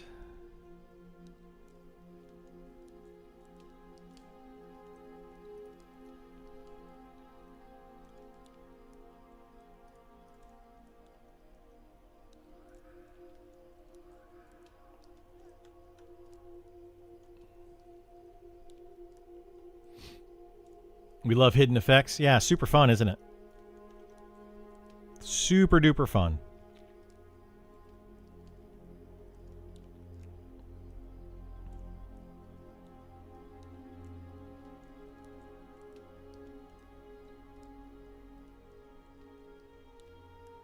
Oh, wisp flashing. This is another one complaining about that.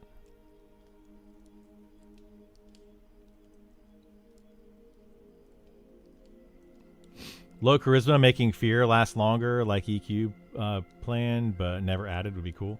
They started to do that in this game, and they changed it. It was like that, though, yes.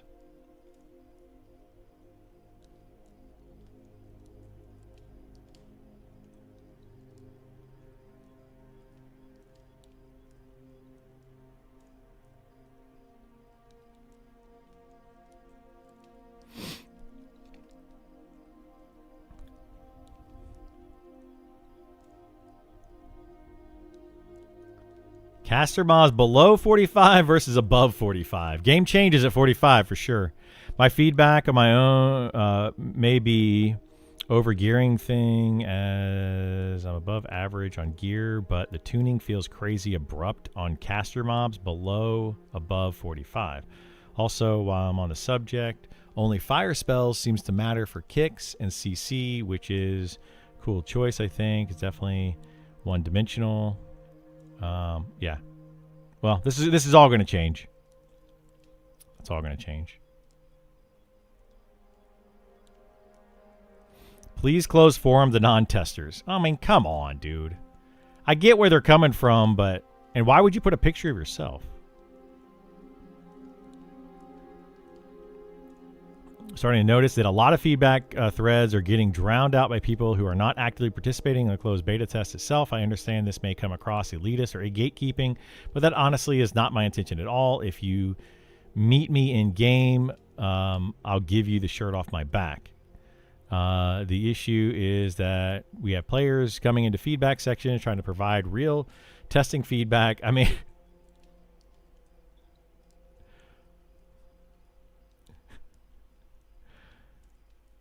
I don't know, man. I don't know. I don't think there's a lot of value in hearing feedback from people excited to play your game and are politely customers that haven't played yet. I also agree there should be a section of the forum just for testers as well. Just have both. Closing the forums to non-testers is ideal solution. You realize they did this for the alpha, right? Closed testing. There's a whole thing right here. They've already done it previously. They decided for the beta test to open it up to everyone. So it was already a thing.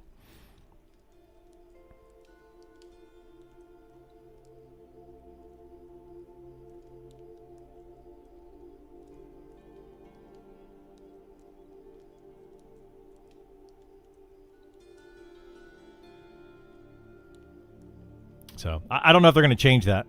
I don't think they're going to change it, but they might. Oh my gosh, dude. What is this? Currently, the only way to do them is to swim in the water and shoot an arrow.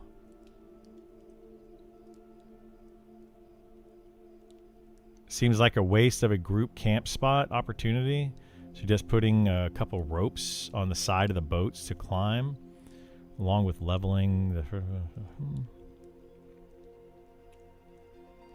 Ladders have been added to each boat in the upcoming patch, but the pathing is going to be wonky for a bit. May look into their placement and see if a gangplank setup might work with what we got, but I think it'd be hard to pull out. Okay, well. Do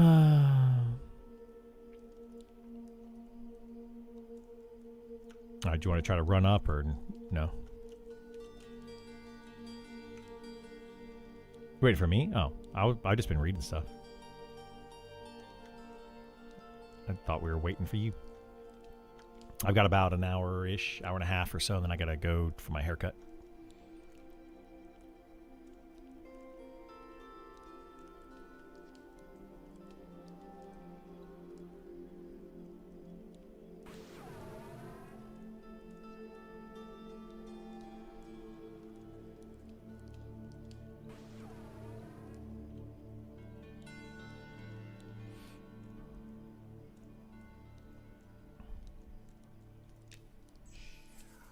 Yeah, I don't know. I don't know that Brew is a gatekeeper per se. You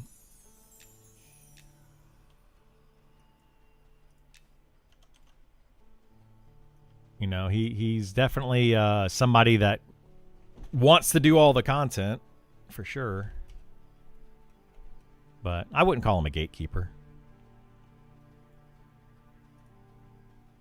My invis is fading already.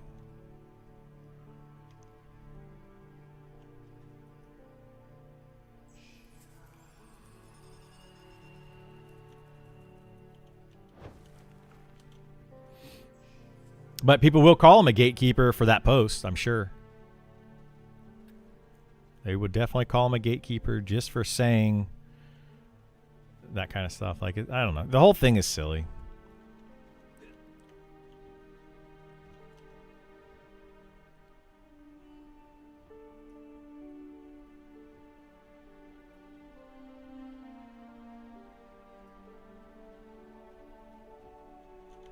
There's an undead mob. Stinking Drake.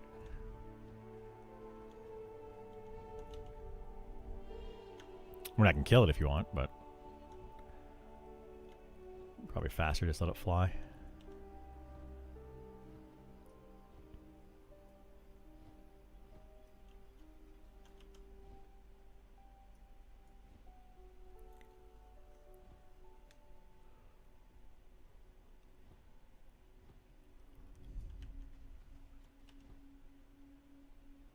Do any classes have infravision buffs yet? No. They're not going to give them to anybody.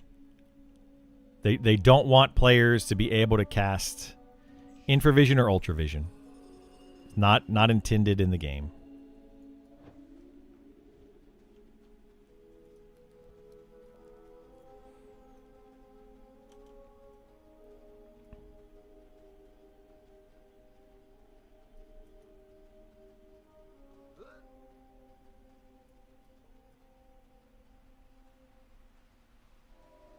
I know, right? Yeah, why it's been in for this long? I don't get it. How much dex would you say you need at level 60? Depends on what you're doing. You don't need that much though. Like I only have 50 dex, and it's fine for me for what I do. If you're doing raid stuff, though, maybe more because you're trying to fight stuff that's red to you. So it's based on the level of the mob that you're fighting versus you. So if you're fighting stuff that's higher level than you, you definitely want to have more dex. If you're fighting stuff that's lower level than you, then you don't need as much dex. Aren't you a Shadow Knight, though? Shadow Knight's going to want to have more dex. Oh, I'm appearing again. Shadow Knight needs dex for their channel ability, so they can actually cast spells while being hit. Your Beastmaster? Well, you also want dex. Because you want to be able to cast spells while you're being hit. Unless you have your pet tank, then it's fine. But yeah, dexterity helps channeling. Helps you continue your cast after you're hit.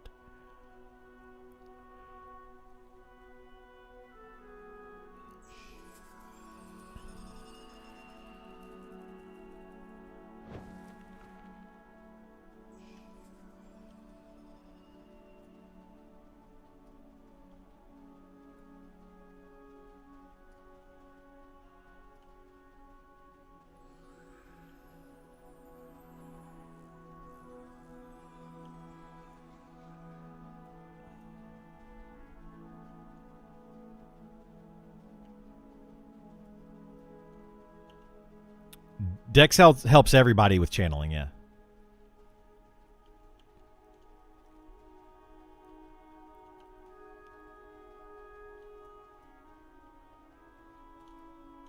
It's so dark over here.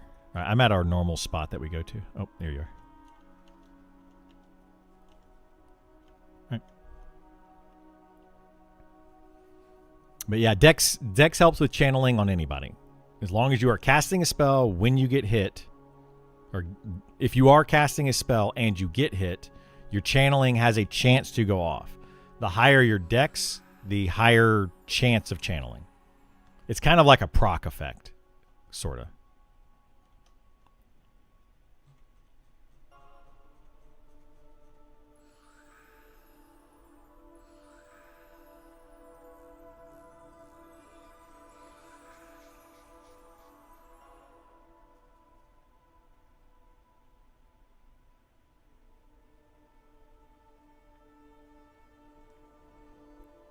I mean, here's the thing that irritates me about these statements. They keep talking about it, and it's like, this is common sense. It's been happening since the game was open to people outside of just the dev team. It's just going to keep happening. Are people still talking about this here? Let's see. A lot of assumptions are being made in this open letter that are contradictory to reality. It makes you think you don't actually know and are just speculating. On one hand, you state that Zerg Guild dominates all the raid content, so you're forced to join the guild to engage with the content. But on the other hand, another guild has actually had the overwhelming majority of the in-game targets, and so they have most of the loot. It feels like cohesion is gaining the ire for what really should go towards a different guild. That's because the reason for that, all right. The reason for that is because currently it's first to engage. And the first to engage system is flawed in that it's whoever spams faster.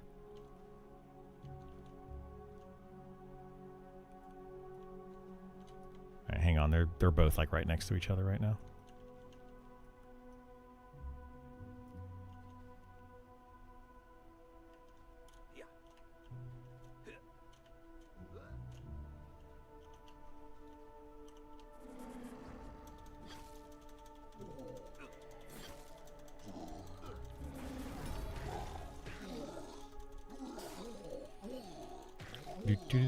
Every Wormsbane placeholder is camped 100% of the time, and it's hilarious. Yeah.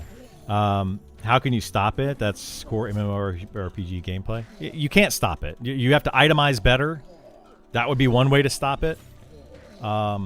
Give people at higher levels more things to go do. So yeah, that's how you stop it. You just have to actually, I don't know. Itemization is really it. People that want to go and camp the Wormsbane stuff are doing it for two reasons. One, because it's better stats than some of the stuff that they could get at their level.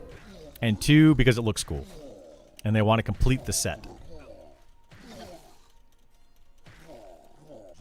I like a random window for claiming and a lottery for claim, yeah. Can you show your weapons gear? Yeah, I can. That's one weapon. Those are my two weapons.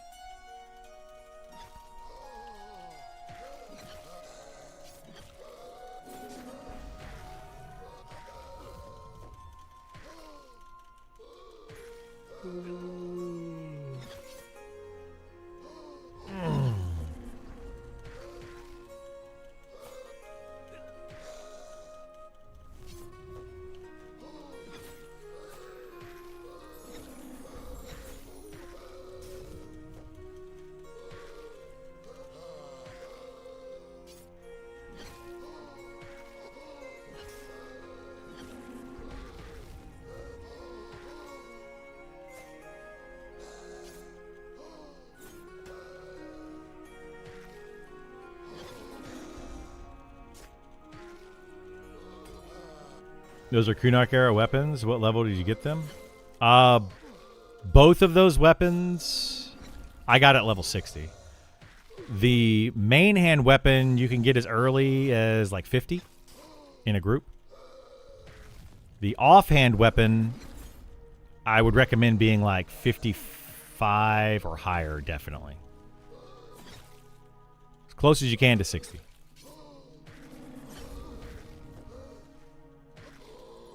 But the funny part about that is the offhand weapon is actually worse than the main hand weapon. And the main hand weapon's easier to get. It's kind of silly.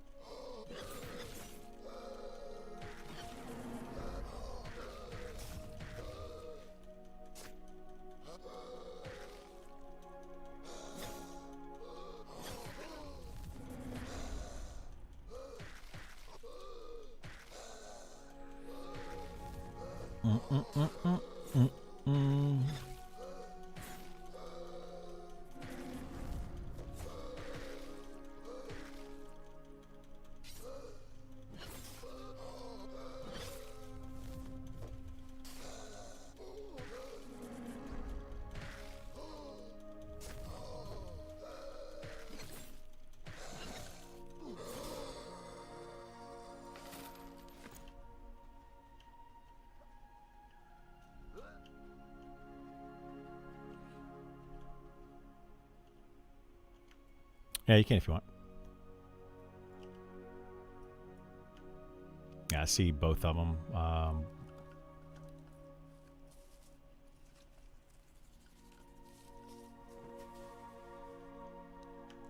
Yeah, it's walking here now.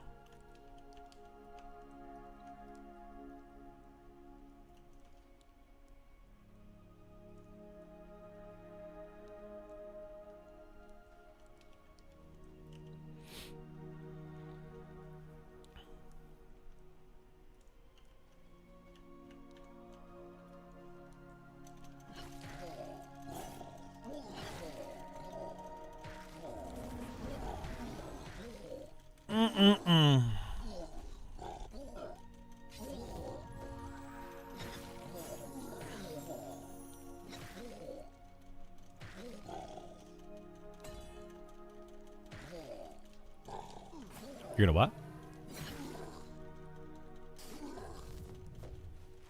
Okay. Any quivers in the game that are more than 10% ranged haste? Are they hard to get around level 20? I want to say there is a 20% haste for range, but I'm not 100% sure on that. I'm not positive. But there are some rare. There is at least one rare quiver, yes, that I can think of, but I don't know. It's higher level. But if you have the 10% haste quiver, then that's probably the best you're going to get for right now. Your best bet is to actually get like an item like this that has 20% haste on it. That counts for ranged haste as well as melee haste, as far as I understand. So you're going to get a 20% haste item anyway, and then you just have a quiver, and it doesn't matter what your quiver is.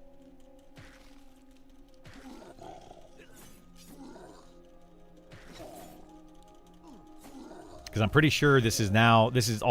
Yeah, this is all. So yeah, archers can use that.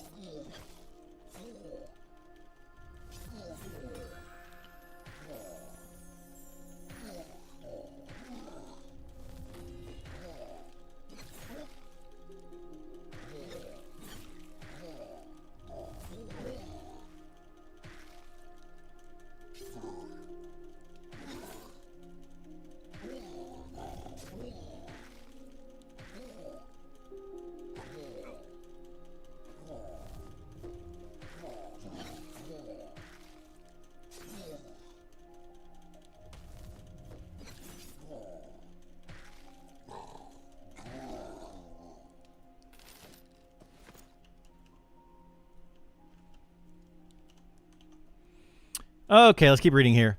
It's about size of the guild or who controls the loot and locks others out of it. As a side note, one of the greatest strengths of classic style MMO is a diversity of communities they create. Healthy server ecosystems thrive when multiple guilds of varying sizes and identities can coexist and succeed.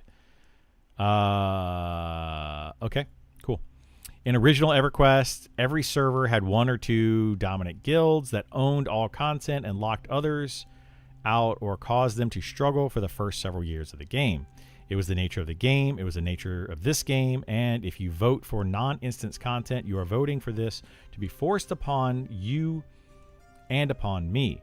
WoW had instances, and it was made by people who were in those same dominant guilds that controlled everything. Maybe it's because they realized how unfun it must be for you to be permanently locked out of content unless you join a guild that allows you to do it. Even in today's emulated servers in EverQuest, the same thing happens every single time. You can't have it both ways. Vote for instances or lockouts, or you get what you get. It's only going to get worse. Yeah, I agree. I agree. Vanguard solved this beautifully. Did it? Raids had a reasonable cooldown between pops. If you were locked out for a week, it was simply a ghost you couldn't fight. Didn't matter if it was open world or not. A similar system to force rotation of people in dangerous would or dungeons. I don't know why I bring that as dangerous. And dungeons would possibly not be a bad idea either, because the whole reason for instance dungeons, raids, and normal dungeons was to solve the problem of people camping, which is anti-sharing of the server resources in the first place and not very social. A GM coming to check your health, LOL, is not going to change that, but whatever, people will realize very quickly how unfun that system was.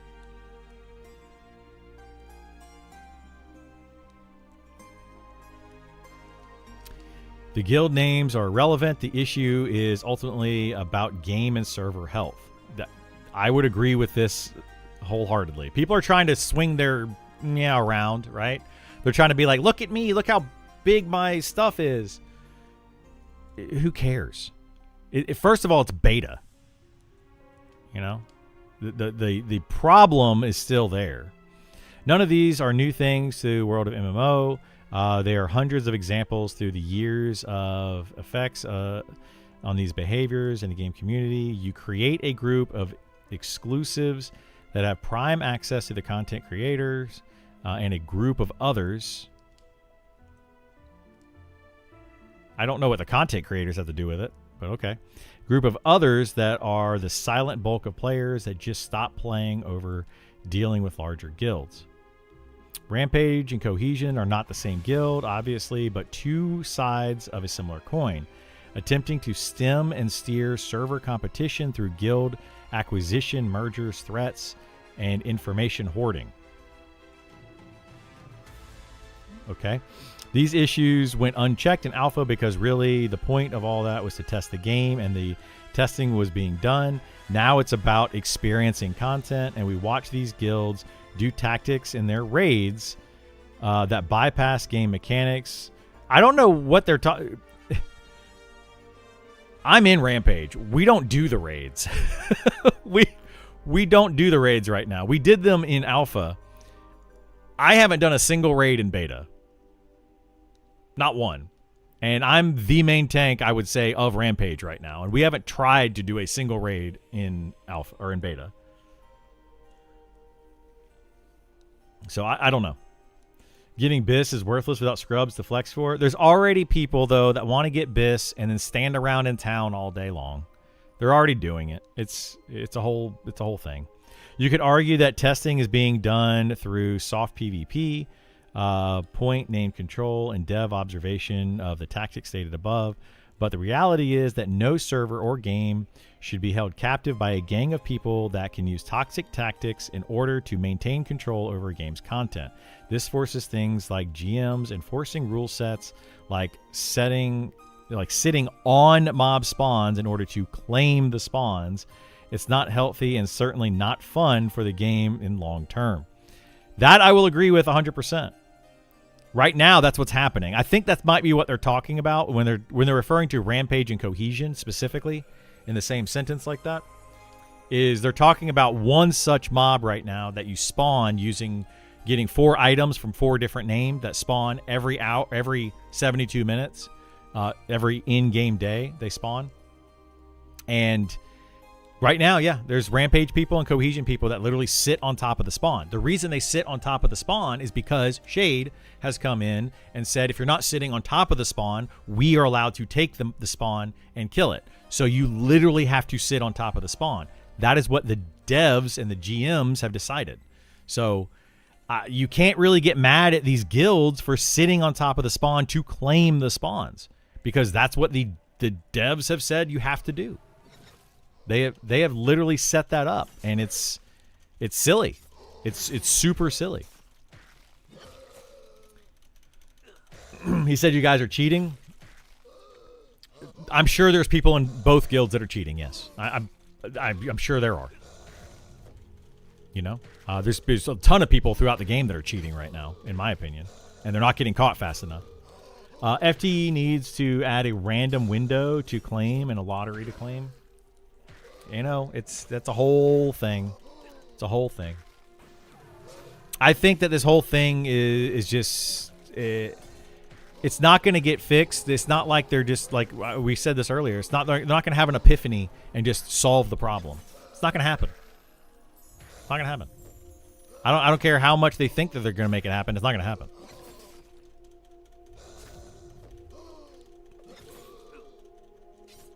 So either you're gonna have to have contested mobs, and it's gonna either be first to engage or DPS race, depending on which way they want to go with it. Right now, they're going first to engage. Or they're gonna have to instance the content. Like, those are really the only two options. Like, really, they're really the only two options.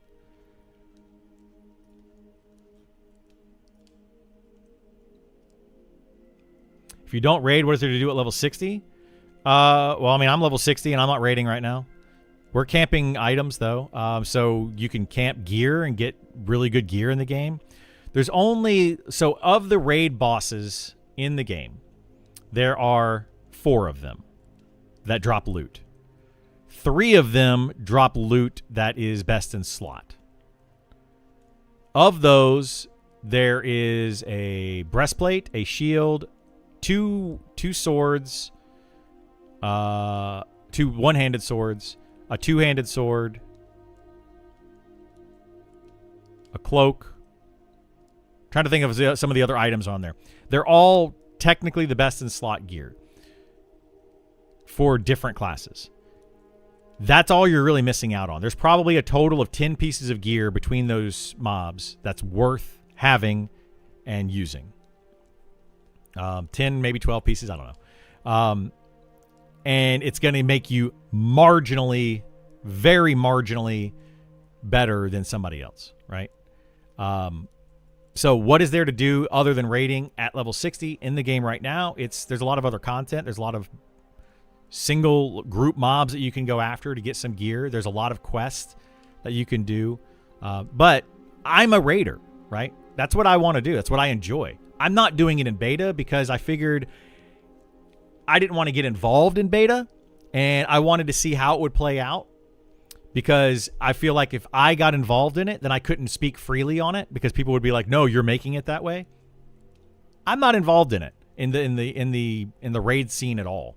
I'm trying to avoid it. Now, if my guild decides that they want to start raiding, sure, I'll be there and I'll tank stuff. But I didn't want to be involved because I wanted to kind of show that it will turn out to be exactly how I said in alpha and previous to that. It's going to turn out exactly what these people are doing. All of these complaints that people have are literally the exact same things that a lot of us were saying prior to beta happening. And people kept going, "No, that's not going to happen. It's not going to happen." Yeah, it's going to happen. So, but yeah, as far as what there is to do in the game, there's quests and there's, stuff like there's a lot of stuff to do. And to camp, there's a lot of really, really rare items, like stupidly rare items, that are just on single group mobs. And then there's trade skills as well. Don't you think leveling is way too fast with you having multiple high levels already? Is that just how it's going to be? Super fast leveling like Pantheon? I hope not. I think leveling is too fast, but other people would say that leveling is not fast enough. That's going to be a preference. That's an opinion thing. For me, yes, I think leveling is too fast. I don't think there's really any... There's no... Like, if you get a wizard to level 60, or a necromancer, or a druid, or an enchanter, these classes that you can easily solo on, frankly, I'm not impressed. And I'm not like, "Ooh, wow, congrats, you got to level 60. I'm just not. You can get there. My wizard is on course to get to level 60 by 200 hours. That's ridiculous. Absolutely ridiculous. There's the effort, 200 hours of effort is really nothing if you think about it in the grand scheme of things. Level is okay except for well-geared wizards. I don't think so. I think like an under-geared necromancer can do the same thing, and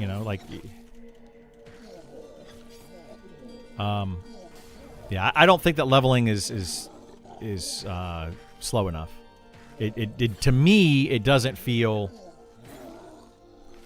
But here's the thing about it: if they change the TTK, if they make the game more difficult and they make gearing required, Right now, gearing for the first 20 or 30 levels is just not required by most classes. If they do that, then it's definitely going to change some things, for sure. It'll absolutely change some things.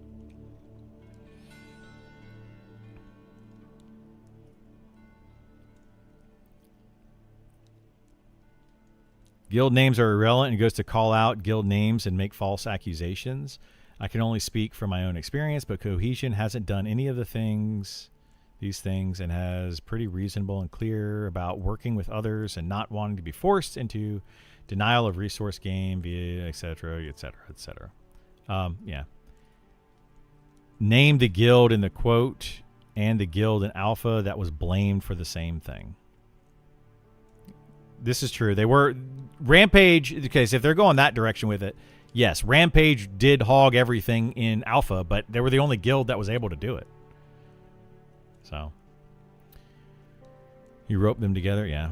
We're focusing on the raid aspect. There are many more creative ways to distinctive observe guilds from overwhelming encounters. A combination of no drop items along with locking the loot rights to the intended amount of people for the raid. If the raid was designed for 40 people, then the first 40 people to engage in that encounter with the raid that gets the loot credit are the only ones who can receive loot. There's a big problem with that. What if you have 40 people in a different guild that all tag it as soon as your tank pulls it?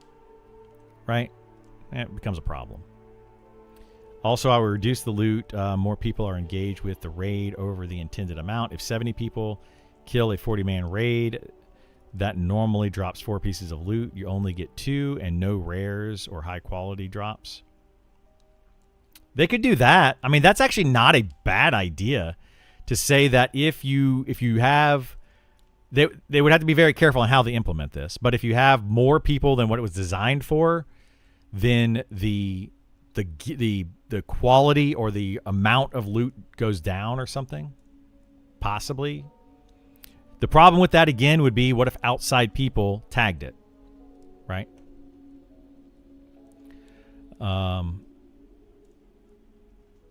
Yeah. They're a big guild, but they haven't been doing any of the things accused in the original OP's letter, nor any of the things you said have been done. Well, actually, sitting on top of mobs to claim the spawns, both of those guilds, Rampage and Cohesion both, and Shade as well, are doing that. And other people not in any of those 3 guilds are doing that. So, yeah, I don't know. But these two threads are going to be fun to read. What level of things can be solo camped effectively by a level 60? A lot.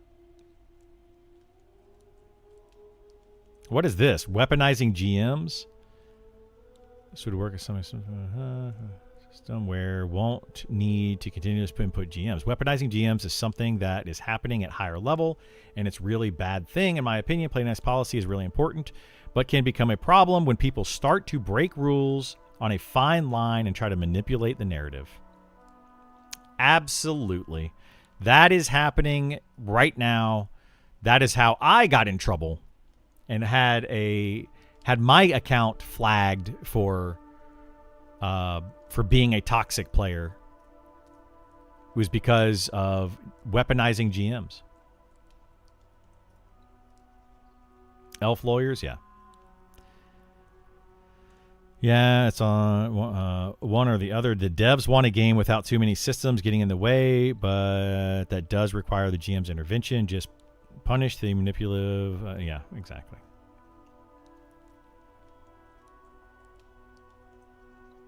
Just implement a play nice policy rule to make these solo farmers yield to arriving on level groups. No further system needed. Doesn't solve the problem, guys. Yeah, that doesn't solve the problem. If a higher level player instantly has to yield a spawn to the correct group level, then that kills the entire fantasy of getting higher level to be able to kill the spawn. Right? Like it's kind of, it's like you have to, the only way you're allowed to get those items now is if you're at that level. or if people at that level don't want to go and get those items. That's a silly way to handle things. You can't do that. Worst bad actors will petition first and play the victim. 100%. And they're doing it every day right now. Constantly doing it. I was literally streaming for hours one day at that one camp that I was doing, streaming for hours, doing the same content over and over and over. And I was sharing it with people that were coming in, and I wasn't petitioning them. I wasn't like trying to push them out. I was just sharing the content with them. Another group comes in, starts to overpull their share. I'm trying to pull one quad kite, and they get mad at me and petition. And I'm the one that gets in trouble for it. And it's like, I was literally here for hours, and I had claimed this camp. As per the play nice policy, I had claimed that camp. But they petitioned me because I killed a mob that they had tagged first. So you have conflicting things going on there. You're allowed to own a camp, but then first to engage, that are conflicting each other. So I got in trouble for them tagging a mob first and me killing the mob, but they came into my camp that I had claimed previously. So, yeah. Play nice policy sucks. I mean, it doesn't suck. It's there for a reason, but it can be abused, and that's the problem with it. It can absolutely be abused, and it has been abused for a while now.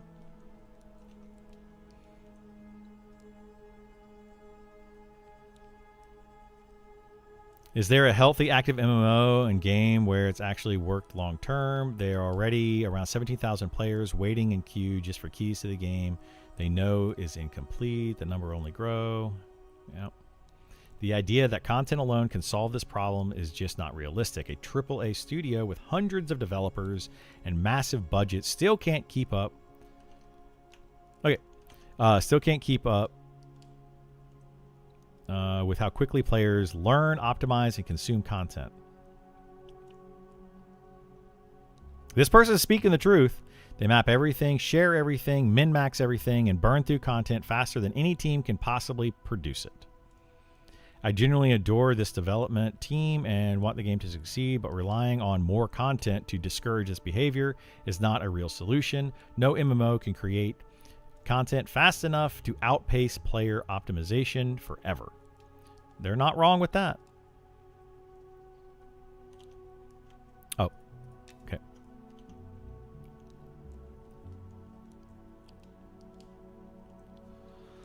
Game mechanics should support rules. Play nice policy will always be applied unfairly and ultimately unpoliceable. Well, it's going to come down to a case-by-case basis. The play nice policy will always come down to a case-by-case basis, and it's going to, generally speaking, favor the person that petitions over the other person because they're going to get first word.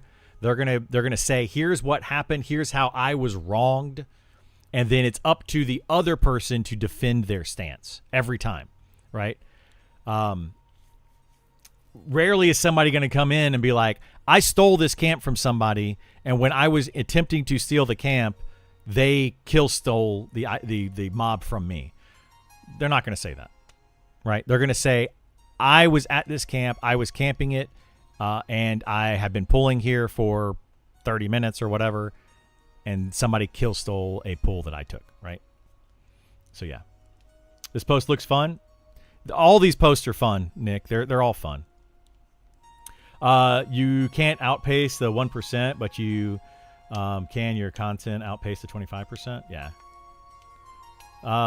You can outpace content for a lot of people. In this game in particular, I would say you can outpace a lot of content, or the developers could, because it's going to take, roughly speaking, the average player 500 hours to get to max level. 500 hours for the average player playing 2 to 3 hours a night, is going to take them 6 months to get through that content, just to get to level 60. In 6 months, yes, a development team could make more content, for sure. But yeah, for the top players, top 1%, top 5%, top 10%, Yeah, it's absolutely going to be impossible for them to outpace that. So, yeah. I've had cheaters weaponize GMs on me many times. Yeah, they're constantly doing it. Yeah, the cheaters are weaponizing the GMs big time in this game. They're constantly doing it. Some of them are getting caught. Some of them are not getting caught. It just all depends. Depends on how egregiously they are cheating. You know? Are they literally flying around the map at warp speed? Pretty obvious cheating. You know, but are they using like a third-party software on another computer that's reading this computer that's getting information? Much more difficult for the devs to catch, but still very possible for them to do. So, just the whole thing, just the whole thing.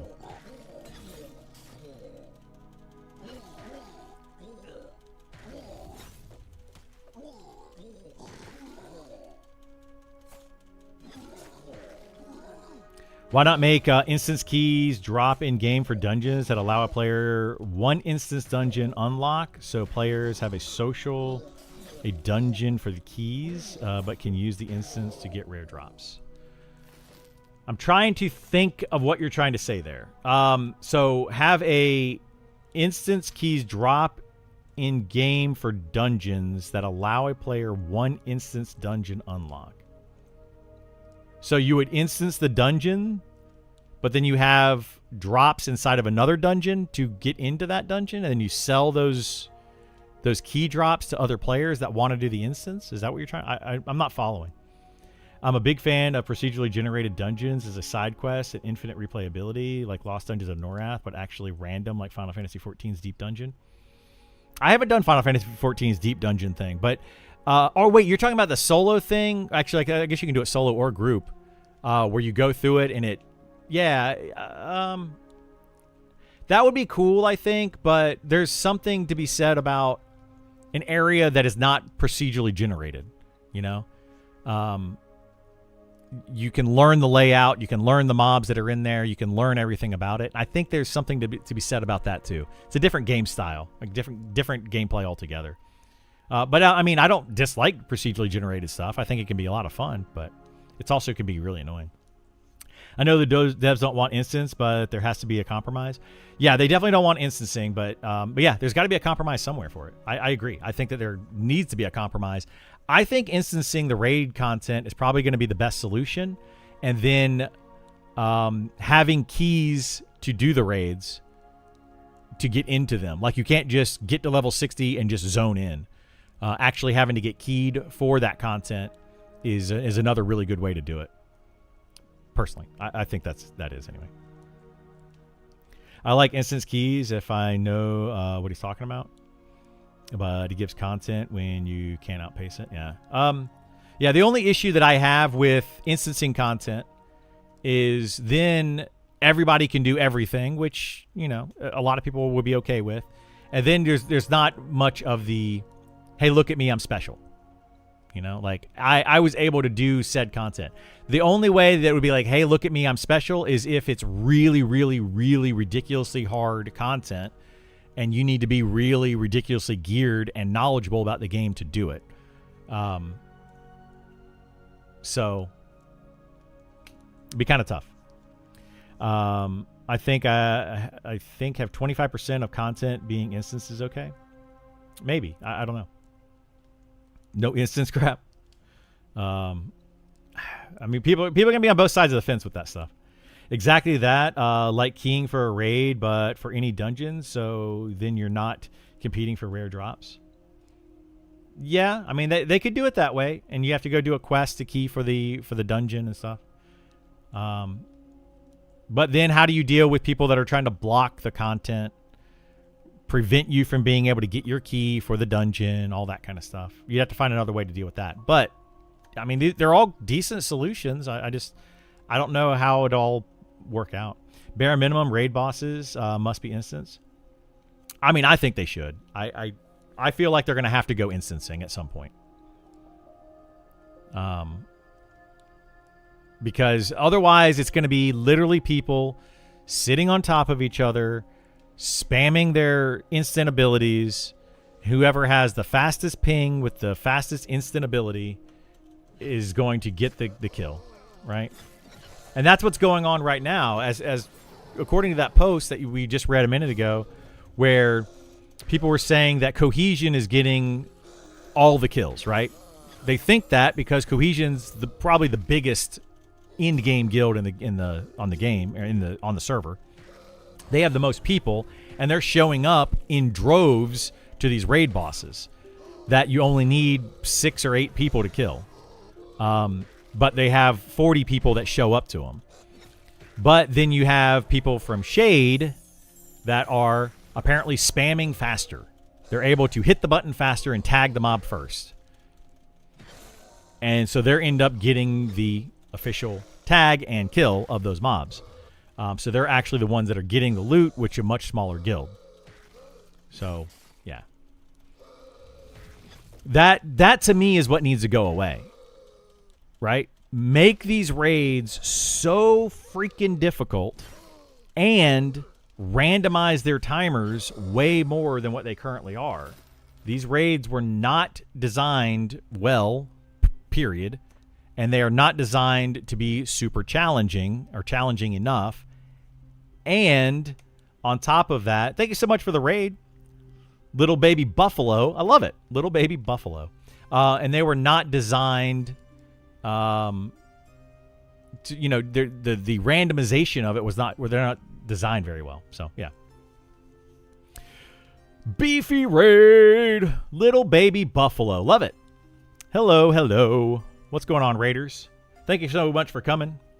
Unfortunately, I don't have a whole lot of time left, but we're going to hang out for a little bit. Pantheon is doing most damage done on PvP server and FTE on PvE server. Yeah. They both have their pluses and minuses, right? The most damage done and FTE are two sides to the same coin. And both sides are terrible. Beefy was playing Monsters of Memories. Nice. Love it. I hope you guys are enjoying Monsters of Memories. For those that haven't seen it before. For those that have seen it before, then I know you're enjoying it. But yeah, I hope the new people coming in are liking it. I play this game almost exclusively now. I stream it every day around 9 a.m. Eastern, and except for on some weekends. Anyway, long story short, I stream it a ton, right? I stream it a ton. I can answer all the questions. If you have questions about the game, I'll try to answer them as best I can. Here's a wacky idea that is separate from instances. What if regular enemies in a dungeon could drop named summoning items that allow players to summon a copy of a named enemy to fight? This allows people to farm grind for the summoning items even if the actual named boss is camped. So Ash, interesting that you say that. There actually is something like that in the game in this zone where I'm at right now. Anyway, there's a rat cave, if you know about it, and it's over there somewhere. There's a rat cave, and you can actually get random drops. There's 4 drops you have to get, put it into a book. You create this book, and then you can summon a Drake that is a named Drake. So yes, they do have that in the game, and that is an option, sure. It's definitely an option. They also have a raid boss that actually happens. This is a good spot, actually. Because you'll see what we've been talking about today. Well, what time is it? I may not be here long enough at this point. It's 11 a.m. Anyway, you'll see at a certain time at night, just looking right down here, you can see the fiasco that happens every 72 minutes in this game for a raid boss drop. So, yeah. P99 solved the issue of keeping open world raiding competitive without it being... about sitting on a spawn point, spamming an instant. Well, I think they did that by having longer duration, like larger windows, right? Like right in this game, I think one of the biggest flaws of this game, as far as the raid scene is concerned, is the earthquake. The earthquake happens, and Nick, you know this because you may have even designed this, but the earthquake happens, and that's when a mob spawns. Well, we know within a 4-hour window when that's going to happen, when that mob is going to spawn every single time. That is not good because people are willing to sit on a mob spawn for 4 hours. They're not willing to sit on a mob spawn for 24 or 48 hours with a time window that could be any time in that. They're going to have to sleep. They're going to have to eat. They're going to have to do something at some point. But when you know that a mob is going to spawn between like 6 and 10 p.m. Eastern, I mean, come on. People are going to sit on it. You shouldn't be able to sit on a mob spawn? Well, I don't know if I need to tell you what's happening in the game right now. I don't know how much you know about what's happening with your situation and your circumstances, but currently, right now, as per GM and dev ruling, you need to be sitting on top of the spawn. For like this mob down here, Pustulax, if you want to get the 4 different scepters, you have to be sitting on the pedestal, or actually where the mob spawns, which isn't on the pedestal. They actually spawn off to the side and they walk to the pedestal. So you have to be sitting on top of that when they spawn. If you're not sitting on top of that, and then you also have to tag it first. It's a whole problem. It's a whole issue that has been blowing up. It's actually this post right here that's kind of talking about it. It's a whole thing. So anyway, having a lot of fun on my second week in the game, having a blast. Awesome. I'm glad that you're enjoying it. If you have any questions, Buffalo, let me know. I am a vast amount of knowledge for this game. I've been playing it a lot for about a year now. Like crazy amount. So yeah. Let's see. TLP did raids better than P99. Everyone got through everything. Well, yeah, I think they instanced them though, didn't they? They instanced them. It took me 30 years to realize instancing is necessary evil, so I understand all the hate for it. Yeah, I get it. I get it. Behavior is mechanics have to support it. Yeah, your FTE design was design that was never implemented, called for people deep in the zone to not be eligible for FTE. So how would that work? How are you thinking of doing it, Nick? Where like they would have to zone in, the raid boss spawns, and then they would have to zone in and try to get to it as quickly as possible? That would just cause another disaster, a whole other disaster. When there's more raid targets in Earthquake, guilds will spread out across the world to hit different targets, leading to less issues. Nope, same issue that this thread pointed out. Same exact issue. So what this thread right here is pointing out is rise of mega guilds, right? So what it ends up doing is you're going to have a guild with 100 players, and then they create multiple small raid forces. And then those multiple small raid forces go and sit on all these different raid bosses that they're going to do. And they instantly pull them and kill them as soon as they spawn. And then they divvy up the loot between all those people. So it alleviates one side of it, but it creates a problem on another side of it. That's the issue with it, right? There's always going to be a workaround is the problem. Yeah, I think the entire Earthquake system, big fail. Big fail. It's terrible. It on paper makes sense. In practice, there's too many loopholes. But that's just my opinion on it. I mean, other people can chime in if they have different opinion. I think adding a random to claim window and lottery to claim is the best FTE fix. A random claim window and lottery. How would you do that? You said that a couple times. Just let me play. Like, what is your idea of a claim window and lottery to claim?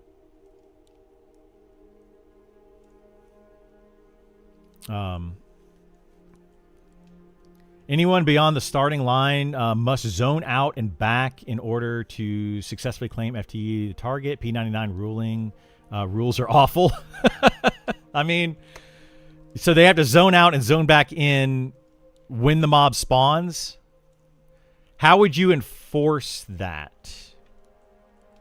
You're going to look at every single player of every single guild to make sure that not a single one of them was in the zone when it spawned and didn't zone out and zone back in. That would be a lot of work to deal with. There's also planned to only allow you to engage one raid target at a time. But a guild could split up into multiple different smaller raids, and they could literally claim the entire server if they wanted to. If you have 1,000 people in your guild, you could break up into many different raids, which is literally what this post is about, saying that the mega raids are stopping people from doing stuff. It's not terrible. It's just not finished. To that point, before I read the rest of what you said, why are we putting raids into a game when the way in which you engage those raids is not finished? Big fail. Another thing that I had a big problem with, and I continue to have a problem with in this game, is implementing these raids and putting them in without having the rest of the how it's supposed to work in place. Like, I don't understand that. Like, why? Like, I have said many times, take them out. Take the raids out of the game until they're ready to actually be tested. That is my stance on it, and I'm sticking to it. I don't have a problem with zerging, but would like to see some content have a max raid size. I think there should be, yeah. P99 already figured this out. P99 didn't, though. Clearly, they didn't figure it out because people said that P99 is awful. There's a ton of people that don't like P99. There was like 1 or 2 guilds that were dominating the servers. It's still causing the exact same problems that people are trying to avoid in this game. So it didn't solve the problem. It solved the problem for the poop sockers like myself, right? That could be there and do that content. It doesn't solve it for the other people that want to be able to do the content that aren't able to be on 24 hours a day. I wanted to gamify what P99 did, so there's no GM enforcement needed. Yeah, I don't know how you would have to do that. Like, that would be a whole other thing. I think they use logs in general. If you were in a guild that was waiting on a target, the guild would not allow you beyond the starting line. Okay. When the mob spawns, there is a 0 to 1.5 second window before any claim attempt are made. Then there is a 1 second window where every claim attempt are made. Then there is a lottery for who gets claim. Okay, I see what you're saying.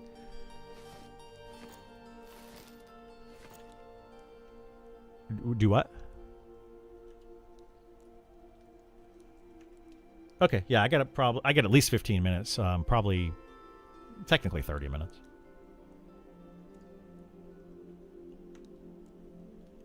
Okay. Solution instancing done next, right? I mean, that is a way to do it, yes. OBS is a big part of the end game in P99. Rule lawyering is huge. Main reason I stopped playing. Yeah, exactly. Everyone's recording everything all the time in P99. So it was never solved. It was never a solution, right? It was just, how are we going to get around the solution? We're going to rule lawyer it. We're going to have people recording everything that they're doing constantly all the time and having to get GM involvement all the time for every situation. It doesn't solve the problem. Now, if you can create tooling that could flag it properly and do all that stuff, sure. But to the point of this game right now, that tooling's not in place. So why do we have raid content in the game that A, isn't raid content? The raid content currently in the game, there are 2 mobs in the game that you can do, that you have to have more than one group of people. More than 6 people, pretty much mandatory to do those 2, right? Out of 5 total raid bosses. 2 of them require an actual raid. So why do we have 3 other bosses even in the game if they don't require a raid at all? Like, they were terribly put together. There's no reason for them to be there. Now, on the alpha server, I could understand because we need to test them, right? Let's throw these raids out there. Let's test them, see how difficult they are, et cetera, et cetera, et cetera. On the beta server now, though, it's opened up to a lot more people, and now it's just causing competition, and there's no tooling put into place to see who tags it first for the FTE. There's nothing put into place other than sit on top of a mob with 50 people, and we all know exactly when it's going to spawn, which is what's happening. So it's a whole issue. Yeah. It was supposed to, but it didn't get attention. Yeah. A lot of things didn't get attention in this game. A lot of things. And they needed a lot more. I got the most server first on any P99 and still think TLP raid instances are better. Yeah.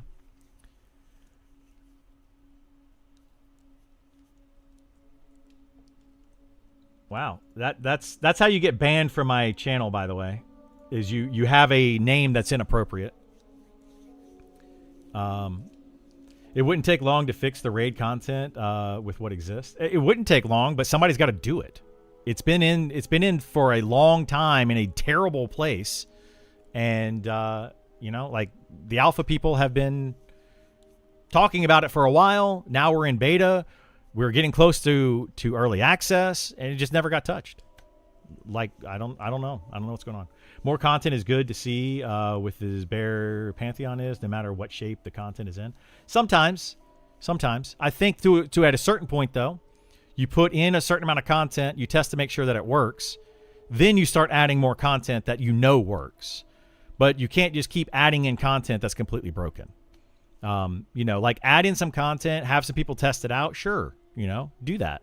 I think that's cool. Let's do that. It's a beta server.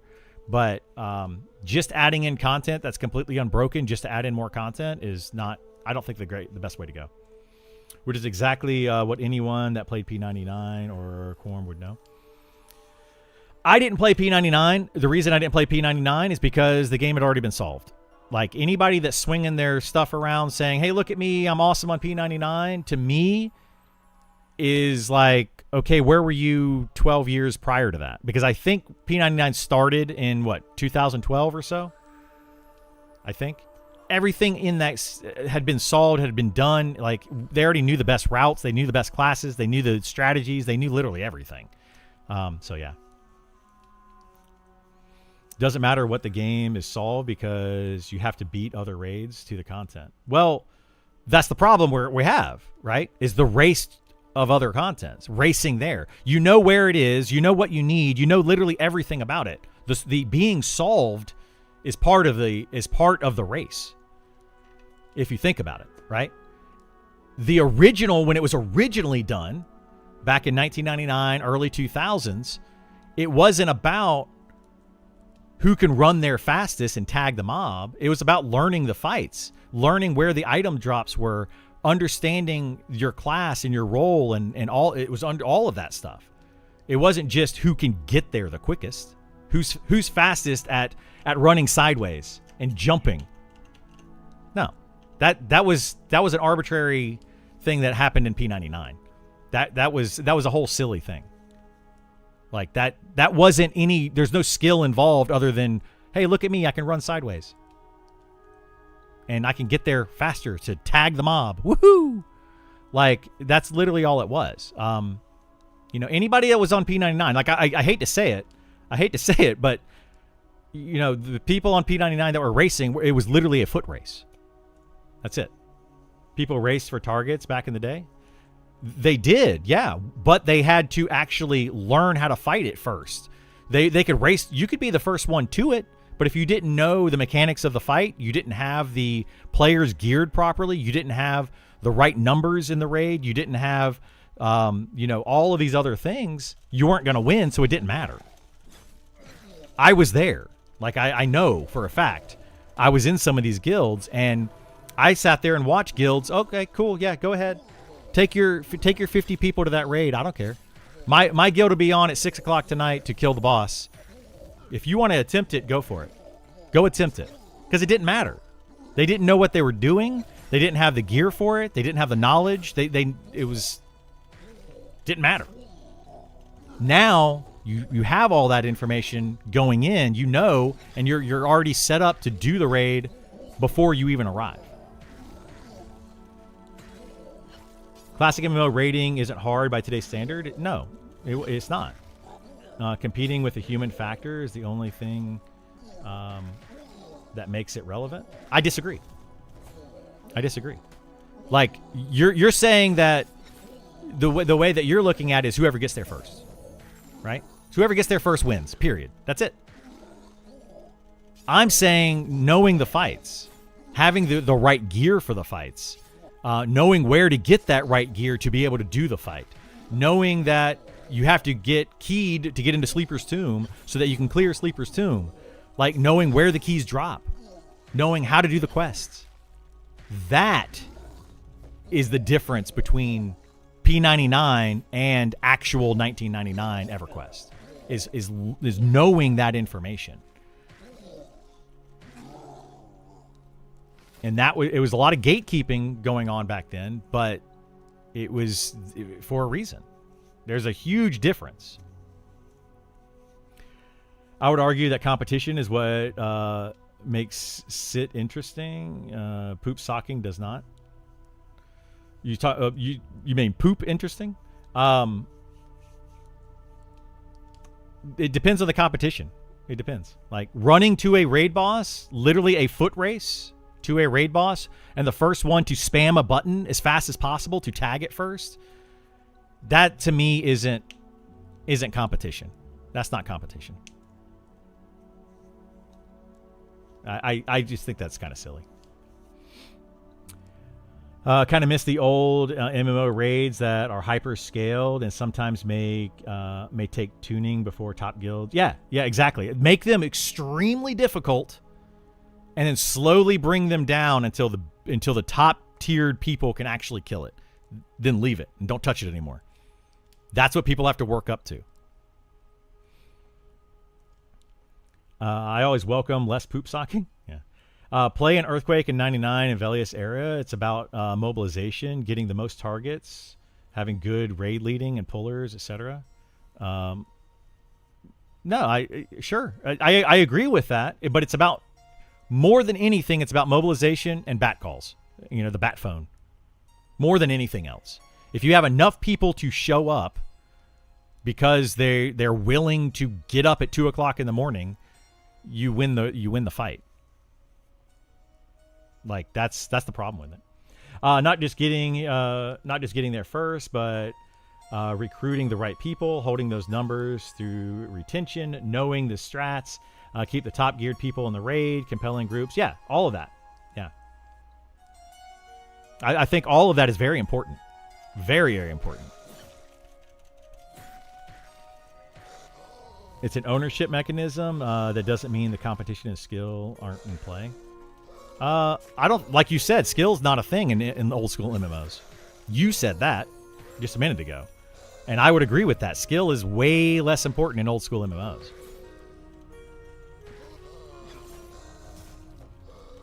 I missed some of the conversation. Is this about Monsters and Memories? Yeah, well, it's about specifically like this post and a couple other posts and just the raid scene in general in Monsters and Memories, which I am not involved with right now. I'm trying to actually stay away from because I knew it was going to be a poop show. So I kind of just avoided it. But we're talking about it because it's kind of a topic right now. The most skilled will make it there first. Will they, though? The most skilled don't necessarily make it there first. Let's be real, unless the gameplay is generally difficult, the population will die because the content is on farm and becomes a question of who is there first. Yeah. North Temple of Vishon is a good example. You can't just run in an FTE. It's a dedicated process of pulling and engaging at the right time, kiting mobs, etc. North Temple of Vishon, the way we did it in 2001 or whatever it was, is we would do it over the course of multiple days. And it was, you go to it, and we were like, okay, we're going to kill these dragons today, and we're going to kill these dragons the next day or whatever, and we're going to have this. And it was because we were geared and we were prepared and we knew we could do it. We didn't care if the other guilds tried it. Sure, go right ahead. Have at it. Didn't matter if they got there first because they weren't geared, they weren't prepared, they didn't know how to do the fights. So they could sit there and pound their head against the wall all they wanted, all day long. We didn't care. And then we just kind of were like, okay, let's roll in. There were 2 guilds on my server that could actually do the content, and they rotated back and forth. One week it was this guild, the next week it was this guild, then it was this guild, then it was this guild, because they were the only ones that could do it. It wasn't about getting there first. It had nothing to do with that. It had to do with knowing the fights. It was always impressive when a skeleton crew was able to engage and win before the lesser skilled Zerg could trudge your way through. Yeah, that's impressive. Yeah, if you can get a smaller amount of people to go do it. Why was a smaller amount of people able to go do it, though? Because they were knowledgeable and they were geared properly for it. That's why they were able to do it. That's the skill that's involved, is being knowledgeable and knowing where to go to get the right items. So that's my take on it. Talking about the skill used as an uncontested raid fight. I mean, what skill? I don't know.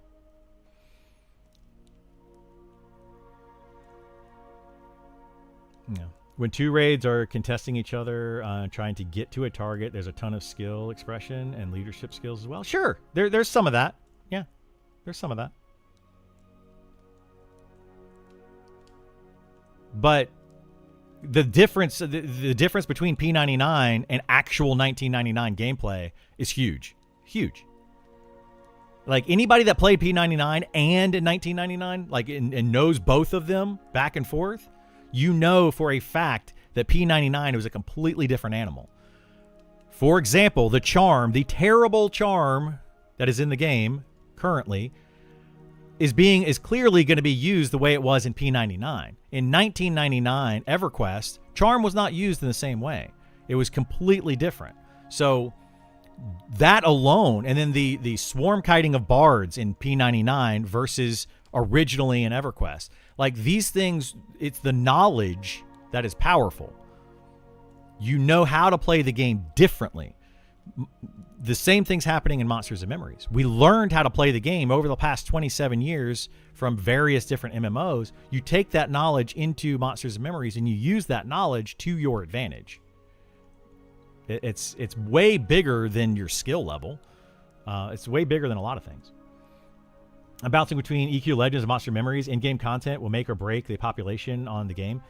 EQ Legends is out for me. It's mostly a solo focused game. There is some group content, but it's mostly a solo focused game, and I want a game, for me anyway, that focuses on the grouping and social aspect. And I feel like EQ Legends misses the mark on that. But I think that people are going to like EQ Legends, and sure, go for it. North Temple of Vishan had the best balance encounters in the game. It might have, I don't know. Raid's design was just AoE every 12 seconds. I'd hardly describe them as balanced or even interesting in today's landscape. I mean, at the time, they were interesting and new and fun and cool, right? At the time. In 2000 or whatever, whenever they actually released North Temple of Ishan. That was super cool, very challenging, and a lot of fun for the players that were doing it at the time. Very different animal 12 years later or whatever for P99. Very different animal. Another zone in the end, North Temple of Ishan was cool. The Plane of Mischief. Yeah, that was cool. That was a very cool zone. When you're going for a server or world first, part of the contest is the puzzle solving, the gearing side, and the mechanic side of an encounter. Exactly. Of course, that's what I look at, is figuring it out for the first time. Not knowing exactly where to go, what to do, how to gear it, the 12-second AoEs that are happening, how to hide behind a wall to avoid them, where to position the mob. All of that stuff are big parts of the fight the first time you do them. Huge parts. Like I was saying, dude.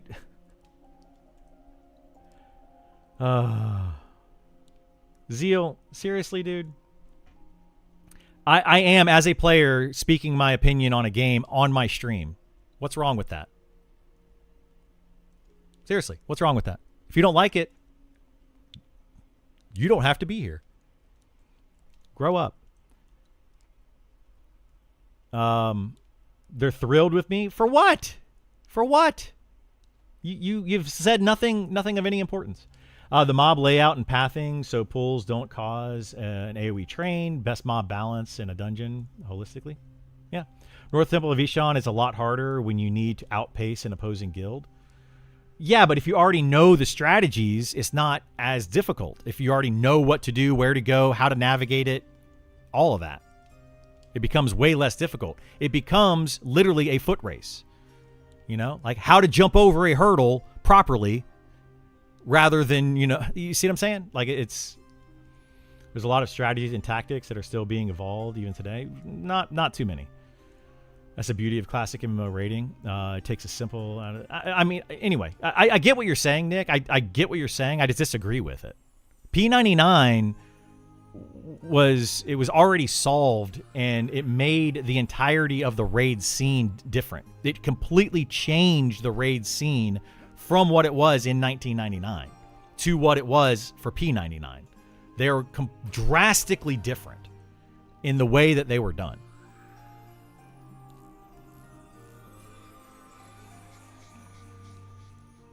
Nothing is wrong. You can share too. Yeah, you can share, but I don't know why you're sharing your terrible. What's your point? People want challenging encounters, and there's no other guild in play. They should play retail WoW or some other modern MMO that can make encounters challenging. You can make encounters challenging in this game. You can easily make encounters challenging in this game. Like, you don't have to go play WoW to do that.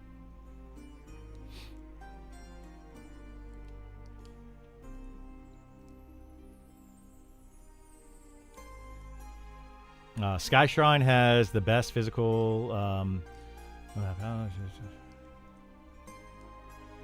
3 best dungeons in the game. I mean, yeah. That's our opinions, though. I mean, just let me play. Those are opinions, I guess.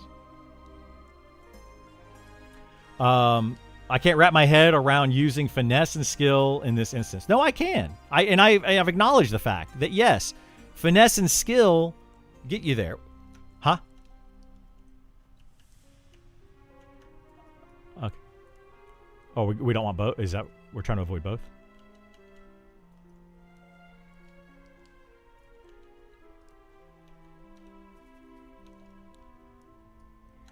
Are we killing this one? Okay.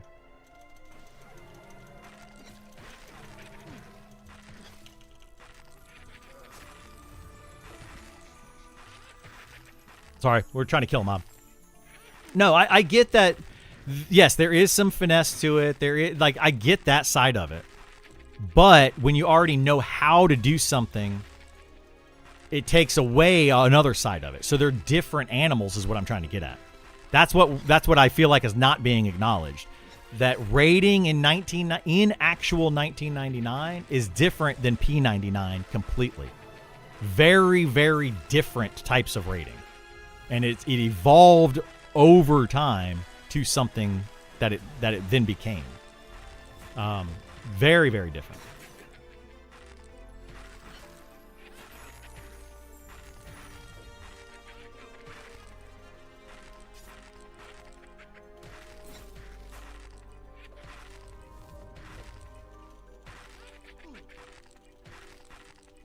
Some of the contested stuff we pulled off in Aerodune was unreal.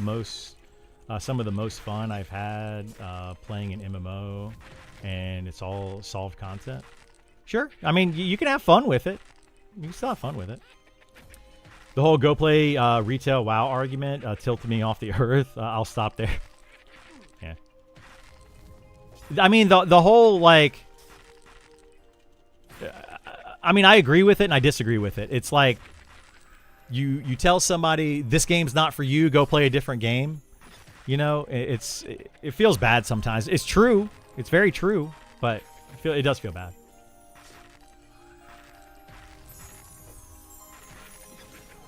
The novelty that was created in EQ and some early classic WoW bosses, a P99 explored it a ton. P99 didn't really explore it a ton. The players changed how they dealt with the content. I don't feel like P99 really solved anything, specifically P99. Like, I think that the players just, they changed their strategies, you know? Now that we know how this works, we can change and we can evolve the strategy into something else. I feel like that's really all that happened. I think open world only design is kind of bad, though, because a large portion of the player base has limited time to play and can't schedule their play around bat phoning. That's kind of what the whole argument was, yeah. Weekly or some sort of cadence lockout for instance rating, but I really would be bummed to see Monster Memory go full-blown instancing. Yeah, I don't know that I want to see full-blown instancing either, but I think raid instancing might be the better way to go. I mean, I love contested stuff. I am a hardcore poop sock player, right? I have locked people out of raids in the past. I have raced to raids like you guys are talking about. I've done all of that. So, like, I've experienced it since, I mean, technically in raid scenes since EverQuest in 1999, because I played that in 1999. and I've experienced it for the past 20-something years. But that even goes all the way back to my Meridian 59 days. I did the same thing in Meridian 59. There was a mob in Meridian 59. It was called a Yeti. It was just a Yeti. And it spawned infrequently, and it was very hard to kill. It was technically the first raid boss in an MMO. And I remember racing to that thing and killing it multiple times back in 1994. So, like, I've been around this. I know what you guys are talking about. I also know what I'm talking about, and I understand all the sides of it. You know, this isn't like rocket science that's just recently come about.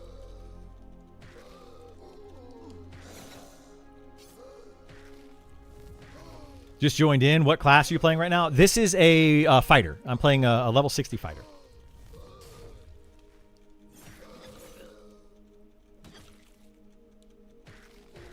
Guessing this is what expeditions are going to be? Expeditions seem like they're going to be pretty cool, right?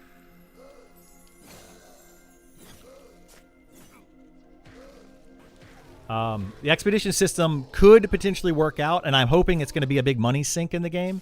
That's kind of my biggest hope for it, is that it's a huge money sink, and or just economic sink in the game, not just coin, but economic sink as well.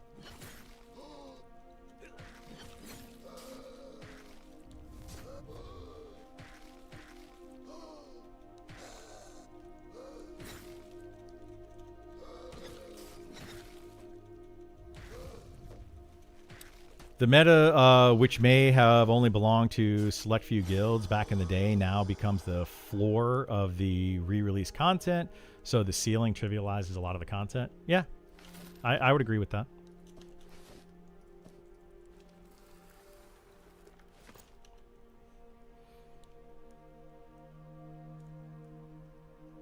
Zeal, I don't want to change this game into WoW, dude. You have literally been around my stream for what, 5 minutes now? I don't want this game to be WoW at all. I've seen Criddle poop sock and watch other guilds raid instead of raiding himself. Yeah, I'm a super poop socker, and other guilds raid. Yeah, I mean, I don't know what we're talking about there, but yes, I have watched other guilds raid, and I have poop socked myself. I played P99 way different than classic EQ. I think you should, yeah.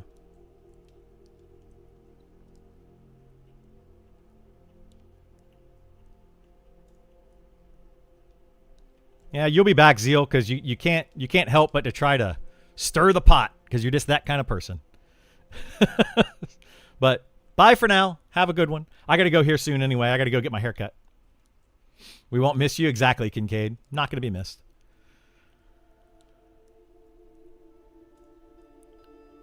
I think we're going to wait for the next name spawn, and then I'm probably going to have to head out.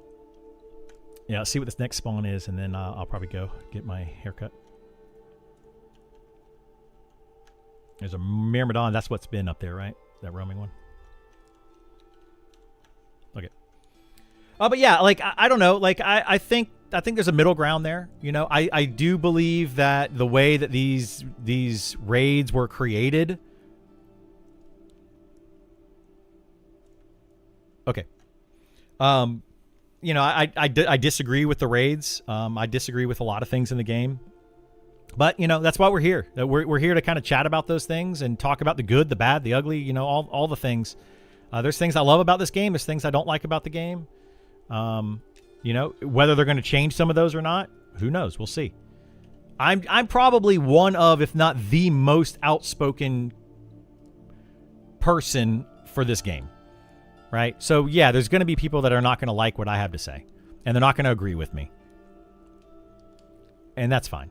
It is what it is. Did they fix the bug plant that doesn't stack? No, they have not fixed that yet. Which hair is getting cut? Just this one right here. It's getting like a little too weird, so it's just going to get that one haircut. Holy moly, we're still on the raid discussion. With love, of course. We're trying to move on that. We're trying to move off of that. Now, I'm on the... you know, we're not all gonna agree, and that's fine. You know, we're not all gonna agree. I feel one way about the raids in this game and just certain things about this game, and somebody else is going to feel differently. That's fine. I really like your takes. You can tell when someone has ground zero rating or MMO experience versus spoon-fed things with add-ons, etc. Yeah. I have that definite ground zero experience. I have been raiding in MMOs of all types for 30 years. And I've done it. I've done the high-end raids in World of Warcraft and in Final Fantasy, and I've done, you know, all the stuff like the Mythic Pluses and all those. I've done the stuff all the way down to EverQuest 1, super simple, what we call super simple raids now. They were challenging back then. They were hard. It was very new experience back then. We had to approach them very differently because we didn't know what we were doing. So we kind of paved that way, you know, you kind of paved the road. You know what I'm sad about? Pantheon? I'm sad about Pantheon too. Look at Classic EQ, World of Warcraft, Final Fantasy 14, and decide how much instancing is too much. Yeah, and they're at different levels, right?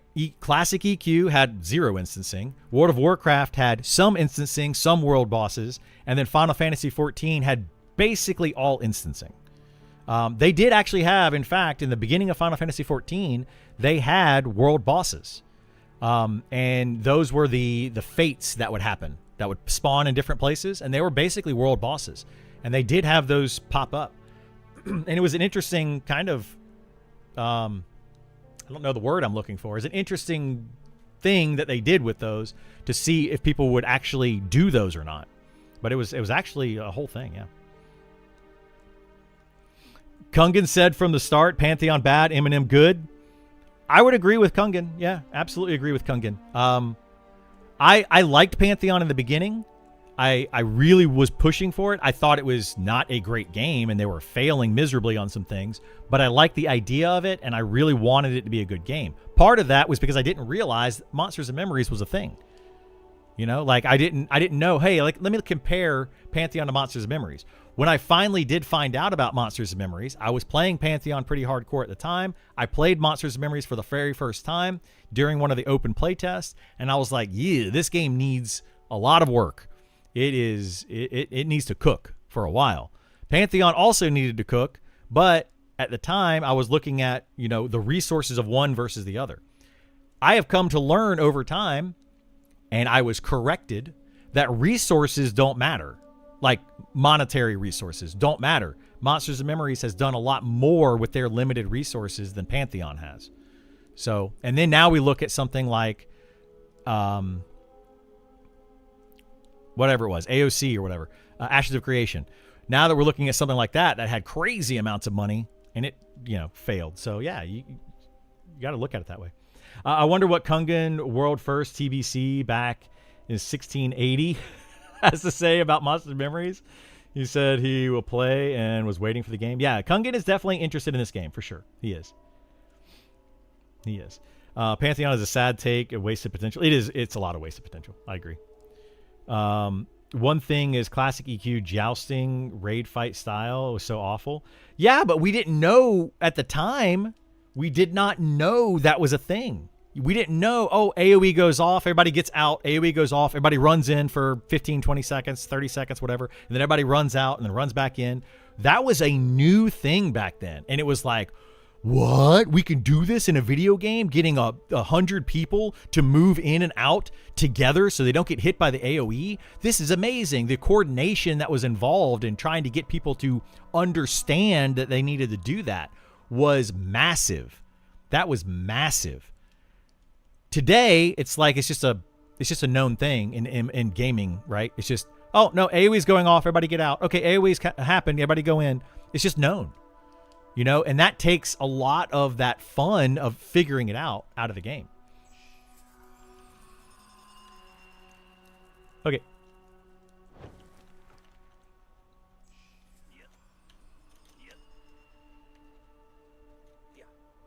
All right. Unfortunately, I hate to cut this conversation short, but I did schedule a haircut. Let me read a little bit more, then I got to head out.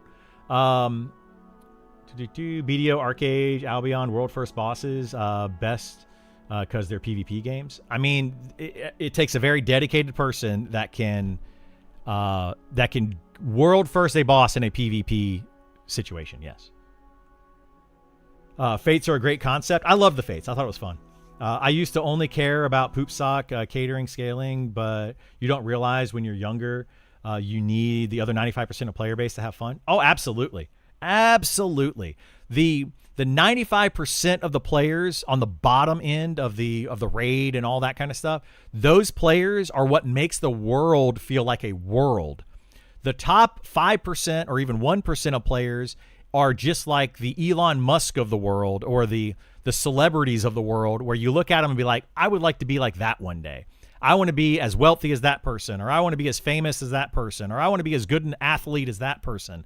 Those 1% people at the top are the ones that the rest of us strive to be. So it's both sides are needed. Both the lower end to make the world feel like a world, and the top end to make everybody have something to strive for. And those people at the top have to consistently keep working and pushing harder and harder and harder to stay at the top, right?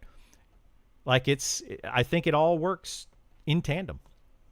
Are you playing EQ Legends? How do you feel about it versus Monster Memories? I'm not playing EQ Legends.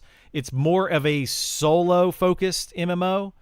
There are groups, there are raids, yes, but the maximum raid size is going to be like 8 players like it is in Final Fantasy.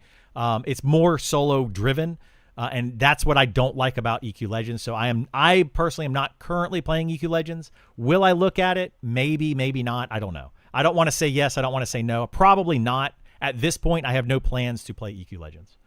I'm in beta and having a good time. I think they are 2 different experiences. I agree with that, Jason. I do think they are very much 2 different experiences, and people can like one or the other or both or neither. So I think it can go all different ways.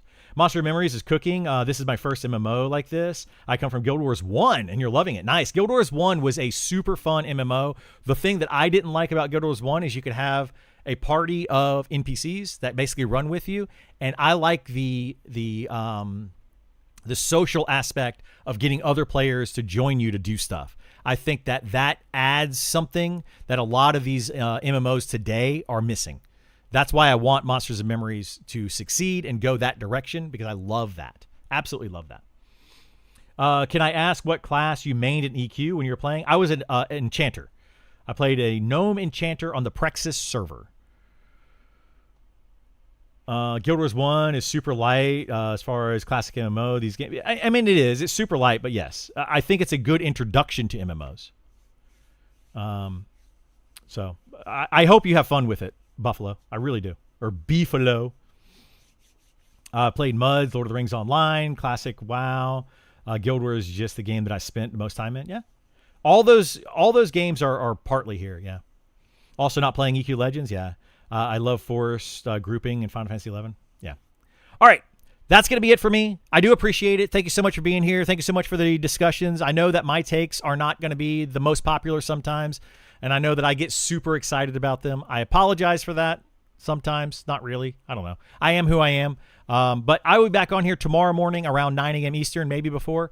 And we're going to be continuing what we're doing today. I might stream later today. Maybe, maybe not. I don't know. We'll see. Bees! I was stalking you and just missed you. Oh, bees. That's Mimi, by the way. Mimi is amazing. Probably the most beloved player on the beta, in my opinion. I don't think anybody dislikes Mimi. But they all dislike me. A lot of people dislike me, and that's okay. I'll take it. I'll take it. Anyway, thank you so much for being here. Do appreciate it. Hopefully I see you all tomorrow. Take care, everybody. Bye.